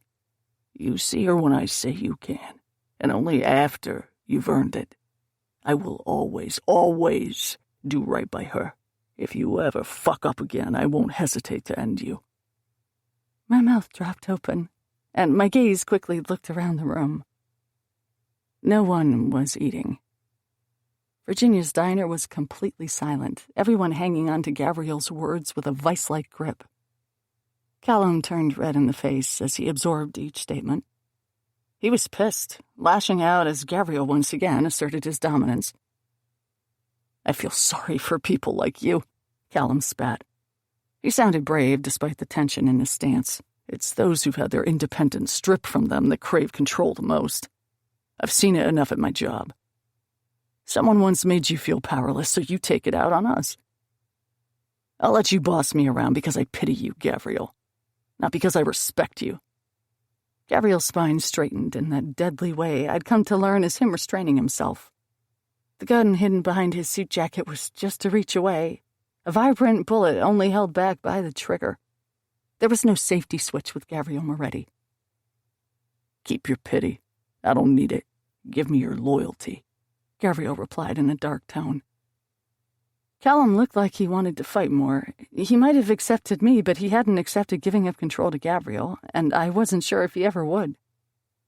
He had to decide if I was worth it or not first. But to my surprise, Callum choked out two little words that solidified our group, once and for all. "Yes, sir." Gavriel held his gaze for a moment longer before letting him go. Gavriel straightened his tie and popped his neck, a snarl on his face as he peered at Callum with disgust. Blaise was still holding me, and I trembled, the tiny tremor making Gavriel look at me. He zeroed in on my expression, pushing Blaise away to cup my face. "You want to go with him, love?" he asked. "Yes," I answered without hesitation. Gavriel smiled, pleased with my answer. Despite the display of power, I saw in his eyes that he wanted this all to work as much as I did. "See you at 10. Chapter 20. The night sky was beautiful as the scenery gradually got more rural. Callum was silent during the drive. I wasn't sure where we were going, but recognized that he was taking me just outside of town, about 20 minutes from the chapel he spoke of. I just held his hand, letting the silence remain heavy. I didn't want to talk about all the things that had hurt us or all the things we should be doing. I didn't want to do anything but enjoy his company. We stopped at a cute little bed and breakfast with scattered cottages on the property. Trees covered the ground, and you could see the faint outline of smoke escaping the chimneys of some cottages. When we first pulled up, I felt confused. "Callum?" I asked, and he let out a shaky exhale as if nervous. Turning to me, I took in the bruise forming on his jaw in the interior glow of the car. "You deserved so much more than I gave you, sunshine. You deserved candles and flowers and adoration. I'm going to give you that. I'm going to give you myself as I am right here. Right now." The determined look on Callum's face made me swoon. "I'm giving in, sunshine. After tonight, there will be no doubt that I'm a bullet. But I want to make love to you as Agent Mercer first." He gently leaned over the center console of his rental car to kiss my lips before getting out and circling the car to open the door for me. I took a quick moment to brush my hands through my hair, laughing at how tired and worn I looked. I was exhausted and on the brink of killing my father, but ready for a sweet date with my teenage crush. Callum guided me out of the car and led me down a dark trail to a cottage situated on the edge of the property. "I knew you'd follow me here," Callum said with certainty. "There's a certain loyalty to the bullets I can appreciate." "Yeah?" I asked, my voice shaky with anticipation. We arrived at the front door, which was painted yellow, a cheery shade for such an ominous night. "Why didn't you answer your phone?" I asked. We'd been searching for him all day. A simple text would have simplified things. "I think someone is listening in on my calls. Santabello has stepped up his hacker game recently," he explained. Shit, what if someone heard our conversations with Nix? I just sort of prepared for tonight and waited around for you all to get here. He slid the key in the door and opened it slowly, revealing a cozy one-bedroom cottage with rose petals covering the floor. I gasped at how beautiful everything looked. Callum quickly moved to a small table where he began lighting candles, the soft glow illuminating the room in a warm light that flickered with the wind blowing through the open door. He then went to a cozy fireplace and turned on the gas fire, the flames almost instantly warming the chill in the room. This felt like a test somehow, or a trick. Everything was too beautiful, too perfect. It wasn't right. Nothing about being here was appropriate or normal. Just hours ago, I didn't know where we stood or what the night would bring. I was tired. I was spread so thin my skin would surely become translucent. I had the attention of 3 other men waiting for me at a church, but another willing to worship my body here. And I didn't care. It didn't have to make sense.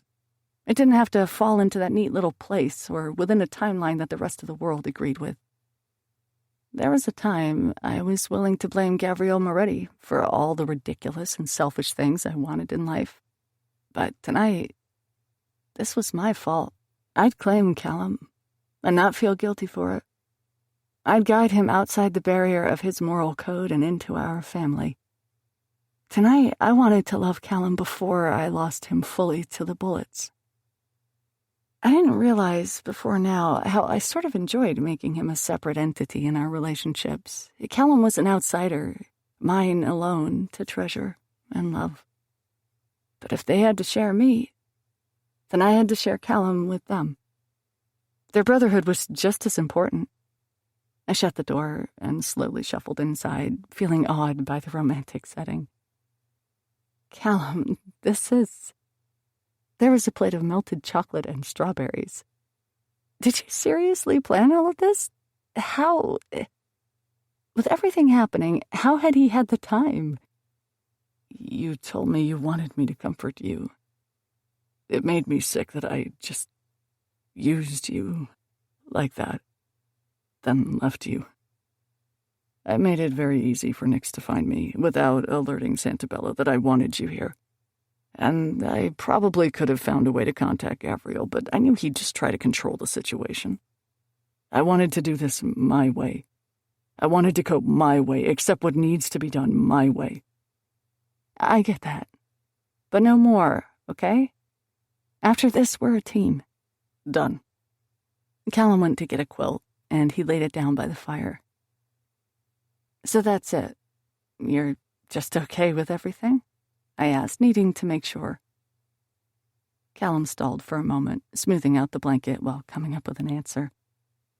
No, I'm not. I don't want to share you. I don't want to kill a man. I want to have faith in the justice system. I want to live in a little house with a picket fence and love you for the rest of my life. But I'm man enough to let go of the things I want to get what I need. And I need you, sunshine. And as much as I hate to admit it, I need the bullets too. Callum went to the table and grabbed the melted chocolate and strawberries. Come here, he ordered, his voice thick with anticipation. I could barely hold back a sigh at the tone. Despite being exhausted, sore, and terrified of what was to come, I obeyed. Moving towards him, I smiled while stripping from my shirt. I shrugged my tight black pants off, welcoming the warmth of the fire as it licked at my skin. Callum swallowed, and I watched the delicious way his Adam's apple bobbed in appreciation. You gonna make this sweet for me, Callum? I never said that, he replied. I stepped closer, placing my palm on his chest and looking up at his blue eyes. I'm going to make this good for you, but good isn't always sweet. I grew hot as my body sensed what was coming next. Callum licked his lips before closing the distance between us with a kiss. Swirling his tongue around mine, he'd showered me with every ounce of stored-up longing, pouring it out on my lips. He offered up everything he was and everything he had. He eased me to the blanket on the ground, kissing me all the while. The heat from the fire, as well as his kisses, made a red flush cover my skin. He pulled away, sitting on his knees, just stare at me. I felt treasured and desired, but I also felt scared. Something about the way he was memorizing every bit of my skin made what he said earlier sink in. The Callum I fell in love with as a girl would cease to exist after tonight. He had to come to terms with the new me, and now I'd have to say goodbye to the old him. I remembered today that you have a sweet tooth, he said while reaching over to pick up a strawberry and dip it in the melted chocolate. You used to steal cookies all the time, he joked while blowing on the chocolate before leaning forward and tracing lines of the sweet, warm treat over my stomach. It was a warm sensation that ignited me from within. But here's a secret for you. I have a sweet tooth, too. Callum placed the strawberry to my lips, and I took a bite, smiling before swallowing. It was delicious, but not nearly as good as the man sitting in front of me. He then eased my thong off and tossed it to the side. You okay, sunshine? Callum asked. My breathing had become labored, anticipation kissing my senses. Yes, I said, mentally cringing when I heard how inexperienced I sounded. I'd always felt naive and innocent with Callum, even though I was now a grown woman with enough experiences of my own to know what to expect. I still found myself feeling like a fumbling teen. You look so beautiful, he murmured before trailing his chocolate-covered finger down my slick slit, circling my clit along the way. My hips rose up to greet his touch, my body instantly reacting to how good he felt. The warm chocolate melted and mixed in with the wet pleasure pooling between my thighs.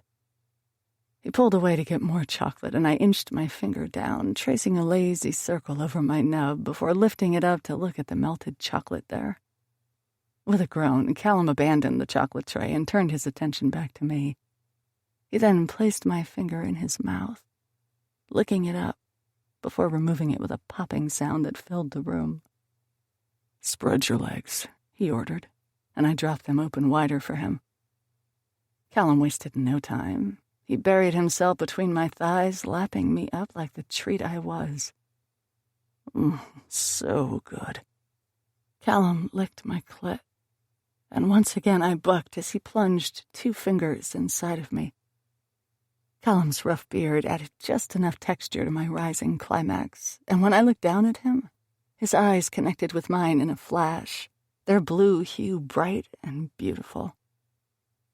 He pulled away just before I arrived at that powerful peak, and I smiled when I saw the chocolate on his chin. "Come here," I whispered. Callum didn't hesitate, inching closer until there was no space between us.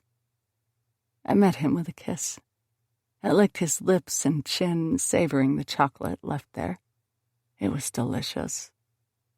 His shirt was gone, and then his pants, and then his boxers. And then he was thrusting inside of me, rocking back and forth as he kept his gaze steady on mine. I was treasured and naughty, but whole in that moment. He rarely blinked, as if too scared to miss the way I responded to him. He stared at me with a lazy smile, contentment and determination on his face as we fucked by the fire. "Sunshine, I'd do anything for you," he groaned. Our bodies moved like that for what felt like hours, both of us panting as we kept the steady rhythm of our pleasure until we couldn't hold back the climax. My cries were like whimpers of finality, a comfortable plea for this to last forever. I wasn't ready to say goodbye to the Callum I once knew. "I love you, sunshine." "I love you too." Chapter 21. The chapel we met the bullets at was where I was baptized when I turned 14. I remember it because I got my period the same day. I thought I was being punished for wanting to be new. The historic chapel was owned by the Baptist Church on Main Street, where everyone who was anyone attended. They used it for special occasions, small weddings, baptisms, and sometimes they joked about hosting the occasional exorcism there, too. People thought that exorcisms removed demons from bodies, but the ones performed here removed troublesome people from polite society. It's where gossip determined who was worthy. Mom wanted to be a member. She tried so hard to fit in. But apparently Christians looked down on women that drank heavily. And they didn't like when she flirted with the handsome preacher either, bending over in her tight little dresses while praying he'd give her the second glance my father always denied. Still, every Sunday we attended. I couldn't tell you a single thing about the Bible, though my father studied it intensively. Now, whenever I looked at the cross, all I saw were my father's victims lined up, their hands in a praying pose over their chest. My father thought he was God. And even though I wasn't against religion, I was definitely against the idea of men thinking they could use it to inflict their humanly power over another. So why are we here? I asked with a frown while looking up at the stained glass windows. The moonlight was reflected in the glass, giving it a sort of ominous feel. I never really liked this chapel, but it was a staple of Chesterbrook, standing proudly, despite the time that passed. Your father is hosting a mental health meeting for people in the community to share their struggles. He started it right after your mom died, apparently. It's a publicity stunt. I nodded, recognizing his motivations instantly. Seemed fitting he'd meet with a bunch of people fighting the demons in their minds to feel better about the devil in his. Add in the bonus of good publicity, and it was worth the 2-hour drive from his townhouse in D.C. I've been studying his habits lately, and I noticed that he's made large donations to the restoration of this chapel over the years. It means something to him. I wasn't much of a profiler. I couldn't tell you what happened to my father to make him so evil. I didn't know what his fixation with the praying pose was about or why he picked blonde boys with innocent faces and sharp cheeks. But his obsession with the chapel seemed fitting. Scary, but fitting. We were still sitting in Callum's rental car, and the relaxing bliss from before had completely worn off. I knew that pretty soon we'd have to face my father. I made a note to go back to Blaise's loft when this was all said and done and retrieve my knife. If I had it now, I could comfort myself with its sharp edges. 1. My father was in that church. 2. I had all my men. 3. We were about to murder Paul Bright. But even more so, I was nervous that Callum's kisses felt too much like goodbye. What did Callum have planned for this evening? How do we even get away with something like this? Gavriel was the professional criminal. I didn't want to think of all the rivals whose bodies had gone missing over the years. If anyone was equipped to do this efficiently and under the veil of secrecy, it was him. So why was Callum the one calling the shots? A knock on the car window jolted me out of my thoughts. I rolled down my window to stare at Ryker, who was peering back at me. You okay? He asked. I wanted to kiss him right there. Yeah, I mumbled, not really feeling okay at all. I was happy with Callum, but terrified with what was to come. On the other side of that large wooden door was my father. Right now, we're going to wait for the others to leave. I have a feeling Paul is going to be the last one out, Callum said, avoiding Gavriel's eyes. He was standing behind Ryker, and Blaise was parked in the car beside us. Soon, people started leaving the church, and I watched as men and women with bright smiles on their faces joked while walking towards the parking lot. They didn't look like candidates for a mental health meeting, nor did they look like people that had just met with the devil himself. Looks could be deceiving, though. Think that's it? I asked Callum. Probably. Let's wait until your father locks up. We'll approach then. I scanned the darkness, minutes stretching into what felt like hours. I was in this strange place of wanting more time, but wanting to get this over with. Pretty soon, a man wearing a trench coat sauntered outside with an unmistakable confidence that immediately alerted me that it was Paul Bright in the flesh, standing outside beneath the full November moon. There he is, I said, before swallowing the terror that threatened to rise up in my throat. Ryker moved quickly, assessing the parking lot to make sure that it was empty before approaching. I opened the car door, grabbing Gavriel's hand like it was a lifeline before following after Ryker. I heard 2 car doors slam and knew that Blaise and Callum were close behind. Ryker was efficient, grabbing my father from behind and locking his wrists. Paul Bright had grown older now. He didn't even struggle. I looked over my shoulder and saw Callum grab some rope from the trunk of his car, as well as a crowbar. That was primitive. Gavriel brought my attention away from Callum and back to him, tugging me closer until I was just feet away from Paul fucking Bright. I knew you'd be here. Santabello had warned me as much, he said. I wasn't sure why I was angry with his choice of introduction, but it made my blood boil. Always so cocky. Hey, Paul, I said while watching his body for signs of distress, but he didn't stiffen, didn't pause. His entire body was relaxed as he stared at the door, like my voice didn't bother him one bit. Ryker slammed his cheek against the wood before he responded.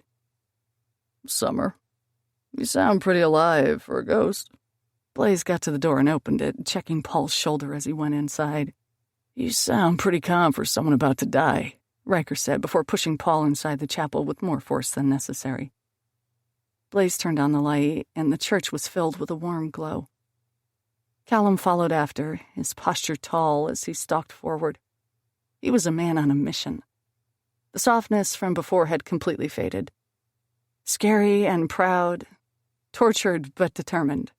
Even if he hated himself for it, Callum really was a bullet now. Gavriel reached out for him with his free hand, stopping Callum from going inside. Once Callum stopped, Gavriel let go of his wrist and spoke. You're doing this, Mercer. Gavriel tucked me under his arm and walked forward. We had just stepped inside the chapel when I heard Callum's response. Yeah, I know. I'll clean up your mess, make sure it doesn't come back to you, but his blood will be on your hands. Callum closed his eyes, a strange look crossing his features. Happiness, peace, fear, hope. Yes, sir. The chapel was just as I remembered it. Pews lined each side, and a maroon carpet on the floor led towards an altar at the front. Blaise grabbed a wooden chair and set it in the middle before Ryker forced Paul into it. Callum approached from behind with the rope, tightening the slack between his 2 fists with an intimidating snap before approaching Paul. Callum, I didn't think you had it in you. I never imagined you had the balls to actually stand up to me. I'd seen my father on television and knew that the 5 years in government had aged him considerably. But looking at him now, he had me feeling surprised. His hair was thinner, the lines on his face deeper, but his gray eyes were still that haunting hue that scraped at the nerves of anyone brave enough to look back at him. He was rounder, too, like he'd been eating more. I wondered if Santabello sedated the victims he handed over to him, because the man sitting in the chair in front of us wasn't strong enough to overpower anyone. All this time, I thought my father was strong. I thought he was a towering man that could kill innocents with a look. Being on the run for so long had built him up to be something much bigger than he actually was. Now, all I felt was an annoyance that I let someone so insignificant have control over me. Maybe it was the false sense of security I felt surrounded by my men, but I felt like I could grab a knife and shove it in his chest. Callum tied the rope around him in silence, pulling it tight and jerking my father's body in the process. Ryker stopped in front of me and placed a hand on my shoulder. You good? He asked, and surprisingly, I was. I didn't feel hopeless or weak. I felt like the girl that survived. I felt like the woman that stood up for herself and commanded the attention of 4 strong men. Yeah, I replied with a nod while Ryker directed his attention to Paul Bright. The air smelled of incense, and I couldn't help but feel empowered by the odd venue for such a criminal act. Paul Bright would die in a church. If Callum had any sense of poetic justice, he'd cross his arms over his chest and leave him here like his victims. Callum stood, letting out a slow sigh before rearing back and punching my father in the jaw. Blaise whistled. They grow up so fast, he joked while pretending to wipe away a tear. Leave it to Blaise to be the comedic relief during a murder. You get off on people's reactions to you, don't you? Callum said while massaging his knuckles. Gavriel was still holding my hand, squeezing tightly to reassure me that he was still there. Or maybe he was holding himself back, letting Callum get his revenge without interference. I knew that he wanted to take over, control the situation, and beat the ever-living shit out of Paul Bright, so I was proud of him for letting Callum have his moment. Ryker and Blaise stood behind my father, arms crossed over their chests like imposing bodyguards, prepared to tap in should anything happen. "I don't know what you mean," Paul said with a grin before turning his attention to me. At once, all of my men went rigid, preparing themselves to intervene. "Summer, what on earth did you do to your skin?" he asked, and I subconsciously looked down at my arms, observing the swirling ink in the shape of a rose, like it had just appeared there. Old habits die hard, and falling prey to my father's aggressive perfectionistic attitude was still something ingrained in me. But instead of cowering at his words, I twisted my arm, showing off how large the tattoo was and how much skin it covered. Gavriel squeezed once more, and I snapped my head up, refusing to back down into the insecurities of Summer Bright. I was sunshine, damn it. "Long time no see," I said, my voice wavering more than I would have liked. I cleared my throat and stepped forward. Gavriel moved with me, never once leaving my side, providing me with comfort and security. "Seems like you really did slut it up with those bullets. I always knew you'd be a disappointment. You running away was the best thing you could have ever done for our family." Callum was fuming, and I knew that he was itching for his chance to deal his hand, kill my father for killing his. "You always hated being told you were wrong," I said, switching directions in the conversation. I'd never really planned what I wanted to say to Paul Bright. I never really thought I'd have the opportunity. My father still had that emotionless stare in his eyes. And I knew just then that he was too insane to truly have empathy or regret for his actions. I would never get closure because Paul Bright couldn't feel. And that's how I knew that we were nothing alike. All this time, I feared that I'd become him. But I'd forgotten one crucial thing. I could feel. I could feel everything. Remorse, guilt, anger, love. My father was a shell of a human, possessed by the evil living inside of him. There was nothing I could have said that would change him. Nothing that would have made him apologize. I had to accept that he'd never show remorse. Clinging to the hope of an apology would get me nowhere. "I'm not usually wrong, but feel free to share your opinions on the matter," was his careful response. It was a verbal game. "The best thing I could ever do for my family is happening right now. You're gonna die tonight. You always wanted me to be like you, and for one night only, I'm gonna accept that role." I leaned forward, the whisper on my lips a frightening sound, laced with my threat. "Because when Callum beats your body until it's unrecognizable, I'm gonna feel nothing. When you're begging for death, I'm going to feel nothing. And when you breathe your last breath, I'm going to feel relief."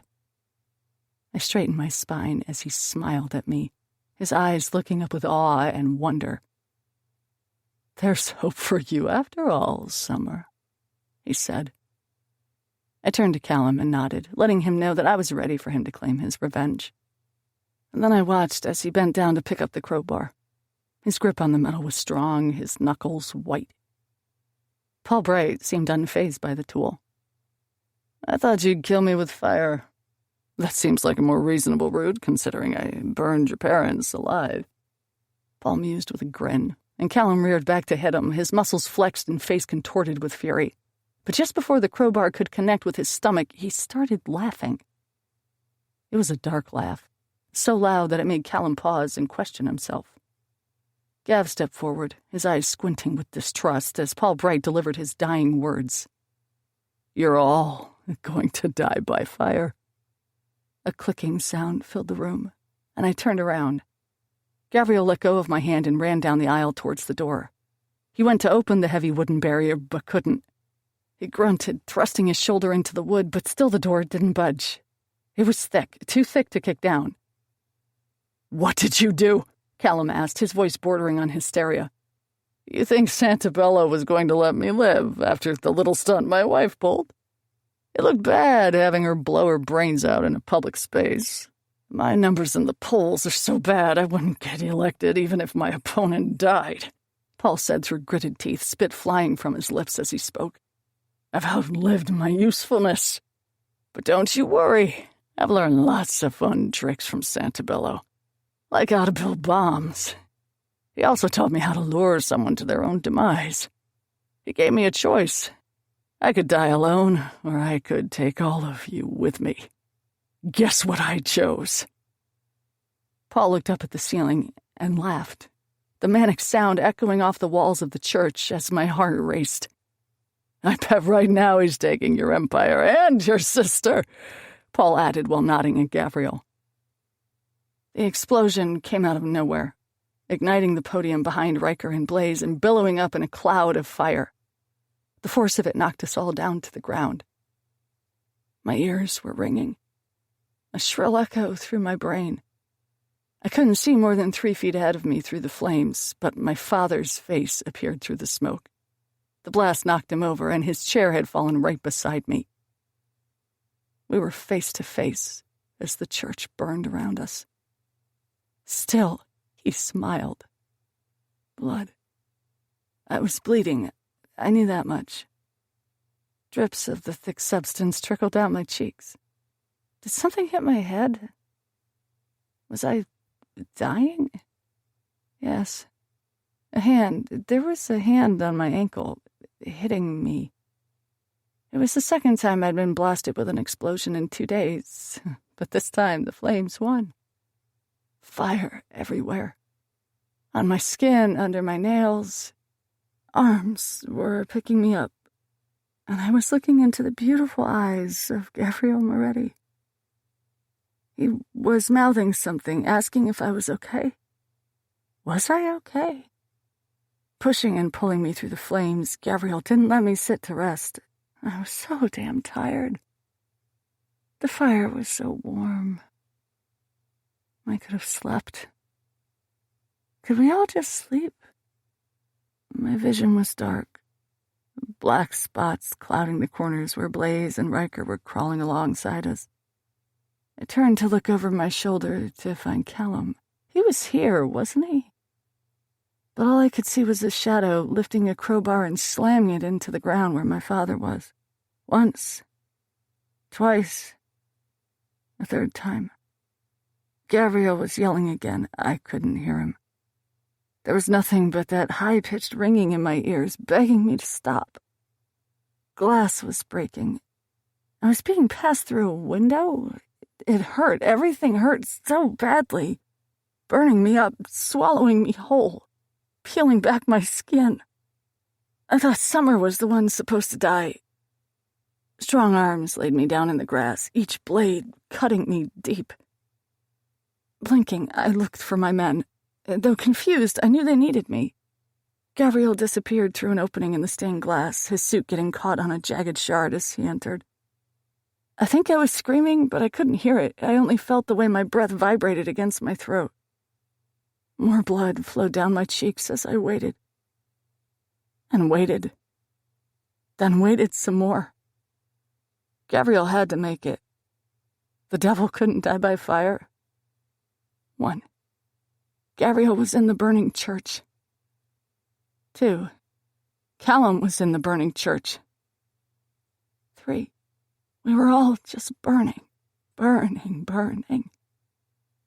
Ryker was holding me now, stroking my hair, whispering words I couldn't hear while everything went eerily slow. I clutched him tightly while keeping my eyes on the church. Bright. So bright. It lit up the sky. Another blast made what stained glass was left fall to the ground, and Gavriel emerged from the flames, cradling a man against his chest. Fire clung to his back like wings exploding in the sky. His face twisted in agony as he dropped to his knees and looked up to God himself, screaming his questions about eternity while bloody tears streamed down his cheeks. My brain started protecting me from what my heart already knew, and my awareness started to dim. The last thing I saw was how beautiful Gavriel looked as he died. Chapter 22. Gavriel. 5 years ago. she's gone. I didn't believe in fate or love or anything outside of myself. Believing was a waste of time for people destined for hell. But I believed in my gut that Summer Bright, my sunshine, was alive. Everyone was too quick to think her dead. Divers were searching the lake. Funeral homes were calling her parents. 3 days of searching, and they were all ready to throw in the towel. Pretty damn convenient that her father was the one in charge of the search efforts. They were hoping for a death, something tragic they could nurse on for a bit. Summer Bright was now nothing more than tragic gossip. But Sunshine? She was alive. I was sitting at the police station in an interrogation room. I had hot coffee in my left hand, the only thing keeping me awake, and a fist in my right. Officer Mercer looked just as bad as I did, bloodshot eyes and pale skin. I personally thought he looked fucking weak for someone meant to be intimidating me. "Explain again what happened the morning she left the boathouse," he ordered, though his voice was too rough to sound like a proper demand. My father would have kicked his ass and told him to try again, this time sounding like a real man. My gut got that little pang of excitement. Every time I told him that Sunshine fucked Ryker, his face contorted into pain. It felt good to see him as messed up about her as I was. Sunshine and Ryker did the horizontal tango in my foster parents' boathouse, I said with practiced cruelty. He winced. Oh yeah. Officer Mercer, let that sink in. Let it hurt. I found her thoroughly fucked, naked, and with her hair all a mess. Now his eyes got heated. That's right. Imagine what you can never have. Feels good, don't it? We told her to wait outside so Blaise could take her home while I beat the shit out of Ryker. Ah, now he looked pleased, like he was imagining how my fist broke Ryker's jaw, maybe even picturing himself holding him in a chokehold. My foster brother was still in the hospital and wouldn't be ready for questioning until his mouth wasn't wired shut. He could write down his statements, though. That reminded me. I needed to bring him some stuff from home. I'd spent my days looking for Sunshine and my nights at the hospital with him. Ryker paid the price of his punishment, and I wasn't in the mood to lose another person I love. Another person in my family. That dark look in Mercer's eyes, as he got off on my revenge, told me that the golden boy of Chesterbrook wasn't all that innocent. Maybe that's why he and Sunshine connected. Both of them were hiding their true natures behind their image. Sunshine because she had to, him because he was afraid to let the monster out. You can't tell me that. Do you want assault charges? Callum asked. The police had asked Ryker again and again who had hurt him, and not once did he break. I wasn't really sure if it was because of his loyalty to me or because he knew he deserved everything he got. Either way, bullets don't snitch. Everyone knew it was me, but no one was stupid enough to point a finger without evidence. And then what? I left Ryker for dead and went to confront Sunshine. I had plans to love her better than he did. I would have burned the memory of my body into hers, so good that she had no choice but to pick me. He might have broken the rules and gotten to her first, but I would have been her last. I would have been everything. Blaise and I searched her house, our favorite hangouts, her hiding spots. When it got dark, we told her parents. It became clear that she wasn't just hiding. She was missing, I said. Officer Mercer looked at me like he could tell my angry voice was all for show. He looked at me like the sad little kid I was the night I showed up in Chesterbrook. Well, fuck you, Officer Mercer. I don't need your pity. He took a sip of coffee. His hands were trembling. His shifty eyes were obnoxious. He didn't deserve to care about her, but I'd allow his concern, only because I need an army to find her and bring her back. I know your father has made some enemies, Callum began while shuffling through a file on his desk. Do you think any of them took her? The thought had crossed my mind, But I didn't want to go down that path. I'd already sent word to some contacts left from Dad's empire, pulling a few favors to have them on the lookout. Why don't you ask what you really want to ask, Mercer? Ask the question that brought me in so I can stop wasting time and go back to searching, I said. Callum leaned back in his seat, scratching his scalp and letting out a dark chuckle. You really are something, Gavriel. Fine. Did you kill her? In some ways I had. There was a light in her eyes that dimmed when I pushed her away. From day one, I encouraged her to take what she wanted. I practically pushed her into Ryker's arms because I couldn't handle knowing I wasn't good enough. Then, I punished her for doing it. I killed her faith in me. I killed her trust. I stabbed that part of her that believed we could overcome anything, brutally beat up her reliance on the bullets and her confidence in herself. No, I didn't kill her. Blaise was waiting outside for me in his Mustang, looking worse than all of us. I knew he was beating himself up over the fact that he couldn't find her. He was cocky about their connection. He thought he could rely on their innate ability to find each other in a crowd, but he killed their connection when he looked at her with disgust in the boathouse. How'd it go? He asked. As expected. He nodded and turned down the street, heading towards the hospital. Ryker would be released in a few more days. He was eager to join the search. It was killing him to sit there fiddling with his dick while she was gone. Served him right. I hate you, Blaise said. Join the club. If it weren't for your goddamn rule, I wouldn't have... What? You wouldn't have fucked Brooklyn on the hood of your car? That was all you, Blaise. Don't act like I ruined your chances with Sunshine. You ruined them all on your own. Bullshit. What if she got hurt, kidnapped? She was alone because you were afraid she wouldn't choose you, Blaise said, speeding through downtown Chesterbrook without a care for the speed limit or the pedestrians crossing the street. So what are you going to do when we find her, huh? Confess your love, live happily ever after? I genuinely wanted to know. I also made sure to say when we found her because saying if wasn't even an option. I've always been annoyed by the easy way Blaise and Sunshine connected. Their friendship wasn't forced like ours was. But I wasn't worried. One thing my father taught me was how to take what I wanted. And I wanted her. Blaise drove in silence until he was at the hospital, chewing over my words like they were something he couldn't swallow. I'd give her no other choice but to pick me. Don't think for a second I won't cut you out of her life. You're my brother, but she's my light. I'll always pick her. Blaise said the one thing I'd been truly worried about.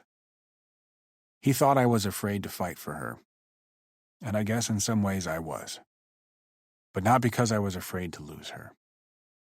I knew in my gut that Sunshine would pick me. I was mean enough to not really give her any choice. But I couldn't lose my family. When I was 6 years old, I watched my first murder. It was in my living room. I didn't really understand then. Life was this funny thing that snapped through reality. One minute this man yelling at my father was standing next to my family's portrait on the wall, and the next he was gone.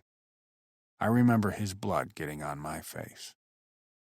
When I was 12, my father strangled my coke whore mother in her sleep. She had brought a man home. He snuck into my bedroom. He was high and perverted and painful. My father promised me protection in exchange for my loyalty, but I didn't want his protection. I wanted a dad that was home enough to stop that shit from happening in the first place. When my father went to prison, all the people who boasted of the importance of family, the uncles that made me sit on their lap, and the aunts that squeezed my cheeks, all of them were gone, disappeared. There was no loyalty. Probably because most of them didn't want to end up like him or 6 feet under. The bullets were the only thing I had, the only thing of value in my life. I wasn't sure I could choose between her and them, because in the end, I'd just end up alone again. We have to find her first, Blaise, I finally said. People stared at us as we entered the hospital. For years, I'd been cultivating an image that made Chesterbrook's citizens have a healthy fear of me. So it wasn't a surprise that they believed me to be the one who killed Sunshine. Hell, they weren't completely off base either. Ryker nearly died because of me. And I didn't care. I snarled at a curious nurse, making her nearly trip over herself. Ryker was lying in bed, only throwing me looks of disdain through black and swollen eyes. Losing his ability to speak wasn't much of a punishment for Ryker. Blaise was the one that would go crazy if he couldn't flap his gums. Ryker was in his element. Bastard. They asked if I killed her. Ryker closed his eyes. He looked weird now, without any hair. They shaved those long blonde locks to stitch up the gash in his head. I wouldn't say I did it intentionally. I was in such a mindless haze of murderous rage when I beat the shit out of him that I didn't even know I broke his jaw. I just liked the sound of his crushing bones and put it on repeat. But she liked his hair. And now it was gone. Tough. We all sat there for a minute, aching to go back out and search the lake, the town, the state, the world. Ryker turned slightly towards the notepad on his table, and Blaise got up to hand it to him.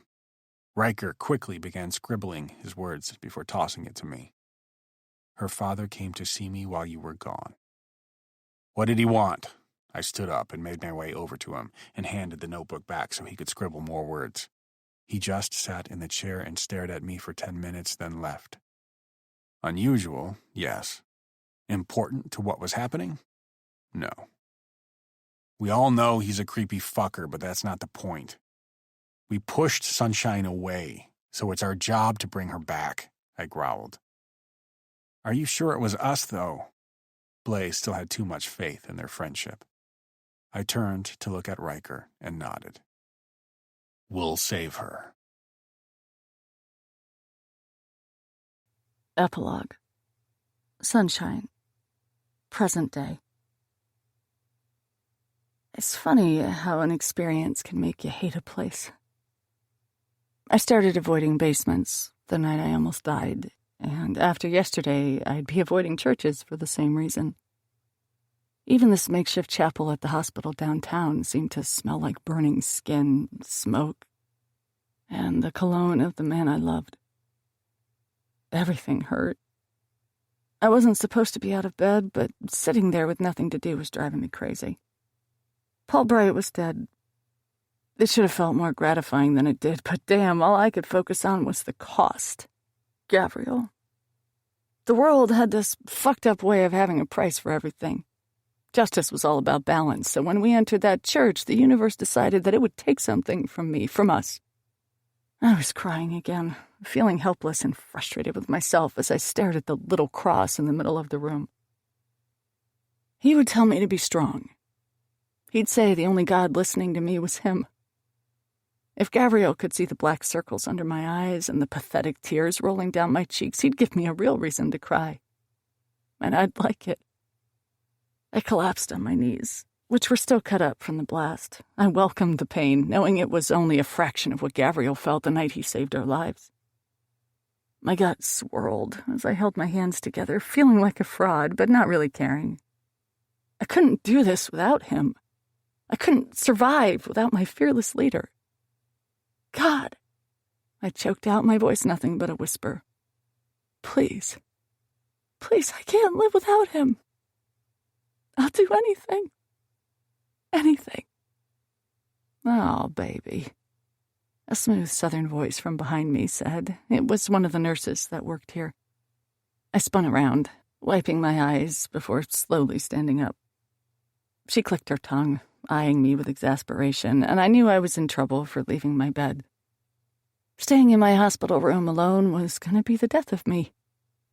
The night of the explosion, Ryker and Blaise put me in an ambulance and made the risky decision to go to New York and find Gavriel's sister. They were badly burned, sore, exhausted, and really messed up over what had happened to Gavriel. But they survived. The bullets took care of their own. That's what Gavriel would have wanted. I wasn't upset that they left. I was relieved. Even though I craved Ryker's wisdom and Blaise's unending devotion, I also wanted to do right by Gavriel's family. Callum was released from the hospital 2 days ago. He wanted to stay, but it seemed wrong somehow. Like I didn't deserve to love him after everything Gavriel sacrificed. I knew he was hurting and experiencing his own mix of guilt and self-loathing, but I could only feel so much. Could only survive for myself. I hated being alone, but I hated looking at Callum even more. I knew he was staying nearby, probably pacing the halls with his determined protectiveness that I loved. And soon I'd let him in. But I didn't deserve to see him just yet.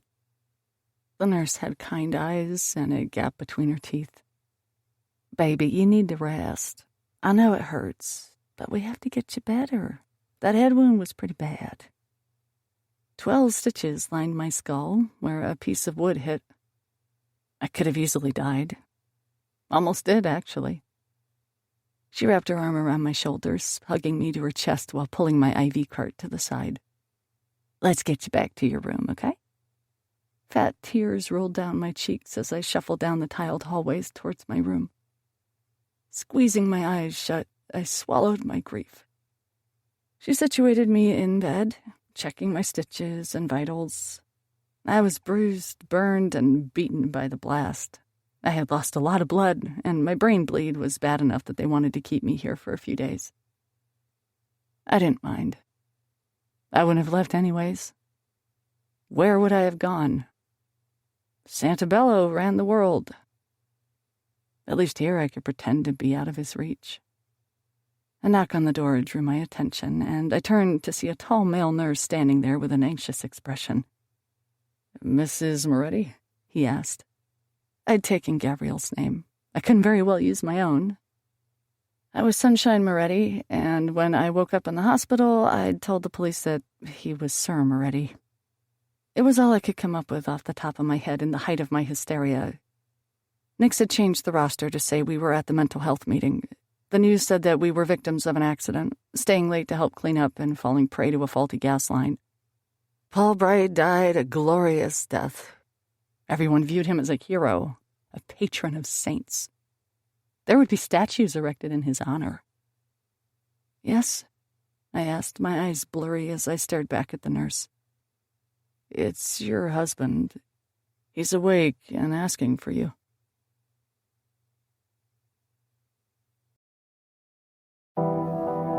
This recording of Summer and Smoke was presented by Dreamscape Media, LLC. Text copyright 2018 by Megan Harris. Sound recording copyright 2019, Dreamscape Media, LLC. Thank you for listening.